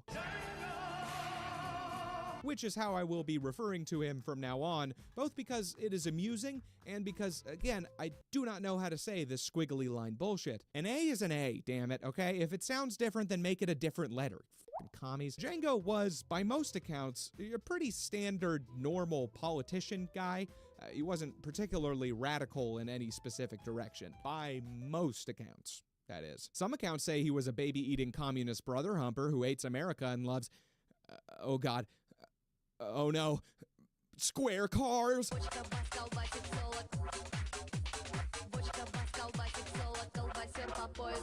Seriously though, what the f is this thing? Were they just paying scientists to create the most unaerodynamic vehicle possible? Because if that's the case, I think mission accomplished, comrade. Anyway, can you guess whose accounts the baby-eating, square car-loving ones were? The CIA's. Yes, correct. Gong. Haven't actually got the gong yet. I think I just might though. You know, a decent amount of people started subscribing to the Patreon. Okay, much appreciated, giving me the gong money that I need desperately. The main issue here seems to be that while Django himself was a nothing burger of a man, he did have some radical communists and outspoken anti-American politicians in important roles within his government. And that was good enough for us. At first, the US tried to guide Django in a more definitively right-wing direction, but that didn't really work at all. He was not taking the hint, and after Attorney General and assassinated man Robert Kennedy went to go talk to him in Brazil in person, only for Django to ramble at him for 3 hours straight, he got so annoyed that he decided he was just gonna depose the fucking guy. I mean, seriously, Django talked at him for so long that Robert Kennedy wrote a note out and passed it to the other guy with him at the table that said, "Looks like this isn't going anywhere." Django then asked the US for $250 million for some reason, to which the US responded with, okay, well, maybe kick all of the communists and America-hating politicians out of your cabinet then, possibly? To which he responded with another 3-hour rambling diatribe that can basically be summed up as, no, but can I still have $250 million, please, with a cherry on top, please? This pissed everybody off pretty badly. After that, the US shifted from softly suggesting that Django not be such a dipshit to actively planning a coup to oust him from power. President John F. Kennedy then spent 2 years going over many possible options on how to do this, and he was finally getting close to a plan of action before he got a little bit assassinated, and the job was passed on to dick-exposing madman Lyndon B. Johnson, as in Lyndon B. whipping out that Johnson. If you haven't seen my video on him, go watch that too. This dude was basically XXX Tentacion with how much he couldn't keep his dick in his pants. Shortly afterward, we gave the Brazilian military the green light, they launched the coup, ousted Django, established undemocratic military rule for the next 20 years, and everybody lived happily ever after the end. Patrice Lumumba assassination. Patrice Lumumba was the first democratically elected leader of the Republic of Congo in Central Africa. The Congo was originally a colony of Belgium and had declared its independence shortly before Patrice was elected prime minister. And this was kind of a tale as old as time situation. The CIA thought he was a communist, and he ends up dead. Simple as. See, that's why I don't do it. Even though you absolutely make more money than me, that's why I don't do it, because I would get banned.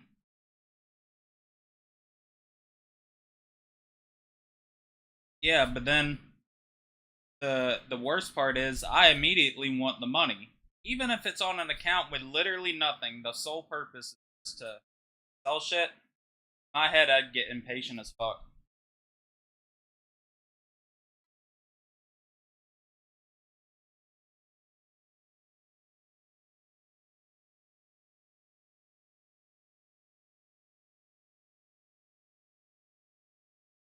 It's just,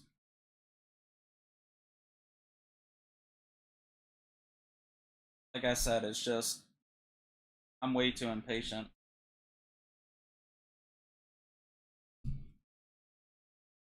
Why suck? Why you hate being at your PC? I guess it's different for me because I'm in bed.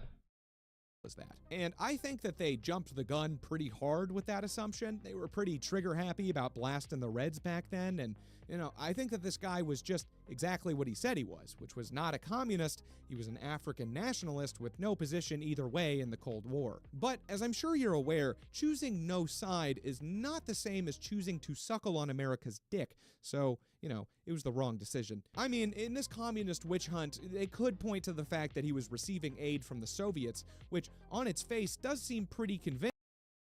Yeah, I feel you on that. Like I said, it's just, I have no patience with that. I'd rather just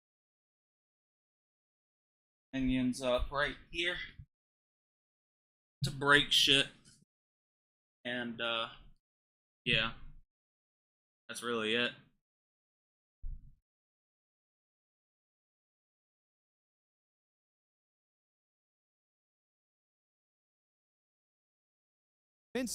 But in reality means basically nothing and was entirely the fault of the United States. I'll explain. So shortly after declaring independence, Lumumba became rightfully concerned that the Belgians would take a brief yet constructive break from their waffles and return to try and take back the Congo. Because of this, he reached out to the United States for aid and help in this situation, to which they responded, actually, black man, you're a communist, so we're not going to give you anything. And in fact, fuck you, actually, commie scum, suck me, go away. What? I'm not a communist. Why do you think I'm a communist? I'm an African nationalist. Well, we think you're a communist, actually. So, again, disrespectfully, no, and fuck off. But seriously, I'm not a communist. Why do you even think I'm a communist? Well, you see, it says right here that you're a communist. Says right where? You're not even gesturing toward anything. Communist says what? What? I fucking knew it. What did I tell you guys? I told you he's a fucking commie. Somebody killed this guy already. So after that very pleasant exchange, Patrice still, needed the aid so that his country could keep being a country and all. So shockingly, he ended up accepting the aid that the Soviet Union was happy to give. And I'm not advocating that the US should get involved with all the politics of these other countries and whatnot. I don't think that we should be the world's police force. I think foreign entanglement just causes more issues. But, don't maybe don't think the guy's a communist because you didn't give him money and he took it from the Soviet Union. Are you crazy? Are you insane? So after America basically forced this man to be communist, or at least aligned with them, the CIA tried to poison him. Failed. They suck at that, apparently. Just ask Castro. The agency then turned to Belgium to ask what they could do about the whole him still being alive situation. Belgian forces then came and abducted him, murdered him via firing squad. A political vacuum formed for 4 years, followed by a military dictatorship that continued for more than 30.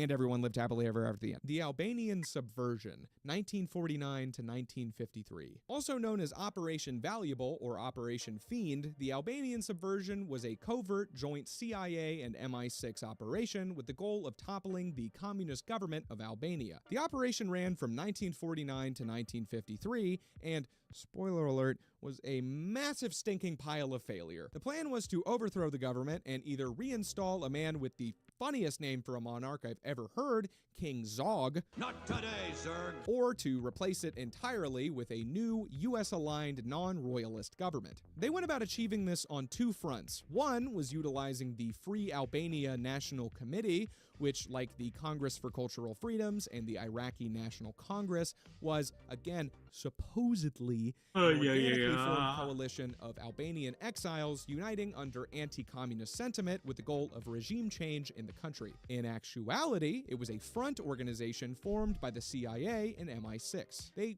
really like making it seem like these people did it themselves. They're really making a point of being like, see, they hate communists and stuff too. They fucking organized a whole group against it, all on their own. You know, look at those little Albanian exiles doing stuff completely independently of CIA intervention. Isn't that just neat? They're like the kid whose mom did their entire PowerPoint presentation, and it's incredibly obvious from all the Minions memes and stilted capitalist talking points, but they'll never admit it. The British and Americans trained both their own operatives and Albanian exiles in guerrilla warfare and sent them into Albania for various missions throughout the project. And these missions all went absolutely fucking terribly. They all blew chunks, big chungus, for reasons that we will talk about in just a bit. The first group of recruits were called Nirvana. Oh, wait, I think it was actually a much worse band in reality.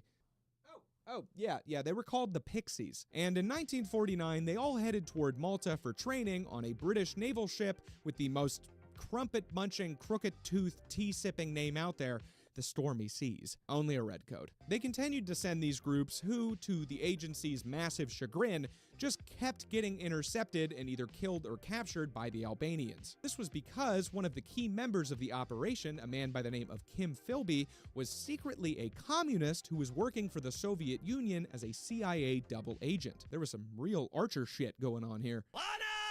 During the second-to-last mission in 1952, two captains and a radio operator were met by an ambush of Albanian forces at their rendezvous point, who forced the radio operator to send an all-clear signal back to their base in Cyprus, basically saying, you know, we're all chill over here, dude. Everything's peachy.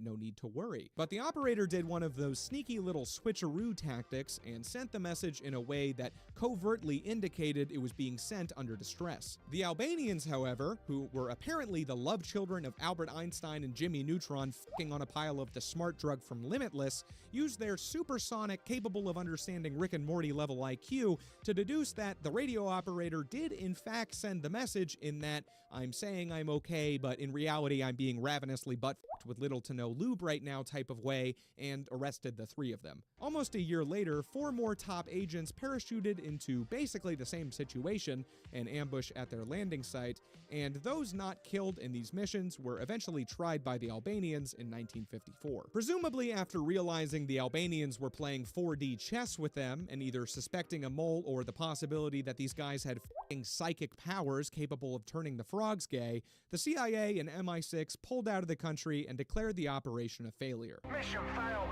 We'll get them next time. 1964 Bolivian coup. Now for a much less ass-tastic shitstorm of an operation, let's talk about Bolivia. In 1963, the president of Bolivia, Paz Estensaro, decided to run for a third term. His vice president, Juan Lechin, had assumed, along with pretty much everybody else, that he wasn't going to pull an FDR like this and would step down after 2 terms.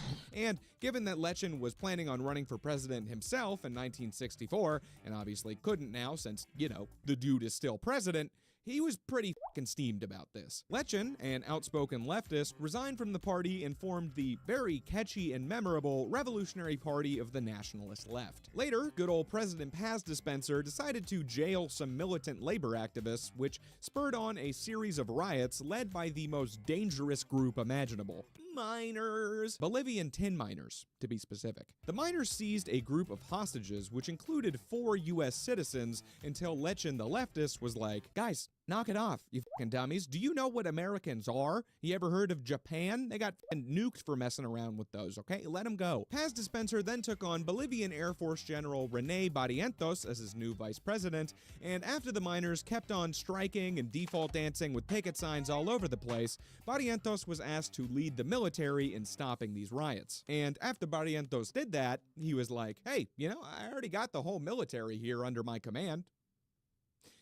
We ball, and decided to overthrow the entire government. Just on a whim, spur of the moment decision. You know, you pass a cafe, you decide you want a croissant, you got the whole military there, you better overthrow the government. Why be the dude's vice president when he can have the whole enchilada? So what did the CIA have to do with this? Money, money, money, money, money, money. Because leftist Lechen had so much support in the country, especially among those miners, the CIA really wanted to make sure that he didn't seize power, start redistributing shit, and squaring up all the cars, especially after the coup was started, causing civil unrest and an opportunity for him to do so. Between 1963 and 1965, the US spent almost $10 million in today's money on Bolivia, with an additional $6 million going specifically to Barrientos' election campaign after the coup, along with American-owned Gulf Oil donating $5 million for that same reason. And you know it's serious when the oil companies start getting involved. They hate giving away money almost as much as they hate sea turtles. What, you think all those oil spills happen because they like sea turtles not drowning in petroleum?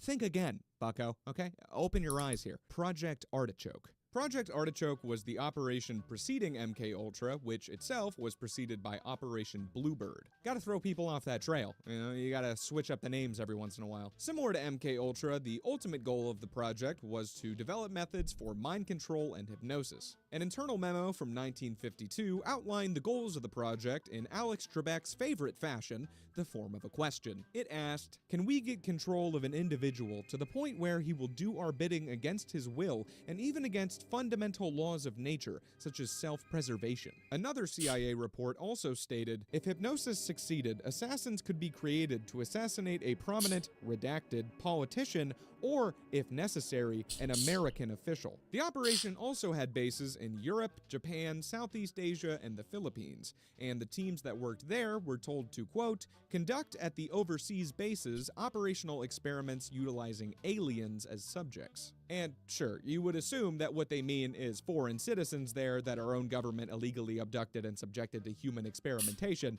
but what if they meant aliens a bit more literally? Nah, though, they didn't. They just illegally abducted people. This project began in 1951, which was around the same time they were still messing around with substances other than LSD as possible mind control drugs, testing cocaine, marijuana, heroin, peyote, and mescaline. And this just sounds like a pretty fun time, honestly. They also experimented with getting subjects forcefully addicted to morphine and then putting them through withdrawal. I remember when I flipped my car in 2020, they gave me morphine. I did not like that. That shit made me nauseous. That shit was not fun. Less of a fun time. The operation was named Project Artichoke after the artichokes they would routinely shove up the subject's ass. Wait, hold on. Oh? Oh, really?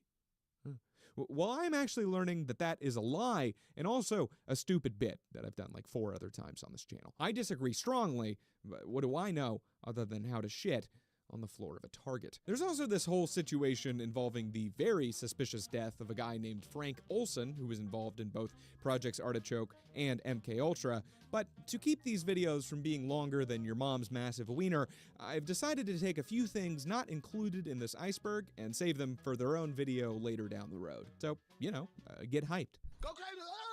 Go stupid!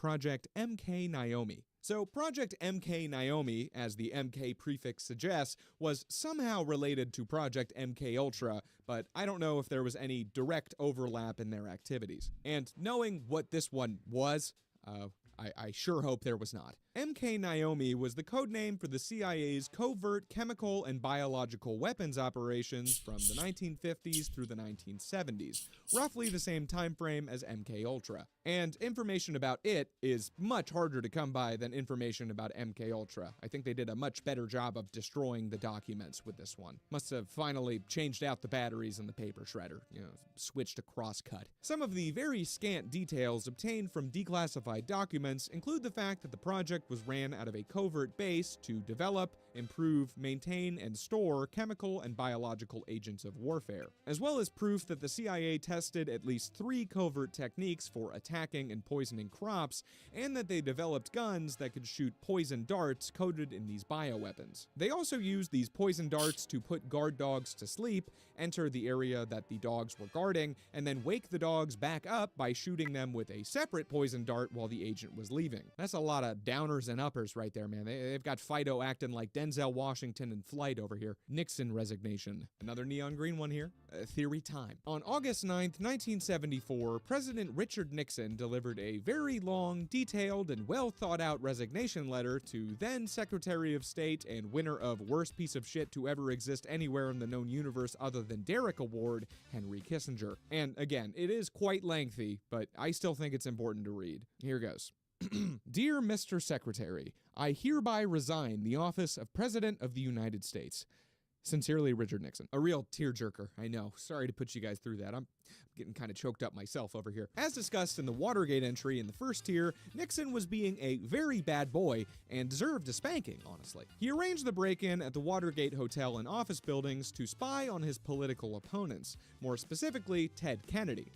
Probably. To this day, the exact motives of the break-in are still kind of a mystery, but it's suspected that Nixon was trying to prove a link between the Cubans and the campaign funding for the Democratic Party, and by extension Ted, his political adversary and younger brother of JFK. I don't quite know why he thought that the communist island nation was directly funding the campaign of a brother to the man who, invaded them and stuff, but yeah, that's beside the point. The guy was one paranoid floating head in a jar, that's for sure. And like I said in the first tier, Nixon was outed as this bad boy burglar benefactor by a series of tapes gathered from wiretaps in his Oval Office. The real nail in the coffin for him was something eventually referred to as the smoking gun tape, which, as the name implies, is a tape of the gun Nixon used to shoot all of those liberal orphans smoking a cigarette outside of a CVS. The tape is controversial because the gun was thought to be setting a bad example by smoking in the presence of a woman, an offense punishable by death in Canada at the time. Whew. Sorry guys, I think I just had a stroke. Either that or my girlfriend's burning toast and there just so happens to be pennies in my mouth again. Well, I'll be damned. I knew I shouldn't have let the voices convince me not to take my pills again. I said I wouldn't do it this time. Sure, I said it to the dude that lives in my walls, but Gary was supposed to keep me accountable on this one. The smoking gun tape captured a conversation between Nixon and his White House Chief of Staff, R.H. Haldeman, which... well, you know how he said he wasn't a crook? Well, this tape begs to differ. It starts with Haldeman telling Nixon that the FBI is sticking their big fat nose right into the break-in's asshole and taking a big sniff, especially regarding the president's involvement with it. He says to Nixon, now, on the investigation, the Democratic break-in thing, we're back in the problem area because the FBI is not under control, because Gray doesn't exactly know how to control them, and their investigation is now leading into some productive areas, and it goes in some directions we don't want it to go. I don't know exactly who Gray is there, but I am going to assume it's the one from 50 Shades of. Although, actually, that could never be the case because he would definitely be controlling them, sexually. And this tape is important to go through because of the CIA's involvement in it. I'm not just yanking your dick around, okay? You do enough of that yourself, buddy. So after talking about some possible solutions, Nixon eventually tells Haldeman to ring up the director of the CIA, Richard Helms, and basically blackmail him into telling the FBI to f off and stop the investigation. And Nixon tells Haldeman that he can go ahead and be pretty aggressive about it because they just have so much dirt on the director of the CIA. It's some real juicy stuff, apparently. Nixon says, well, we protected Helms from one hell of a lot of things. Of course, this is a hunt that will uncover a lot of things. You open that scab and there's a hell of a lot of things, and we just feel that... There's a lot of things, apparently. You open that scab, there's a hell of a lot of things, and we just feel that it would be detrimental to have this thing go any further. This involves these Cubans, Hunt, and a lot of hanky-panky that we have nothing to do with ourselves. Later, he talks about a story that's been making the rounds on the news about the possibility that the Cubans were behind the break-in and that the FBI was looking into that. When I saw that news summary item, I of course knew it was a bunch of crap, but I thought, well, it's good to have them off on this wild hair thing, because when they start bugging us, which they have, we'll know our little boys will not know how to handle it. I hope they will, though. Our little boys. Apparently Nixon did not have a lot of faith in his little boys there, did he? But, I mean, fair enough, because between you and me, I don't think they knew how to handle it. Always fun to hear somebody being bugged talk about how he hopes he doesn't get bugged. He then gives Haldeman some more specific details about how to blackmail the CIA into doing their bidding. When you get these people in, say, look, the problem is this will open the whole Bay of Pigs thing, and the president just feels that, without getting into the details, don't lie to them to the extent to say that there is no involvement, but just say that there's a sort of a comedy of errors, bizarre, without getting into it. The president believes that this is going to open the whole Bay of Pigs thing up again, and because these people are plugging for keeps, and that they should call the FBI in and say that we wish for the country, don't go any further into this case. Period. And the whole Bay of Pigs thing he refers to is a not-so-veiled threat at CIA Director Richard Helms, which I'll get into in a second. And trust me, this is some serious tea here, sis. When Haldeman later actually did call Helms and give him the threat, Helms reportedly yelled, "This has nothing to do with the Bay of Pigs," and then immediately called the FBI to tell them to stop digging into it. Which didn't work, by the way. The FBI was basically just like, yeah, man, we'll totally do that. And then they, didn't. And Helms was right. It didn't have anything to do with the Bay of Pigs. But Nixon wasn't really talking about the Bay of Pigs, and Helms knew that full well. What he was really talking about was only the CIA's involvement in the assassination of John F. Kennedy. I told you. T, mid-20th century classified government T. But why do I think that? Well, for one, Haldeman himself later wrote, quote, "The Bay of Pigs comment was the president's way of reminding Helms, not so gently, of the cover-up of the CIA assassination attempts on the hero of the Bay of Pigs, Fidel Castro, a CIA operation that may have triggered the Kennedy tragedy and which Helms desperately wanted to hide." So, there's that. More interesting, in my opinion, though, was another tape that was recorded months earlier while Nixon was trying to pull some files on the Bay of Pigs invasion and the assassination of Vietnamese President Ngo Dinh Diem, and was getting heavily cock-blocked by the CIA while trying to do so. Nixon was attempting to get these files to try and dig up some dirt on the Kennedy legacy, once again to hopefully have some ammunition against Ted Kennedy in the upcoming election. Ammunition is a funny term to use against a Kennedy. So he called the CIA director, once again Richard Helms, into his office to try and get on his knees and beg and plead and maybe lick the tip of his dick a little bit to try and get some info. He told Helms, "Now to get to the dirty tricks part of it. I know what happened. I can't do that voice anymore. Oh, it's like gargling razor blades. I know what happened in Iran. I also know what happened in Guatemala, and I totally approve both. I also know what happened with the planning of the Bay of Pigs under Eisenhower, and totally approved of it. By the way, when he's talking about Iran and Guatemala, those are a couple of those CIA-backed coups we've talked about earlier. And Helms must have been a lobster, because he was really trying to butter this guy up. Nixon then touches on the widely held belief in the CIA that Kennedy f***ed the Bay of Pigs invasion harder than your mom when he didn't authorize air support. He says, "The problem was not the CIA. The problem was that your plan was not carried out. It was a goddamn good plan if it had just been backed up at the proper time. If he'd just flown a couple of planes over that damn place." He then dances around the elephant in the room for a little bit and then gets down to the nitty-gritty. He also calls him Dick, which I think is funny because they're both named Richard, so it's just two dicks talking to each other.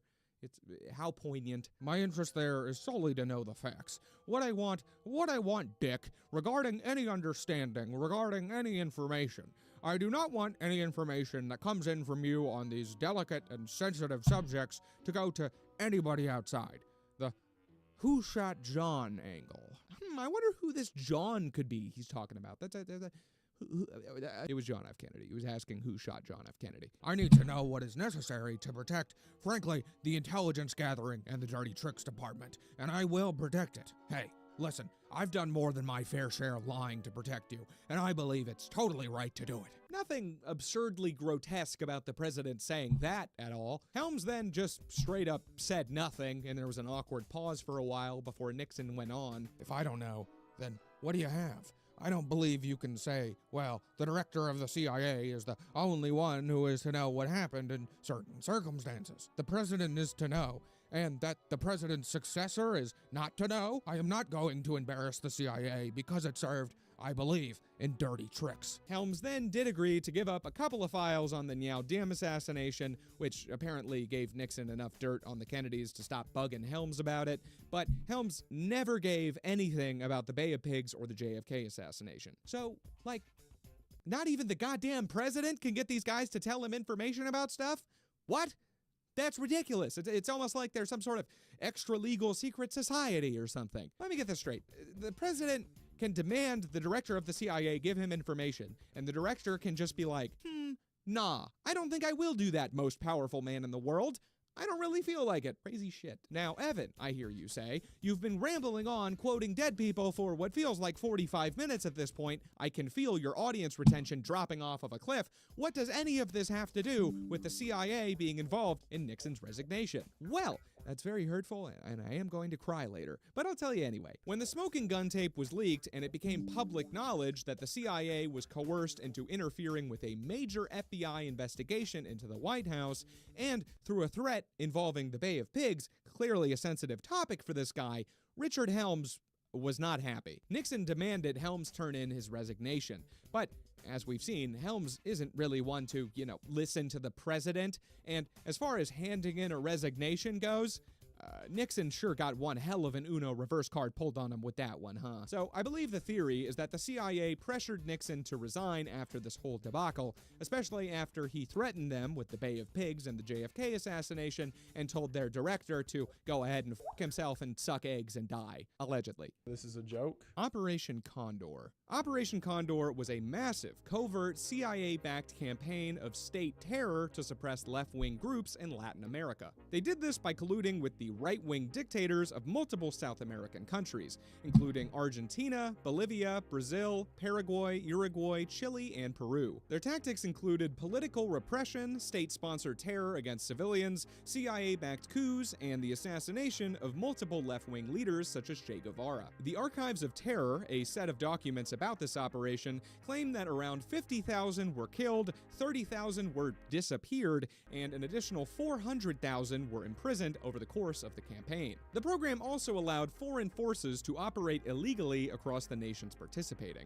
So if a leftist guerrilla escaped from Uruguay into, Argentina, it wouldn't be uncommon for some Uruguayan police to hunt him down into Argentina, and for Argentina to be like, yeah, bro, that's chill. Go ahead. We'll do the same thing to you guys in like a week. And I don't have that much other to say about it other than boo, CIA and American government.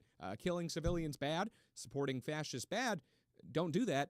Bad boys. Rafael Trujillo assassination. You can think of Rafael Trujillo as the Fidel Castro of the Dominican Republic, except he wasn't a communist, and they actually didn't have that much in common at all, other than being brutal dictators and the CIA trying to murder both of them constantly. Except in this case, the CIA actually did manage to assassinate him, mostly because they didn't treat the planning stages like a writer's room at Warner Brothers. A ruthless leader, fervent anti-communist, and prolific womanizing chubby chaser.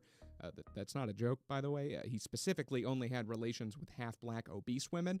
Raphael made his son a colonel in the army. What's wrong with that? At the ripe old age of 4. Dude's sipping appy juice while he's orchestrating troop movements over here. Mans was probably dropping nukes at pre-K, okay? He was living it up. Yeah, a kid at school stole my Pokemon card, sent in the fucking Air Force. Hey, you better watch your language there, son.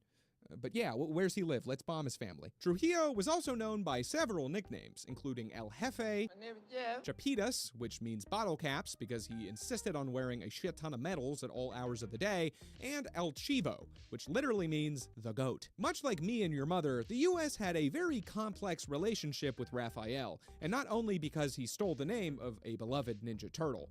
Although I imagine that didn't help. Raphael, again, just like your mother, was in a very complicated position, with him being a fervent anti-communist in a region that the US worried would swing left at the drop of a hat, just like Cuba, but he was also you know, a total asshole, geopolitically speaking. He refused to step down from power, ruling as the de facto dictator of the Dominican Republic from 1930 until his forced resignation from being alive in 1961. He was technically only president of the country for 18 years of his over 30-year rule, but it was very clear that every elected leader after he officially left office was just a limp puppet with Raphael's hand stuck firmly up its ass. And there was a huge Kim Jong-un level cult of personality around this guy in the country, with him forcing heavy-handed propaganda depicting him as their fearless leader, changing multiple states and cities to his own name, erecting statues of himself all over the country, and even forcing churches to display signage saying,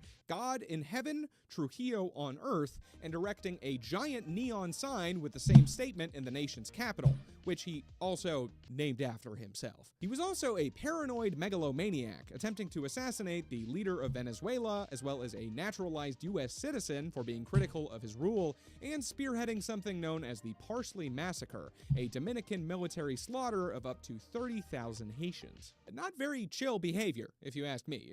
You're not being very based at all here, buddy. But again, he was an outspoken anti-communist, which to the US and the CIA especially, is really all you have to be. You could basically be a dog in a hat leading a brutal fascist genocide, and as long as you occasionally barked "commie bad," we'd probably keep you tits deep in guns and chew toys for decades. As the Secretary of State at the I thought you already left. Been typing a bit, but alright, man. Have a good one. time put it, he may be a son of a bitch, but he's our son of a bitch. Really sums up U.S. foreign policy right there. America's opinion of him, however, started to shift in 1959, when Castro overthrew the former Batista government and set up his communist regime in Cuba. As I have mentioned several times, the U.S. absolutely fucking hated Castro and wanted to blow up his tuberculosis-riddled body with a seashell planted by the mafia. But they thought that their aggressive opposition to the brutal Cuban dictator would be somewhat hypocritical given their support of the even more brutal Dominican one. President Eisenhower said about this, "It's certain that American public opinion won't condemn Castro until we have moved against Trujillo." The CIA also warned Eisenhower that the Dominican people hated Trujillo so damn much that it was only a matter of time before he met the same fate as Batista in Cuba and was overthrown by a left-wing socialist revolution. And they heavily suggested replacing him with someone a bit more of a burger-loving pro-America puppet hungry for a CIA-sponsored fisting. So 2 years later, in 1961, after the CIA armed and encouraged anti-Trujillo forces to start a coup in the country, Raphael was shot dead while driving his admittedly very sexy blue 1957 Chevy Bel Air. The CIA's brilliant plan here ended up kind of blowing up in their face like one of their exploding Cuban cigars, though, because the guy that they got to replace Trujillo as leader of the country ended up being a socialist himself. You know, the exact thing that they were trying to avoid. After the new leader nationalized certain businesses and had the audacity to commit such a vile, evil act as building low-rent housing in the country, the U.S. had to double down and institute yet another regime change in the island nation. And everybody lived crappily ever after the end. Alright folks, that's the end of Tier 3. Stay tuned for Tier 4, which might be a little bit late because I'm going on vacation, or according to my comments section, assassinated.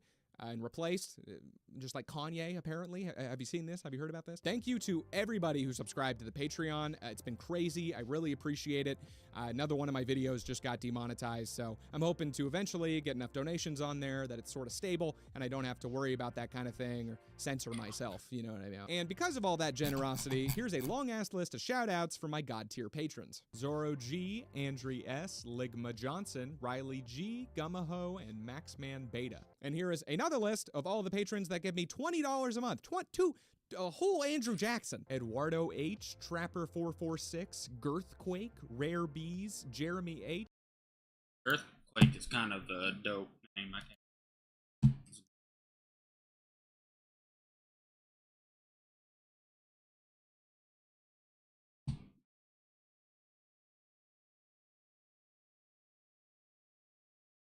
And Harabudica, who I think actually gives me like 25 bucks, bro. You're something else. Thank you to everybody on there. Even if you're just giving me $1 or $2, you're all goated. I really appreciate it. It's fucking great. It means a lot to me. And if you're watching this in the future and Tier 4 is already out, here it is, man. Click on it, do it, and if not, then it's just one of my other videos. But, you know, still, in that case, you know the drill. Click it. Watch it, dude. Watch it.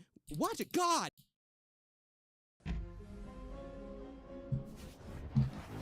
Why, hello there. Howdy, even. It's been a minute. How are ya? How are the kids? The wife still dead? That's good. That's good. Listen, if you're new here, if YouTube just threw this up on your homepage, this is part 4 of a very disturbing series on the CIA iceberg. It's just chocked full of wacky hijinks and human rights violations. It's pretty lit. It goes hard, humbly speaking. I'll link part 1 in the description, maybe throw up a card right here, but if you're lazy or don't want to negatively impact my audience retention, you can just start with this video here.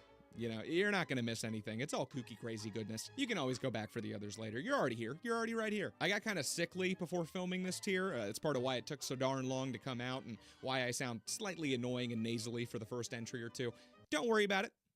Okay, we're all gonna be fine. Everyone's gonna be fine. It's gonna be okay, my babies, my little babies. I'd never hurt you. Well, physically, at least. I mean, I'm literally on the other side of a screen here. It's not like I could, it's not physically possible to, here.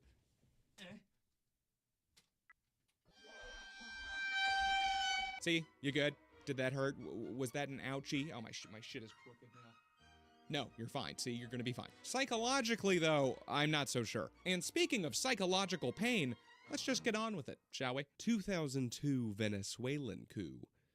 That rhymed, didn't it? Oh. Starting off the tier with another neon green theory, huh?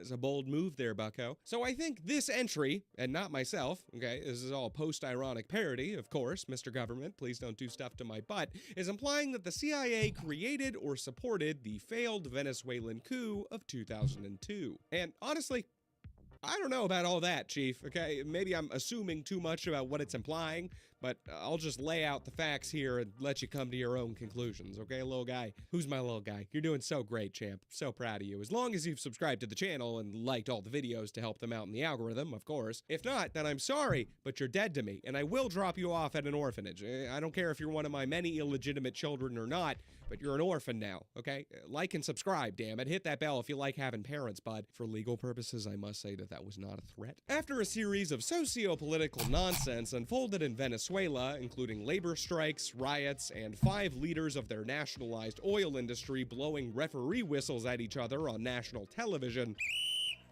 factions of the Venezuelan military, opposed to their socialist president, Hugo Chavez, took the social unrest as an opportunity to hit a lick on Hugo's regime. They arrested Chavez and declared a prominent Venezuelan businessman, Pedro Carmona, to be the new legitimate leader of the country. A prominent businessman, huh? President of the country, you say? Not really doing too great of a job, I'm hearing? That doesn't sound familiar at all.